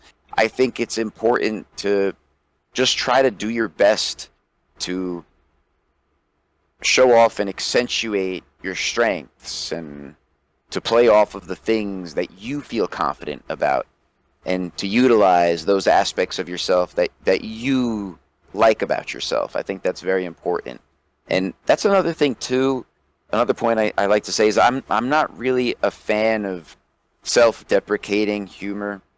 I don't know. That just never made me laugh, and it never made me feel comfortable. If I don't know. It's not a bad thing to be able to joke at your own expense, or to point out when something could be done better. But I don't know. I think some streamers are just too over the top with it. You know what I mean? Yeah, I think there's definitely a fine line, because it goes from the point of being funny to the point of just being just sort uncomfortable. Yeah, uncomfortable. That's a good word. I was gonna say cringed, but that's kind of that's a little based. Yeah, no, I would say uncomfortable is the right word. And like I said, I want to make people feel comfortable and pleased when they're in my channel. And I still want to be myself, but that's why balance in all these things is critical. Yeah, and, again, finding what works for you, right? The most important thing is to do what is you. Don't pander to the point where you're actually losing that element of you, right? Even if you self-deprecate, use that. Just use it in the proper dosage, right? If he's, again, a very good example. He does a lot of like self-deprecating humor, but it's within good taste, and he also balances it out with also very like mindful sort of commentary on, thinking about how you play, how to not be self-deprecating, how to sort of like self-improve as well, right? He uses that for both that purpose and for an opposite purpose as well, which is very interesting. Yeah, and that, I want to tie that into something else. People ask me all the time, and you actually asked this before, or you brought up a similar point. People ask me all the time, how am I able to stay relaxed and composed while playing Tekken and while streaming at the same time? And like I was saying before, and I mean it, the chat helps me to stay calm. When I know that basically I'm hanging out with other people and playing, and I know that other people are watching me and listening to me, that helps me to stay in a positive state of mind. It encourages me to stay in a positive state of mind, because like I said, I don't want to be known for being an angry streamer. I don't want to be known for being an unpleasant person to watch. I'd rather be associated with good things. And just knowing that people are there or could go back and watch my VODs. I want to leave a good impression to as many of the right people as possible. Right, and stemming from that, this is a very, very interesting question because, of course, you're always going to have problems with people on stream once you get big, right? It's inevitable. It's going to happen sometime. But how do you deal with these, very unsavory types? Because there's been a few cases of that. Not to name any names, of course. Yeah. I mean, if there's someone who has never been in there before, I just remove them from the chat or have them removed from the chat as quickly as possible and no fuss. I learned a long time ago not to give anyone like that any sort of attention. Just have them removed quickly. Don't even talk about it. And if they, they want to try to come back, maybe down the line they can, but I don't think that I am overly strict or harsh with my rules whatsoever. In fact, I rarely have to ban people. Very, very rarely. I could go whole weeks without ever having to ban or mute anybody. It just never really happens in my channel. But yeah, I take care of it quietly. And if it's someone who is in the community who's harassing you more on a long-term scale, I think it's nothing bad to either just talk to them about, ask them why they're saying these things or doing these things, and see what you could do to have it fixed. And if you can't do it, then they might have to be excluded from the community. It's just, what I would say is don't start any unnecessary drama. Don't go out of your way to be mean to people. Don't do things that will make you more of a potential future target in that regard. I just try to treat as many people as I can respectfully, and I really don't have any problems with people. Well, I mean, that is unless you're Aris, of course, right? And well, you got the charisma to get away with it, right? Yeah, and he has the following to get, but he's, some people build up their reputation around that type of persona, and that's nothing bad. It's just, like I said, different tastes. Yeah, pretty much. And to get a little bit more now into, I guess, the not necessarily more hardware side of it. I know, of course, there's the obvious, of course, you have to have a computer, you have to have like a streaming program for streaming, a Twitch account, right? But what are some things that you think are must-haves that streamers don't actually really think of? Well, the first thing is I see many, many channels streaming without a camera, which is nothing bad in itself, but I do think that it helps when relating to other people to let them see you. Let them see your reactions to things. Let them see that you're a real person on the other side somewhere. And I personally like that better. I prefer to watch streams where there are cameras, face cams at least, and I just think that makes the streamer more relatable. That's just my thing. And besides that, I mean, having a good headset with a microphone is pretty important, and these are basic things that I think every streamer should have. I also think, and this is something that you may not think about right away, but equally as important, if not more, well, maybe not more, but to have at least 2 or 3 monitors, I think, is very, very important, very useful. Yeah, because then if you don't, how are you going to read chat? It's really hard to do that. Yeah, people use their phone, which is not a bad strategy, or if you have a laptop on the side or something, that's perfectly fine too. But I think it's just most useful to have multiple monitors so you could have your streaming software on one monitor, your game on one monitor, and then something else like Discord or your music on the other. It just makes things so much easier to have multiple monitors. I have 3 monitors. Yeah, I mean, and even in my case, I usually only need 2, but right now I'm working with 2 on a laptop right now, so I can just see what's going on stream, so. Yeah, no, I think it helps. It's very important.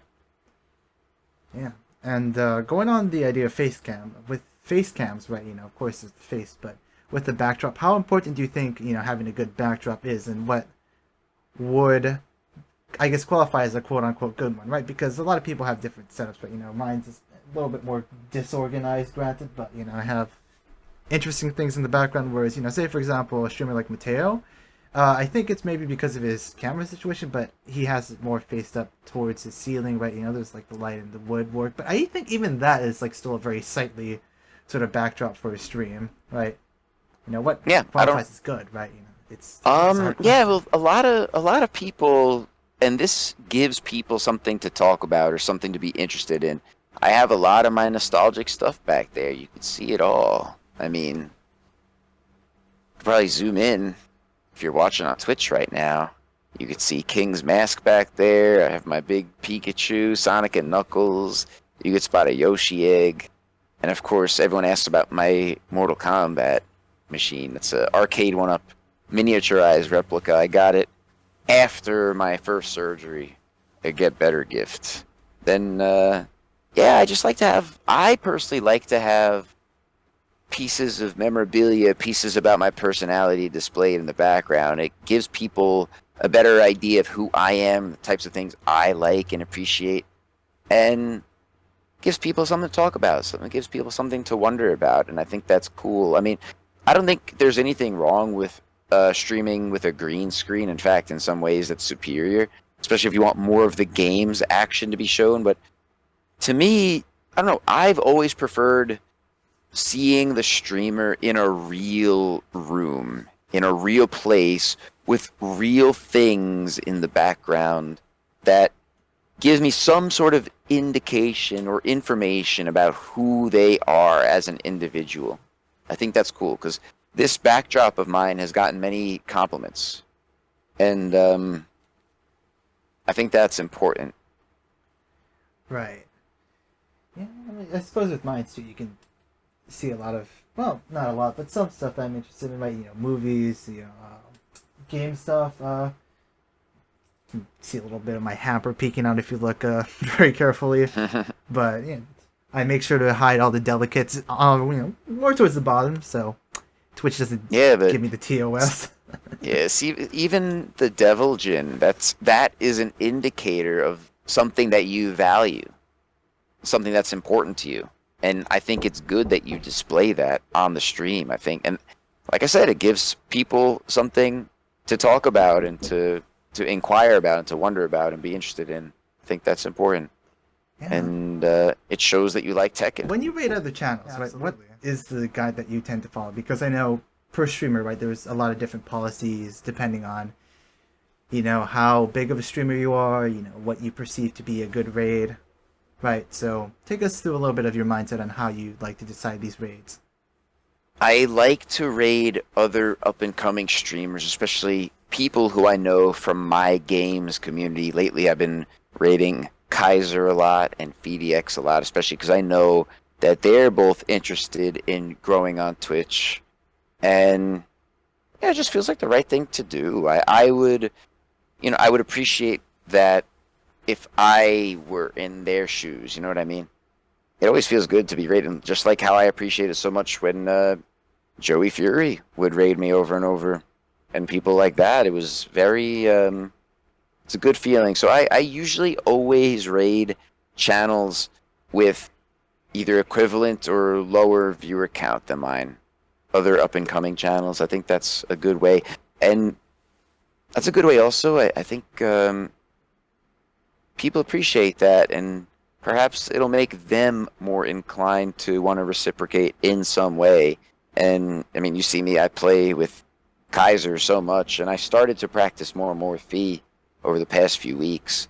But, yeah, I'm friendly with them, and I think it's a nice thing to just help other up-and-coming broadcasters, like, especially if I see them doing something that interests me or I think is worthwhile. Like I just saw Roman Jelly was doing a Roman Coliseum themed tournament, so I thought that was really cool. So I wanted to raid it. I thought it was worth sharing with more people. So I think that was a worthy raid. Yeah, that was really cool. Plus, that's going back to the green screen, right? That's a really good utilization of it, right? He did the whole cosplay and use a green screen, right, so he could blend into the background. Like, it was Mm-hmm.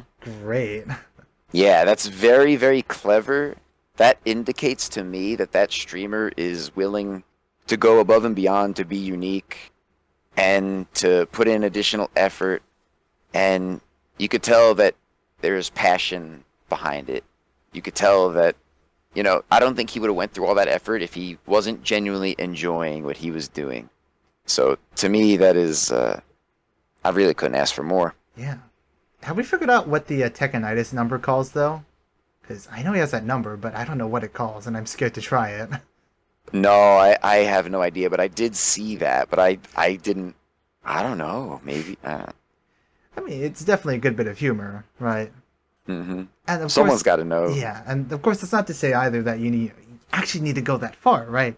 Because that's definitely like I'd say that's 2 steps above and beyond, right? And that's Mm-hmm. a good thing because he can definitely make it work. But if that's putting you way too out of your comfort zone, right? It's good to go definitely out of that comfort bubble, but going too far will inevitably sort of make yourself feel like a fool, right? So definitely take more steps that you're sort of comfortable with, but I think as long as you're putting yourself out there and you're trying to take that extra step and people see that, that's more than enough. And this is something that I've been taught through acting and improv. It's this idea of failing gloriously. Even if you do something and it starts to sort of fall over on itself, there's always ways to make it recover. And even if you can't, then you can still use it to make a good experience somehow, right? You just have to find a good way to play it. Mm-hmm. I agree.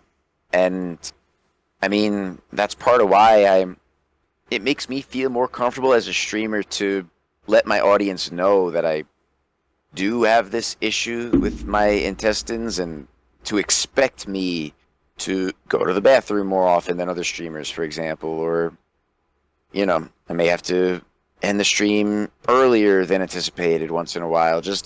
It makes me feel more comfortable, keeps me feeling in control of the situation when I make my viewers aware of these, potential occurrences and these characteristics of myself Right. to let them know, like, hey, this is what I'm living with, and this is the circumstances, and, bear with me if you want. That helps me to stay in that comfort zone, like you were saying. And I think that's actually a useful thing, and that's part of why I'm always, not in a deprecating way, but I'm critiquing my own play as I am playing. I think that shows that I'm not afraid to make mistakes in front of people. That's not what bothers me. I I think it helps me to feel more approachable, I guess, when I'm able to acknowledge whether it's a weakness or something that I'm looking to improve or some form of an undesirable aspect that, I'm trying to work around or trying to make better. I think that I don't think it's unwise to admit that. I mean, obviously you can't tell everyone about everything. That's just not how it works. But in areas where it matters on here, I think that's nothing bad to be a bit more open about the things that you're looking to improve about yourself. Yeah, no, I think being able to be upfront with your community, say for example, right, it's a very important skill, right? Knowing what to tell them, how to tell them it, right, and just letting them know that, Mm-hmm. yeah, this might be an issue, right? So just to be aware when you're coming in, just keep in mind that this may happen, and if it does, it does, right? And I'm being upfront because I want everyone to know this. I want there to be transparency, and at the end of the day, if that changes your opinion, then that's fine. But hopefully it doesn't, and you can maybe deal with this, but just know that it's going to happen. Yeah, I'd rather people like me on here and want to watch me on here for a version of myself that doesn't require me to have to act or to pretend to be someone who I'm not. It just doesn't. That would prevent me from enjoying it. And like we were saying, if I didn't enjoy all this, I wouldn't have even started doing it in the first place. I wouldn't have continued to do it. I wanted to do it in a way that I enjoyed and do it in a way that I'm going to be happy about looking back. Yeah, absolutely. And this is the sort of thing that, well, I mean, it's part of your legacy as a human, right?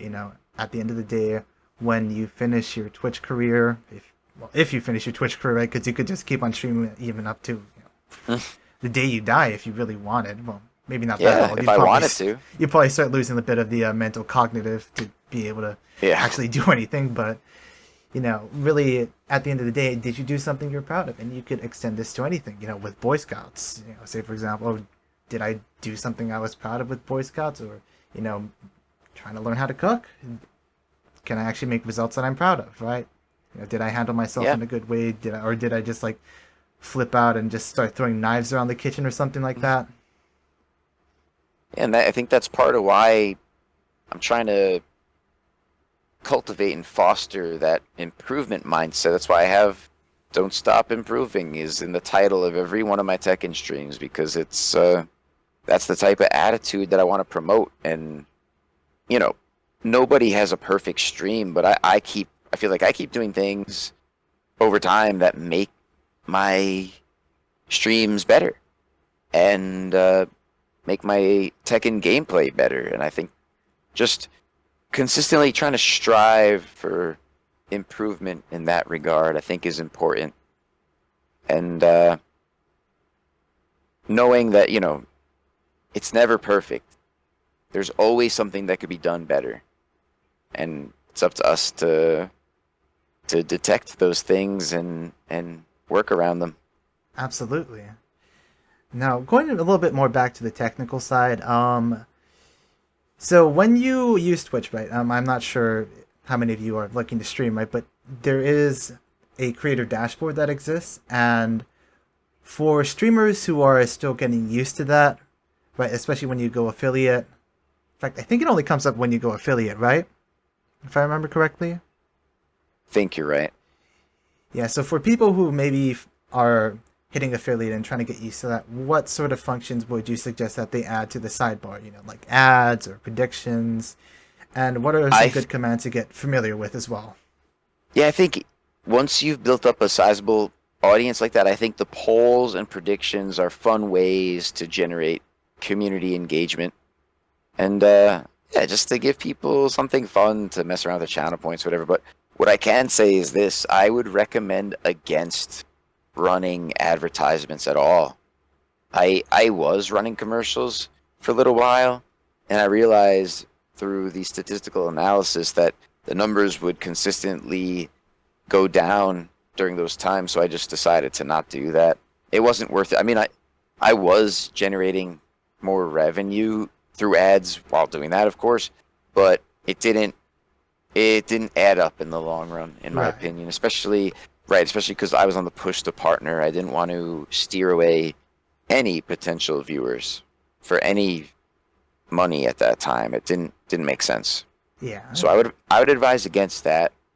And besides that, it's just you could be a more basic streamer. You don't even need to do predictions. You don't need to do polls. I think as long as you're able to communicate with and hang out with your chat in real time and have them react to the things that you're reacting to in real life, then I think you'll be fine. I think those only really begin to matter maybe about when you hit, I'd say probably about maybe 30 people average, right? Because then you have an actual viewer base to work with. So, emote only or, polls or predictions actually get enough people weighing in to mean something. Yeah. Right? Yeah, I mean, you'll know when the time comes, when you reach those numbers, you'll feel comfortable for it. And those are ways that you could utilize the channel points and stuff. Like I have that as a channel point reward, emote only for a few minutes. So yeah, there are ways to use it, but make sure it's appropriate for your current size as a channel. And I would discourage people from keeping on anything like follower only chat, especially not subscriber only chat. I mean, I would just allow any new person to chat as soon as possible, because I've noticed people who chat, especially on their first visit to your channel, are more likely to return in the future, especially if you acknowledge them. I think it's very important, like I said, to make every viewer make sure that they know that they're noticed, and make sure they know that you value their presence in your channel. And like I said, I have a personal pet peeve. I really dislike mispronouncing people's names. So if I'm unsure of how to pronounce something, I'll ask them about how to pronounce their name. I think that's important. And yeah, I think the communication with the chat is top priority mostly all the time as a streamer. At least it is for me.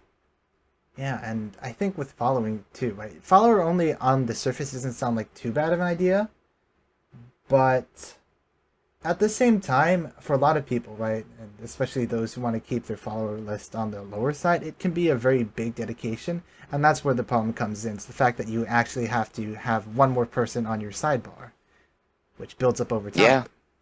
Yeah, and I just yeah, I can't emphasize it enough. You just want people to feel welcomed. You want people to feel noticed as well. And another thing too is you want to have and be able to talk about things about yourself that are interesting, and to show that you have knowledge in areas outside of just the game, perhaps, or maybe you have very, very in-depth knowledge about the game. I think it's impressive to people when you're able to share your knowledge about things in the game, in life, anywhere. Just talk about your favorite things, like you were asking me before, your favorite movies, favorite music. I think engaging with your chat in that way is very, very important. Because that, like I said, that shows that you're a real person too, and that you have things that you like, and you have things that you care about. And yeah, I think that's pretty important.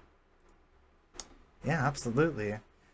And going back to channel point rewards, right? You mentioned emote only. I know there's a few other ones like word bands and whatnot. But what do you think are some good starting ideas for people who are trying to figure out good channel point rewards? And I noticed that the word bans and the no cursing were way more effective when my viewer count was lower. I think it's more fun that way too, and I may retire those channel point rewards soon because they're not as useful with my current amount of viewers. A challenge like that, first of all, I would say to never incorporate challenges that change how you're playing the game at that very moment. Like, I noticed some Tekken streamers have channel point rewards to perform certain moves or to go for a certain setup. I advise against that. I don't want to have any influence on how I'm playing the game at that moment from the chat. However, I do have the backseat gaming tag turned on. I'm not opposed to hearing people's advice about how to play the game whatsoever, or to listen to them if they know the frames of a certain move, anything like that. That doesn't bother me. In fact, I welcome that because my chat helps me to improve at the game even more rapidly. So that helps everybody. And it helps to just spread knowledge about things in the game, because I don't verbalize every single little thing that I do. I do talk a lot when I play it, sometimes. But I think it helps to ask the chat for confirmation if I'm in doubt about something, or just to confirm. I think that's nothing bad, and in fact, I think that's another good way to engage the chat. yeah, and down the line, I know you plan to bring back, of course, the show and tells and a few other things. But are there any sort of new challenge ideas that you have that you might want to try to do with channel reward points? In terms of challenges, maybe I'll consider playing with a different character for a while. That might be something to consider, or to play with the stick versus a pad for a while. That's something. But I don't know if I'd want any more challenges right now.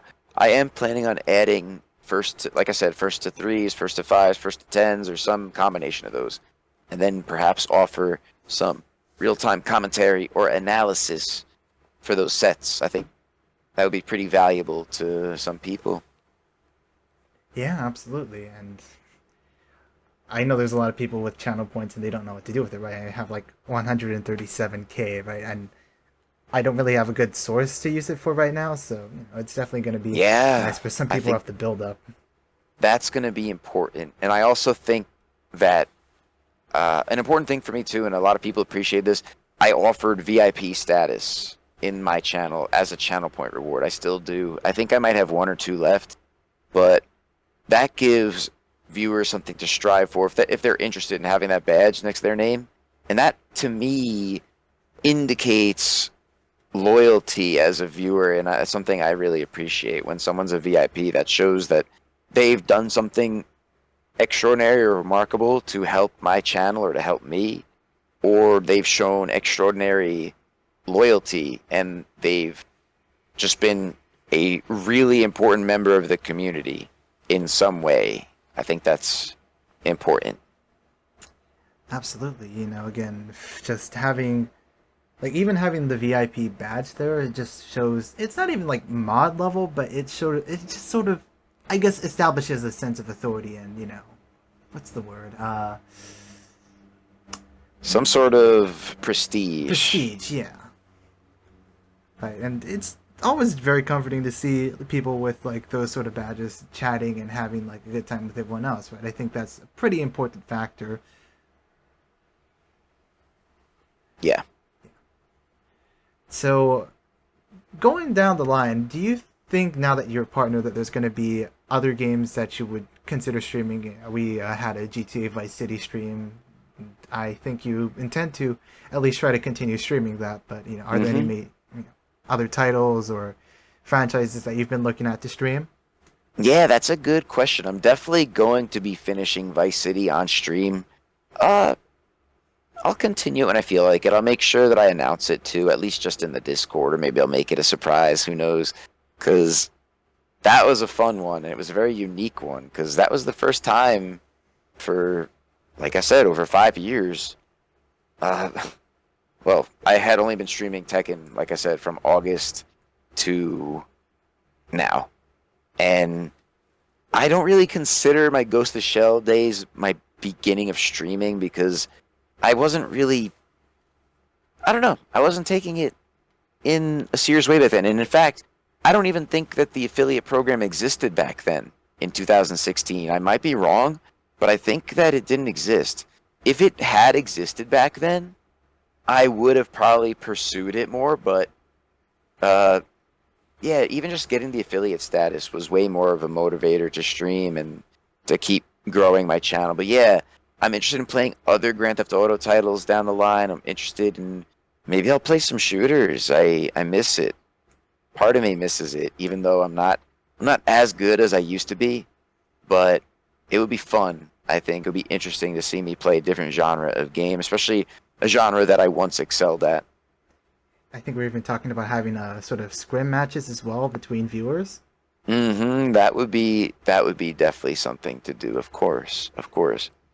Yeah, revisiting other classics here. I think you also mentioned like trying out stuff like Final Fantasy VII on Yes, stream, and I would do that. That might be my favorite video game of all time. In terms of single player game, yeah, that might be.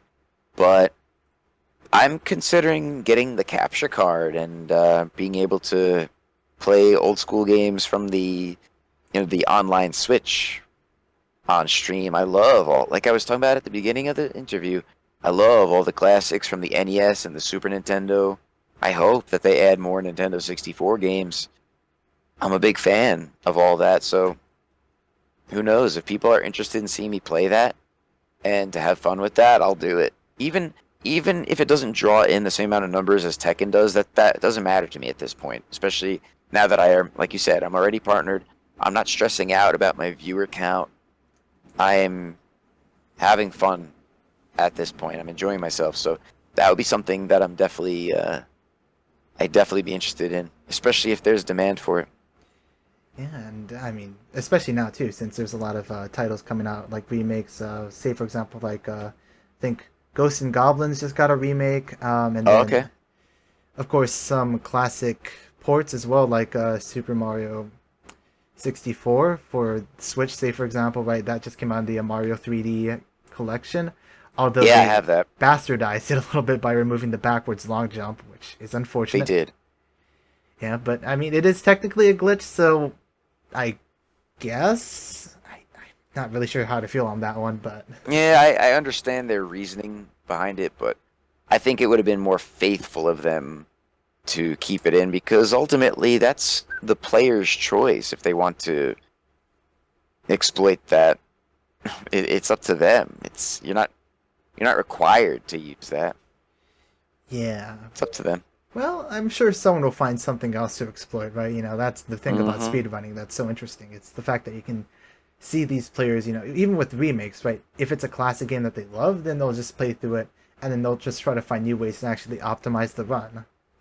Yeah, that's important.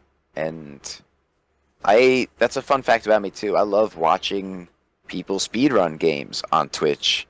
And like I said, I love Twitch and even just on YouTube, I love watching all the speedrunning videos by Summoning Salt and content creators like that. It's just I don't know if I'd ever be a speedrunner myself. I've thought about it, but I don't think I have that sort of patience. And I don't think I'd be able to devote my kind of attention to the chat as much as I'd want to. I'd rather play a game that allows me to talk with the chat more and not in a way where I'm trying to rush through it or stress myself out. Right. I mean, yeah. When you have like extremely stressful situations, like, you know, say for example with like Kingdom Hearts, if you're trying to do like a speed run for like you know, I guess a particularly hard boss, right? You know, you can't look at the chat. You have to just keep your eye on the screen, and even then, you might just get like RNG'd, and then oh well, I guess the run's ruined. Yeah, I don't think I'd enjoy that. Yeah. Man, I don't know how they do it though. It's just so amazing. Just the ingenuity too for like a lot of that, right? Just finding these Yeah, weird things I that are just love outside the bounds. It's, yeah, I love watching it. Like I said, I watch a lot of Twitch. When I'm not streaming, I like to have Twitch on, and I usually, if I'm not watching someone from Tekken, I'll watch a speedrunner most of the time. yeah. Now going a little bit more back to specifically Twitch methods, I've been sort of interested in asking you this because I know you don't have to do this yourself because everyone on the Chenzo channel is extremely generous. It's quite crazy, but there's a lot of other channels that use methods like subathons or donation prizes, Patreon rewards. Like with FeedEx's channel, he has like Patreon tiers for different rewards or, you know, giveaways, other methods like that. What is your opinion on a lot of those methods? You know, what do you think For about me, doing it? yeah, for me personally, I never really felt the need to do that. I never really thought to do that either. I don't know. To me, this was never really about generating revenue. I started doing this back in August as a pastime, and then I only really noticed that it was actually something that I was able to, you know, generate real income from just over time as I was going along. That was never really my intention from the start. It was just very, very, very good that it started to happen. But that could help depending on your audience, depending on what your audience expects from you. I think it would be kind of undesirable if if it would be completely uncharacteristic of you to do something like that, especially like if you couldn't picture yourself doing something like that in real life. I don't know. I don't think I would recommend it, but if it works for some people, then it's fine. But if you have a service to sell that is valuable or important and it is worth other people's uh, revenue, then offer it, I suppose. I don't think there's harm in offering something like that. Just, you know, be reasonable and realistic about it. That's what I'd say. But no, I never felt like I had to do that, and I never really wanted to do that, and I don't think I ever will in terms of just how I feel about this website right now. I don't feel like I'm gonna do that. Yeah, and again, it's not like you really need to, anyways, right? Just Yeah, and that's a part of it. I have been very, very fortunate to have such a generous community and a caring community. I think I really do. I couldn't ask for more. I feel like I could possibly be the luckiest one on Twitch. It's quite possible. Well, as far as I've seen, yeah, you're definitely the luckiest one, but it's well deserved too. No, I appreciate that. Thank you. And going back to Twitch, I guess this is more policy related, and I know that you aren't exactly the biggest fan of this, but what is your stance specifically on how Twitch is handling copyrighted music on streams and Oh, DMC hell. interference, right? And what do you think maybe could be done to make it better, right? Is there any They, compromise? yeah, I wish that they would implement a feature like YouTube does where if YouTube detects that your video contains content from another creator, whether it's a musician or someone else's video, if YouTube detects that, they'll automatically transfer the ad revenue from that video of yours or that part of the video to that content creator. So if you use a song of someone else in your video, the original artist generates some of the revenue, and I really would like to see Twitch incorporate that because I would gladly share some of my revenue with the creators of all my favorite 80s songs or the rights holders of all of them. I would love to do that, and I feel like that'd be mutually beneficial in more ways than one because that would grant those artists and those musicians more recognition and more exposure, especially a channel like mine that plays music from what is now 4 decades ago, and I'm exposing that material to a newer generation. I think that's important. I think that's I do hope that Twitch finds a way to do that. I'm sure they could. I mean, we're talking about Amazon here. Yeah, Think about their music library in the first place. yeah. I mean, there has to be something they could do or something that they're working on in this capacity. It would be very lucrative, in my opinion. It's not even hard everybody. piracy, right? I think that's the thing that's most absurd about it, right? And I'm just against the term piracy itself too, because this is the way I like to think about it, and it's a debate that still goes on to this day. What is considered to be quote unquote piracy right now is really just, I think, a new form of radio, so to speak. Because back in the day, everyone got a lot of the hit singles from the radio. They discovered different artists from the radio, and now with just free music sharing, I think most people will listen to something maybe for free on whatever site, right? And you even see this with Spotify. You don't need to have a premium subscription to Spotify, right? It only just removes ads, basically. That's it. So you discover them on Spotify, and if you really like their work, you become fans of them, you buy their stuff, right? And I think if there wasn't this weird crackdown, you could definitely expand out to a bigger audience. Again, it's not an absurd thing to take a little bit of the revenue if you just directly play their song, right? I think most people would be okay with that, right? I would be okay with it, so I hope that they could implement something like that. Plus, the term piracy itself too I think it's just too extreme. If you think about piracy in the old days, it was like murder, rape, plundering. It was like it's a dysphemism completely. It's a way for them to blow it out of proportion. And oh man, I feel really happy for the people who were fans of mine for long enough to remember the early days back in August, September, and October when I would play my 80s playlist every day on shuffle. It was so much fun, and you could tell, especially when I was really getting into a song and I was happy to talk about the artist and the album. I would like to be able to do that again. I miss that, but I love the Tekken music.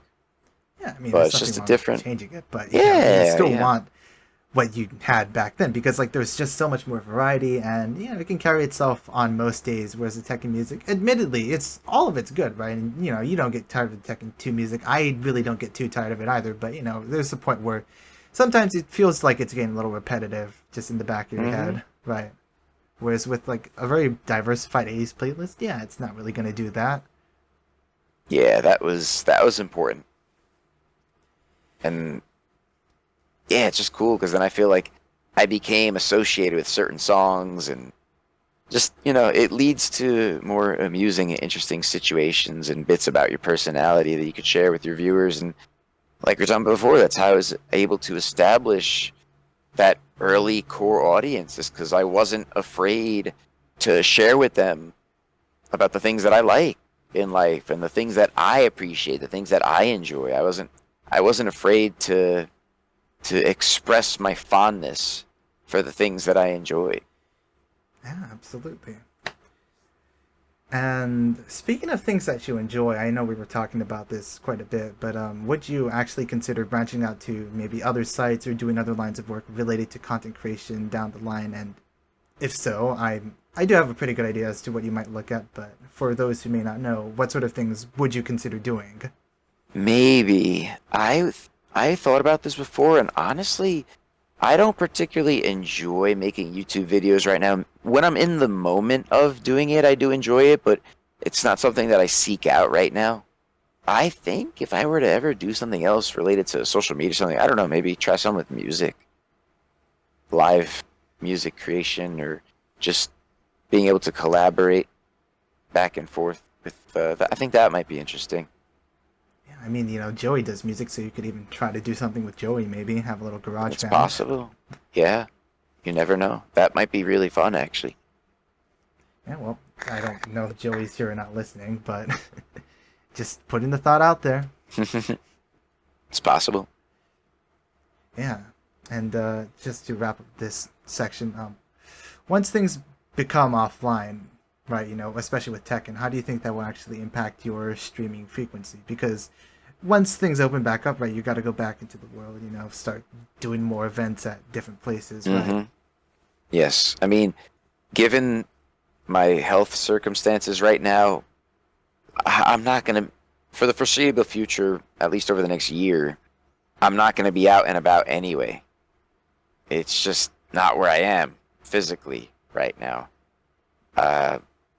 Taking steps to make it better, but it's just not where I am right now. And maybe within 2 years I'll feel better. Let's see. But no, I think I'm going to keep streaming. And I think that might be more beneficial for the channel, because when Tekken returns to the real world, maybe it'll, reinvigorate or re-incentivize people who put down the game for a while and are not really participating in the online scene as much right now.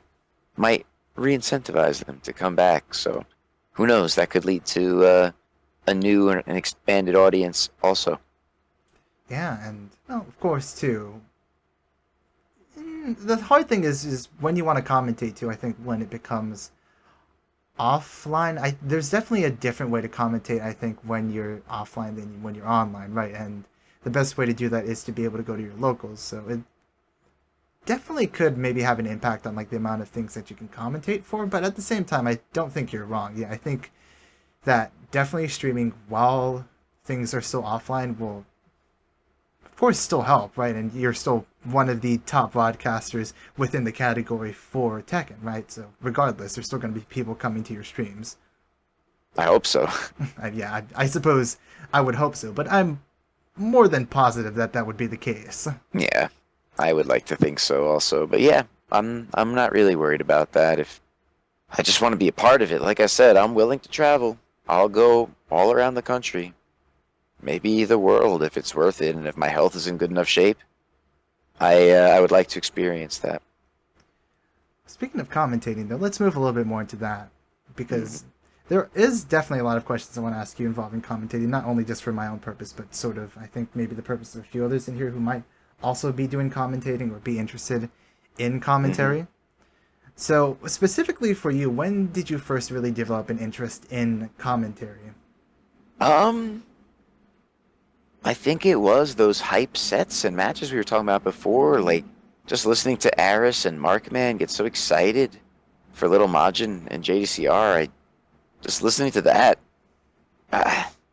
the commentary can really shape the way an online event or just an in-person event is perceived, and I just enjoy talking about the game, and I enjoy playing the game, and I enjoy hanging out with people who enjoy the game, and I just find it enjoyable to devote time to help someone run their tournament, I guess, and just to be able to talk about the matches from my own perspective, and just to show people that I'm having a good time watching it and talking about it. I think it's just really satisfying to me. Yeah, being able to share that passion for the game is definitely something I think a lot of players really want to be able to do, right?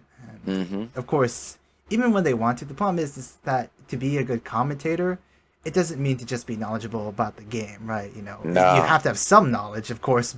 Otherwise, it's like the WCG Aris video that I sent you. Was you get people who are just like, who is this asshole up on the stage? How much is he getting paid to be there? Yeah, you could tell that you have to have some knowledge, but I'm not ever really afraid to confirm information with my co-commentator or with the tournament organizer if I'm unsure of something. And I think that actually helps the audience too, just to share knowledge like that. And it gives my co-commentator an opportunity to, flex a little bit, show their knowledge and show their expertise. I think that's important. Yeah. And yeah.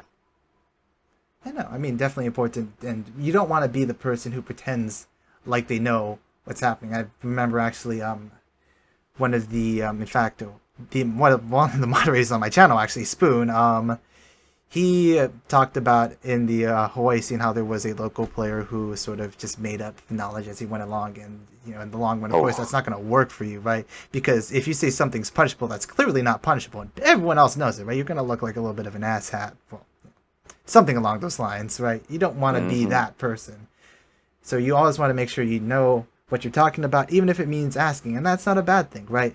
Asking the chat, asking your co-commentator, asking the TO, it's never a bad thing, because at the very least you're trying to be correct, right? You're not trying to be knowledgeable, right? It's not important to be knowledgeable as it is to be correct with what's being fed out, right?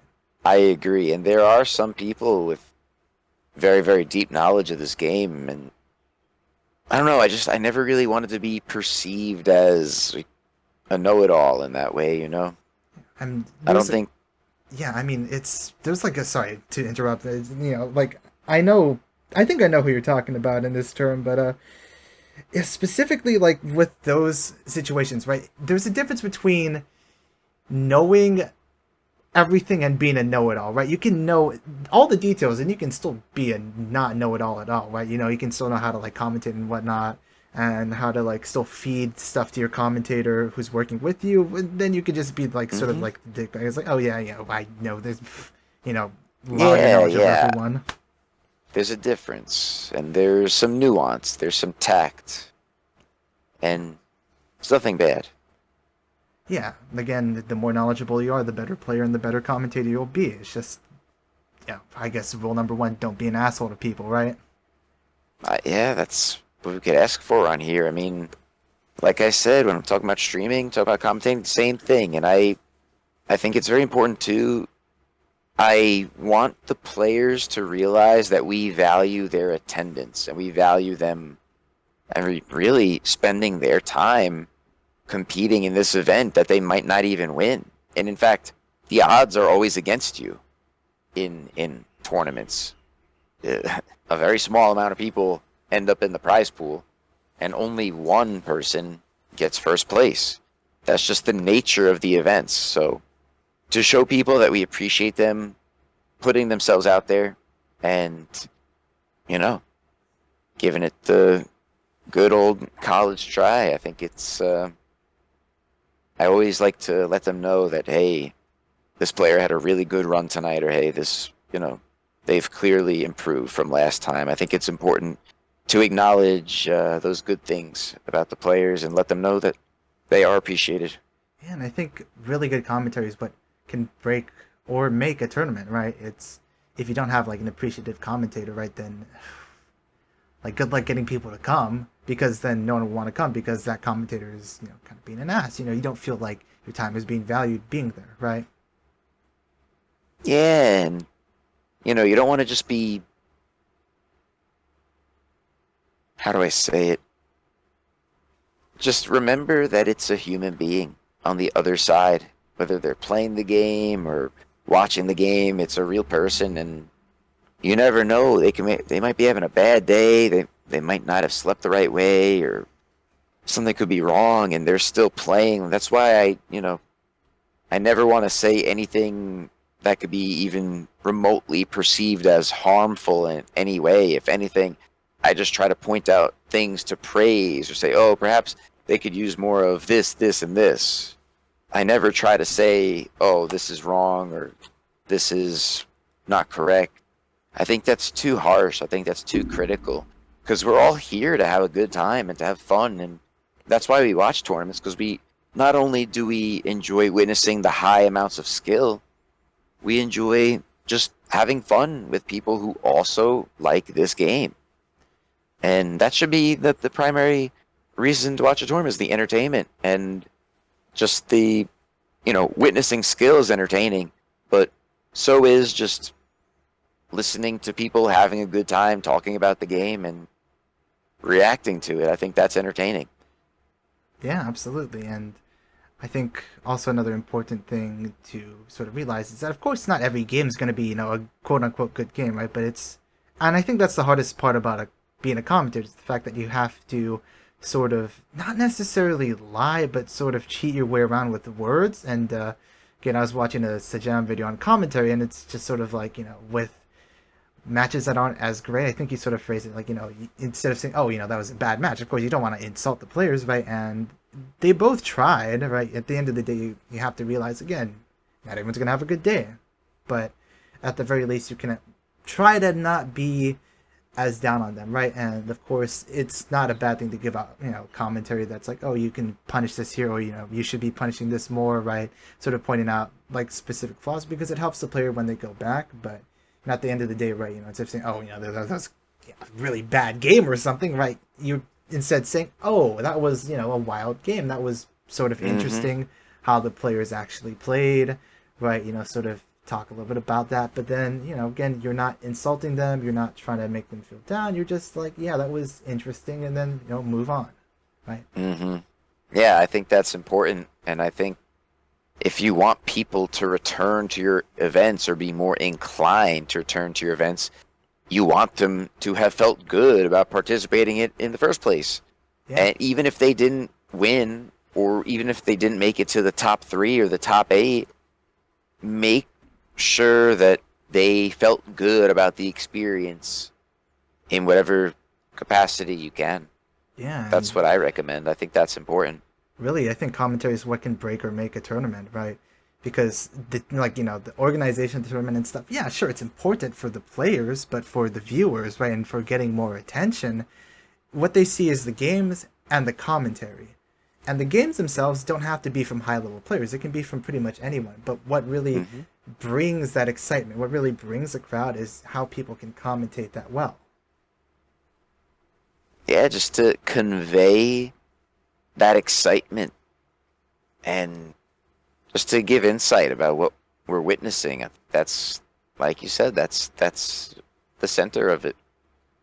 And I just find it fun to hang out with and talk with, and just have a good time with people who also love this game that I've devoted so much of my life to.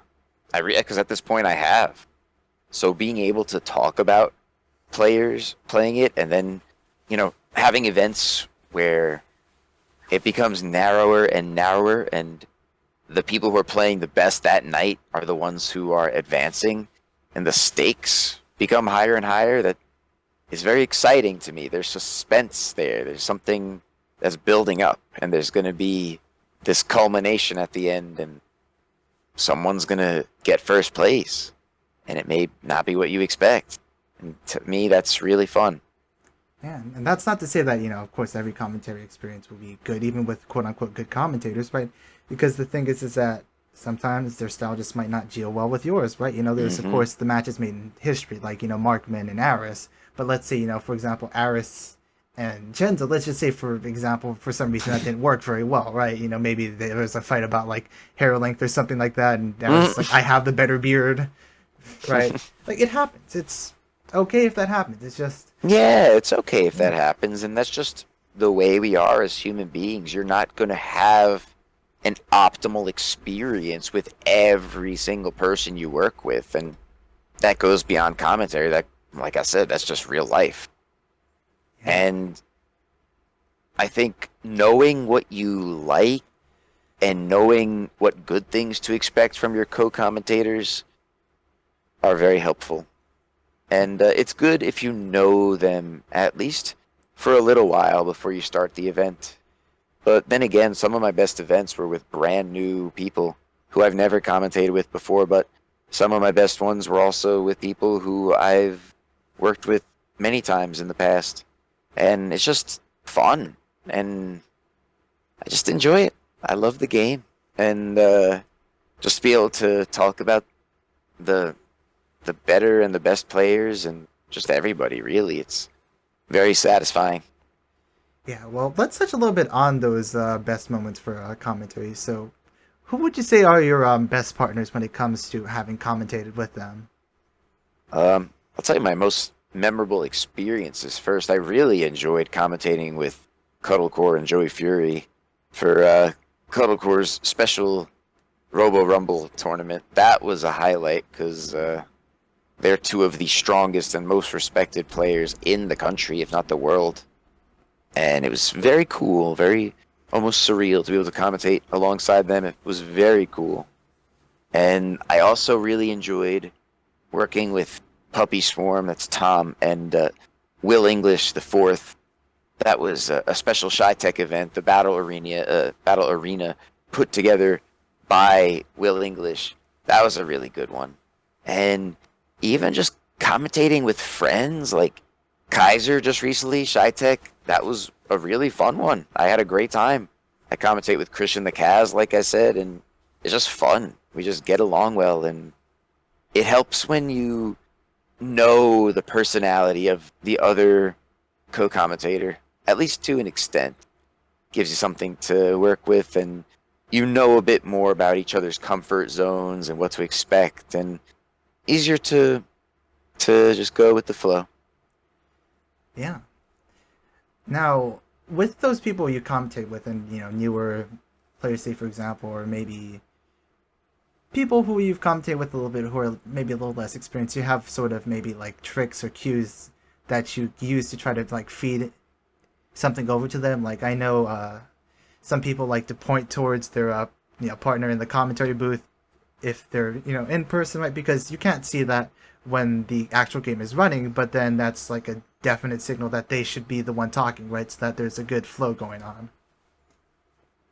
And that's funny you said it, because I've never did that. I never felt the need to do that. I feel like there's always something to talk about or something to ask. Like, even if just talking about prior events and how a player performed then, or who we think the strongest characters are, or who we expect this player to use, or who do we think is going to make it into the top 8. There's just so much, and that helps to establish lore and history behind the events and behind the game. And I think it's important to feature that type of intriguing content, especially for players who are new to the scene or up-and-coming players who are just starting to get into Tekken or just starting to compete.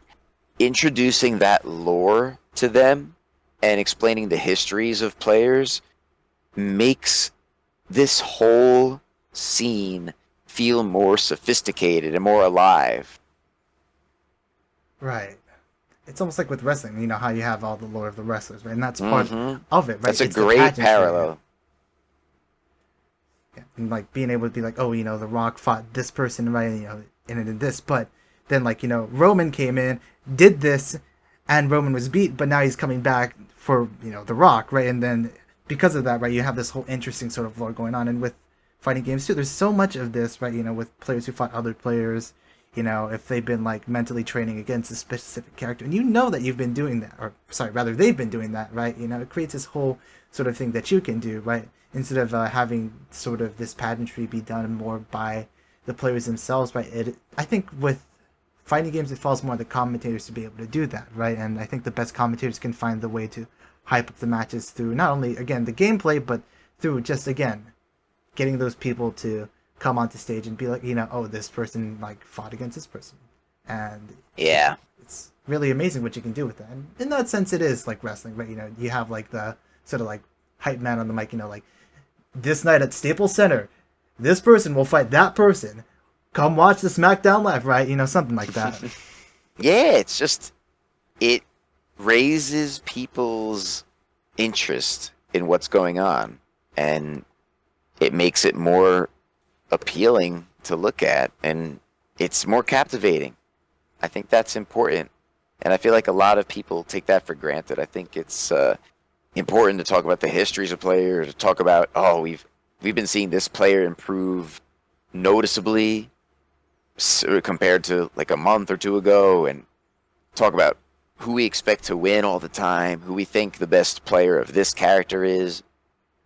To me, that is a really big part of the fun of all of this is just, the rivalries and the relationships. You're absolutely right. It's really a lot like wrestling, because this is a sport, and it's about combat. It's about who comes out on top.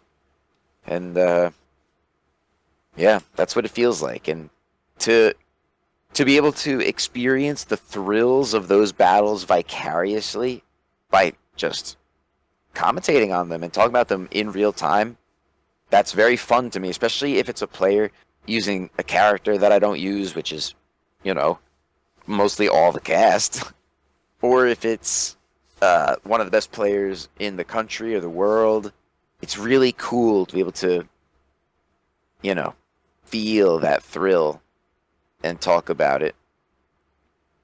And it's not a bad thing either if you don't have a super extensive knowledge, right? We all have to start somewhere with commentary, and I think if you want to practice commentary too, you can definitely start to try to factor that in, because I don't know if you've done anything to specifically practice commentary for certain situations, or for when you were beginning, right? But I know there's definitely a lot of people who suggest getting a YouTube video of your favorite commentary reel and then just muting those people and then just commentating over it, practicing like, oh, hey guys, my name is X and I am here today to commentate the winners finals for this tournament, and then you just go with the commentary, see what you do, record yourself, and then play that back, right?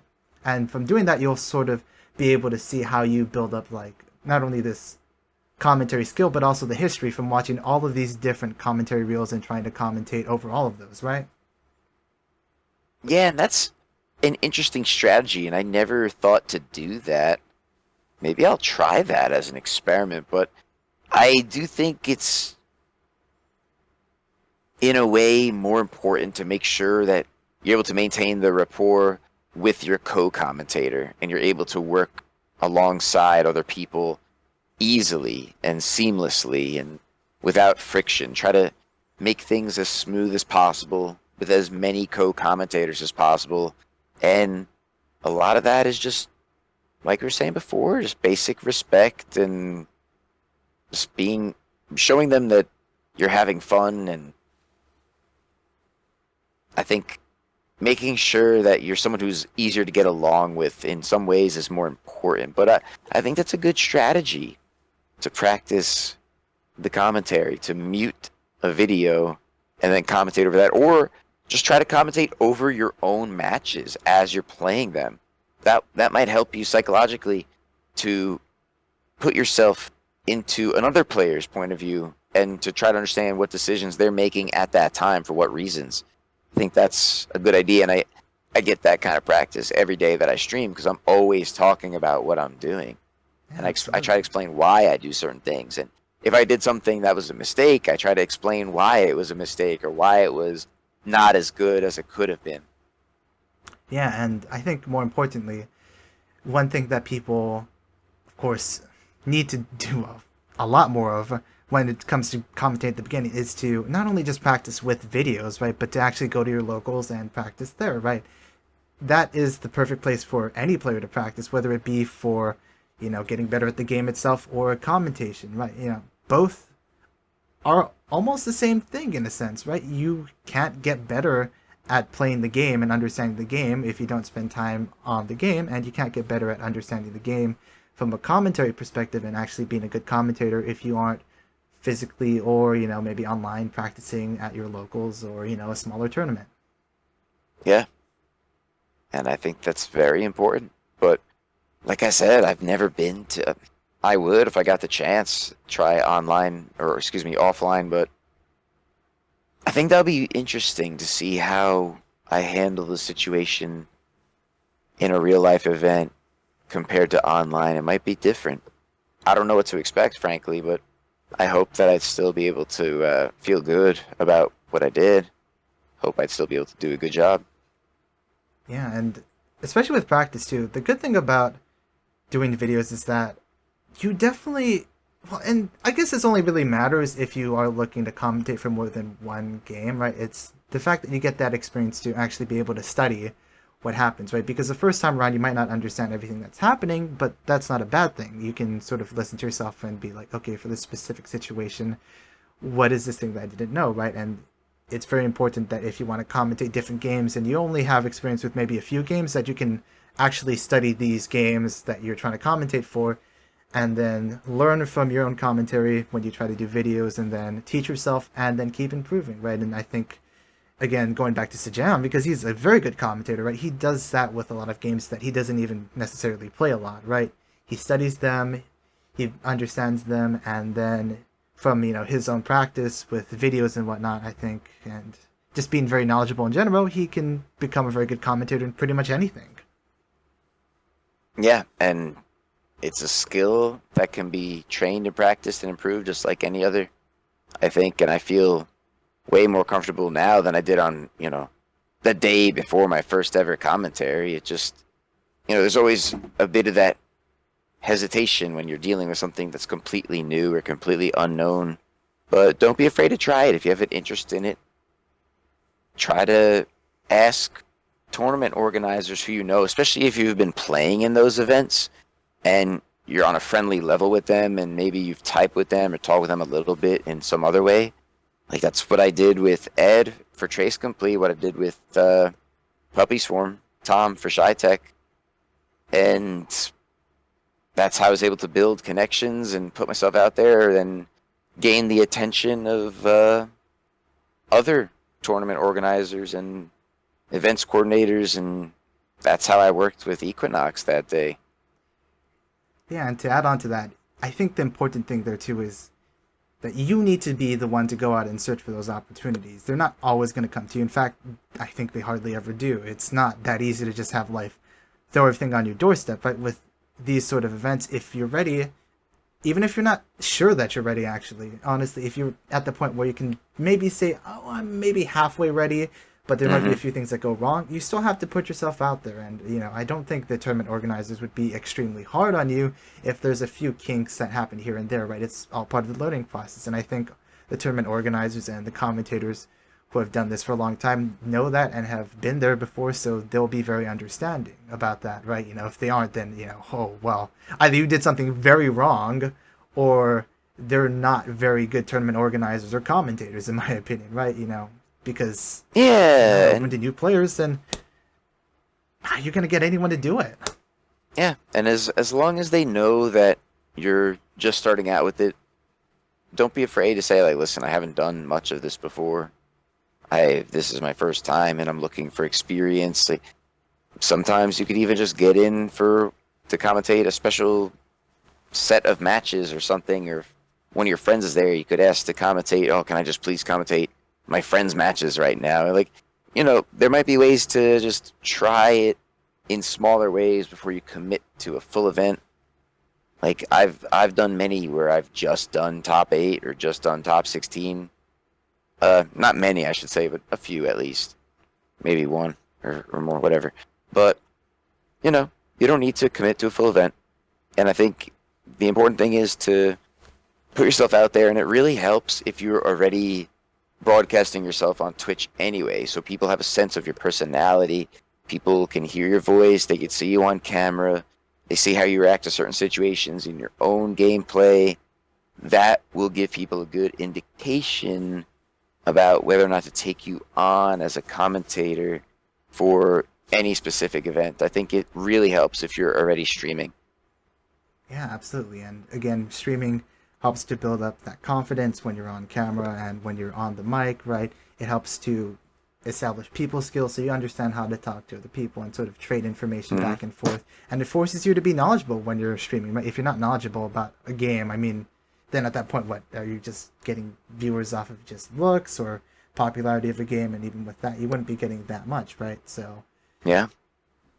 regardless, I think, yeah, it's a very good experience to stream on Twitch if you want to look to get into commentary, right? And they go sort of hand in hand, right? Because especially with a lot of or big events, right? They do their commentary online, even if it's an offline event.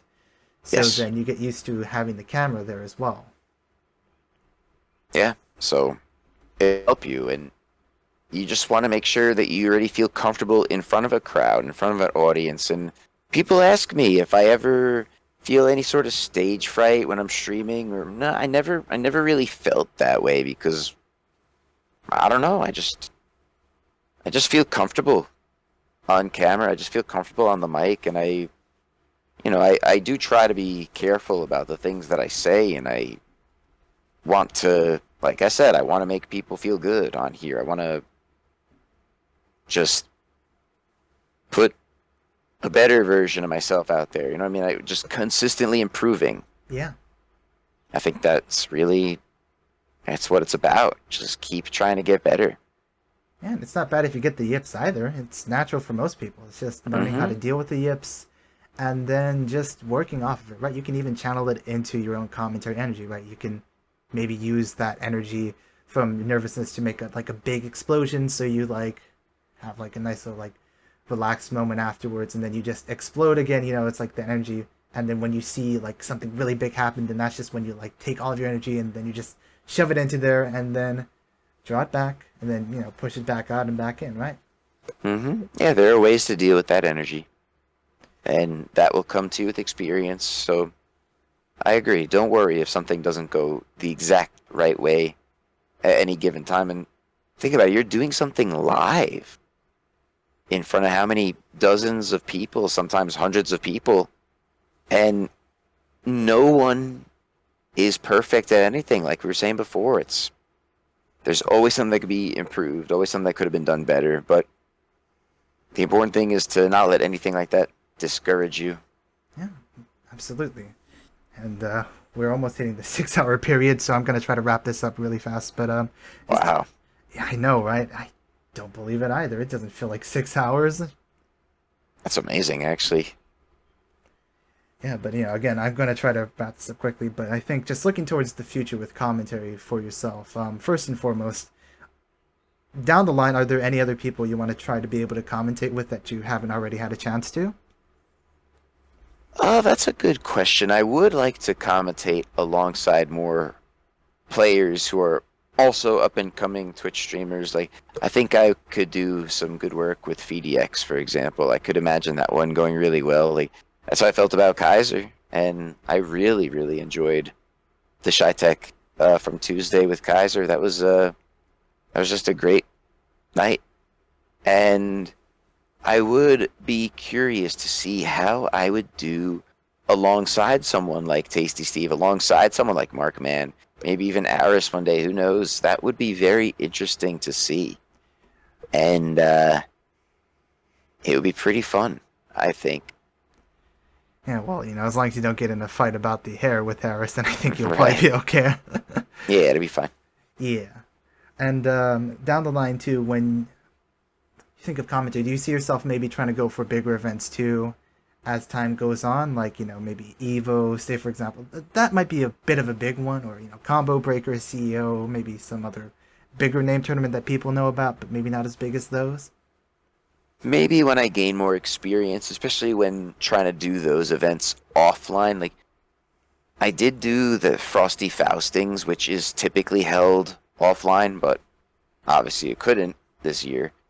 But that was a good one. That was pretty big. I did the pools for that with Shy Tech, and it would be interesting to try to do pools for a bigger event like that in person. I would need to see how I feel commentating in person in the first place, but it would be cool to start off with a pools situation like that for a bigger event. I think that would be make sense.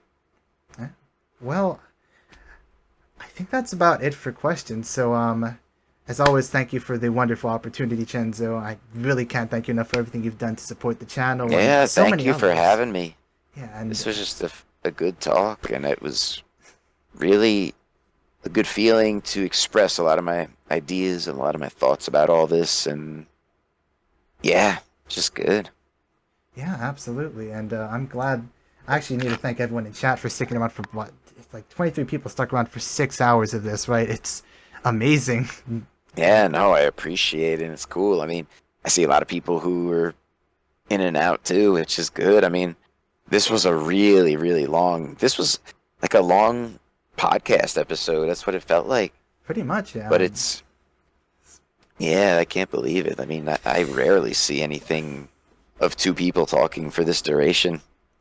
Yeah, well, I mean, if there's one thing anyone should know about me, it's that I can just talk and talk and talk for hours and hours and hours. So can I, evidently. Yeah, I mean, I probably wouldn't stop. Like, probably talk in my sleep, and I just don't know it. But Maybe. yeah, no, I mean, thank you again for everyone who stuck around. But before we really wrap up, if there's any closing remarks or any other potential questions you had in your head that you want to answer for yourself, then now would be the time to do that. Yeah, just come over to my channel if you want to hang out. I'm all about King. I love Tekken. I love Twitch. And yeah, this is me in the chat right here. And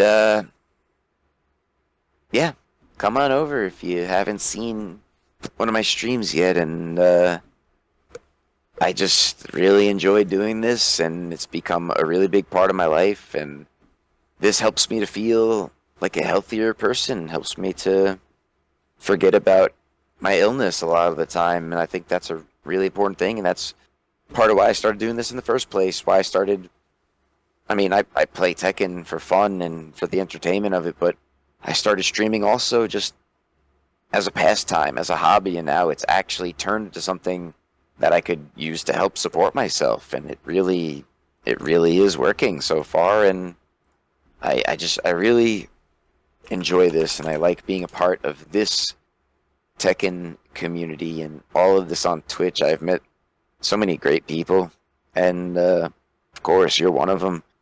And it's just been really, really worth it so far, and I'm not looking to stop anytime soon. Yeah, well, I mean, it's good to hear, and I think everyone here is probably very happy to hear that you plan on continuing this for a very, very, very long time. As long as I can, as long as I feel healthy enough for it, I'm going to do it. Yeah, absolutely. So with that, I think that finishes up our closing remarks. So again, thank you so much, everyone. And if you want to go follow Chenzho, if you aren't already, his name is in the chat, so feel free to click on that and find him on Twitch. And again, he streams pretty much all Tekken, but again, we talked about branching out maybe a little bit, potentially. Mm-hmm. And if you want to also drop your Twitter handle as well, you can find him on Twitter under Real Chenzho. Yes. And, Should I? oh yeah, just put it in chat or a link. Let me do that. Either one works. I could post links, right? Yeah, I think you should be able to. If not, I can probably. Here you go. There we go. And just to be extra safe, let's see.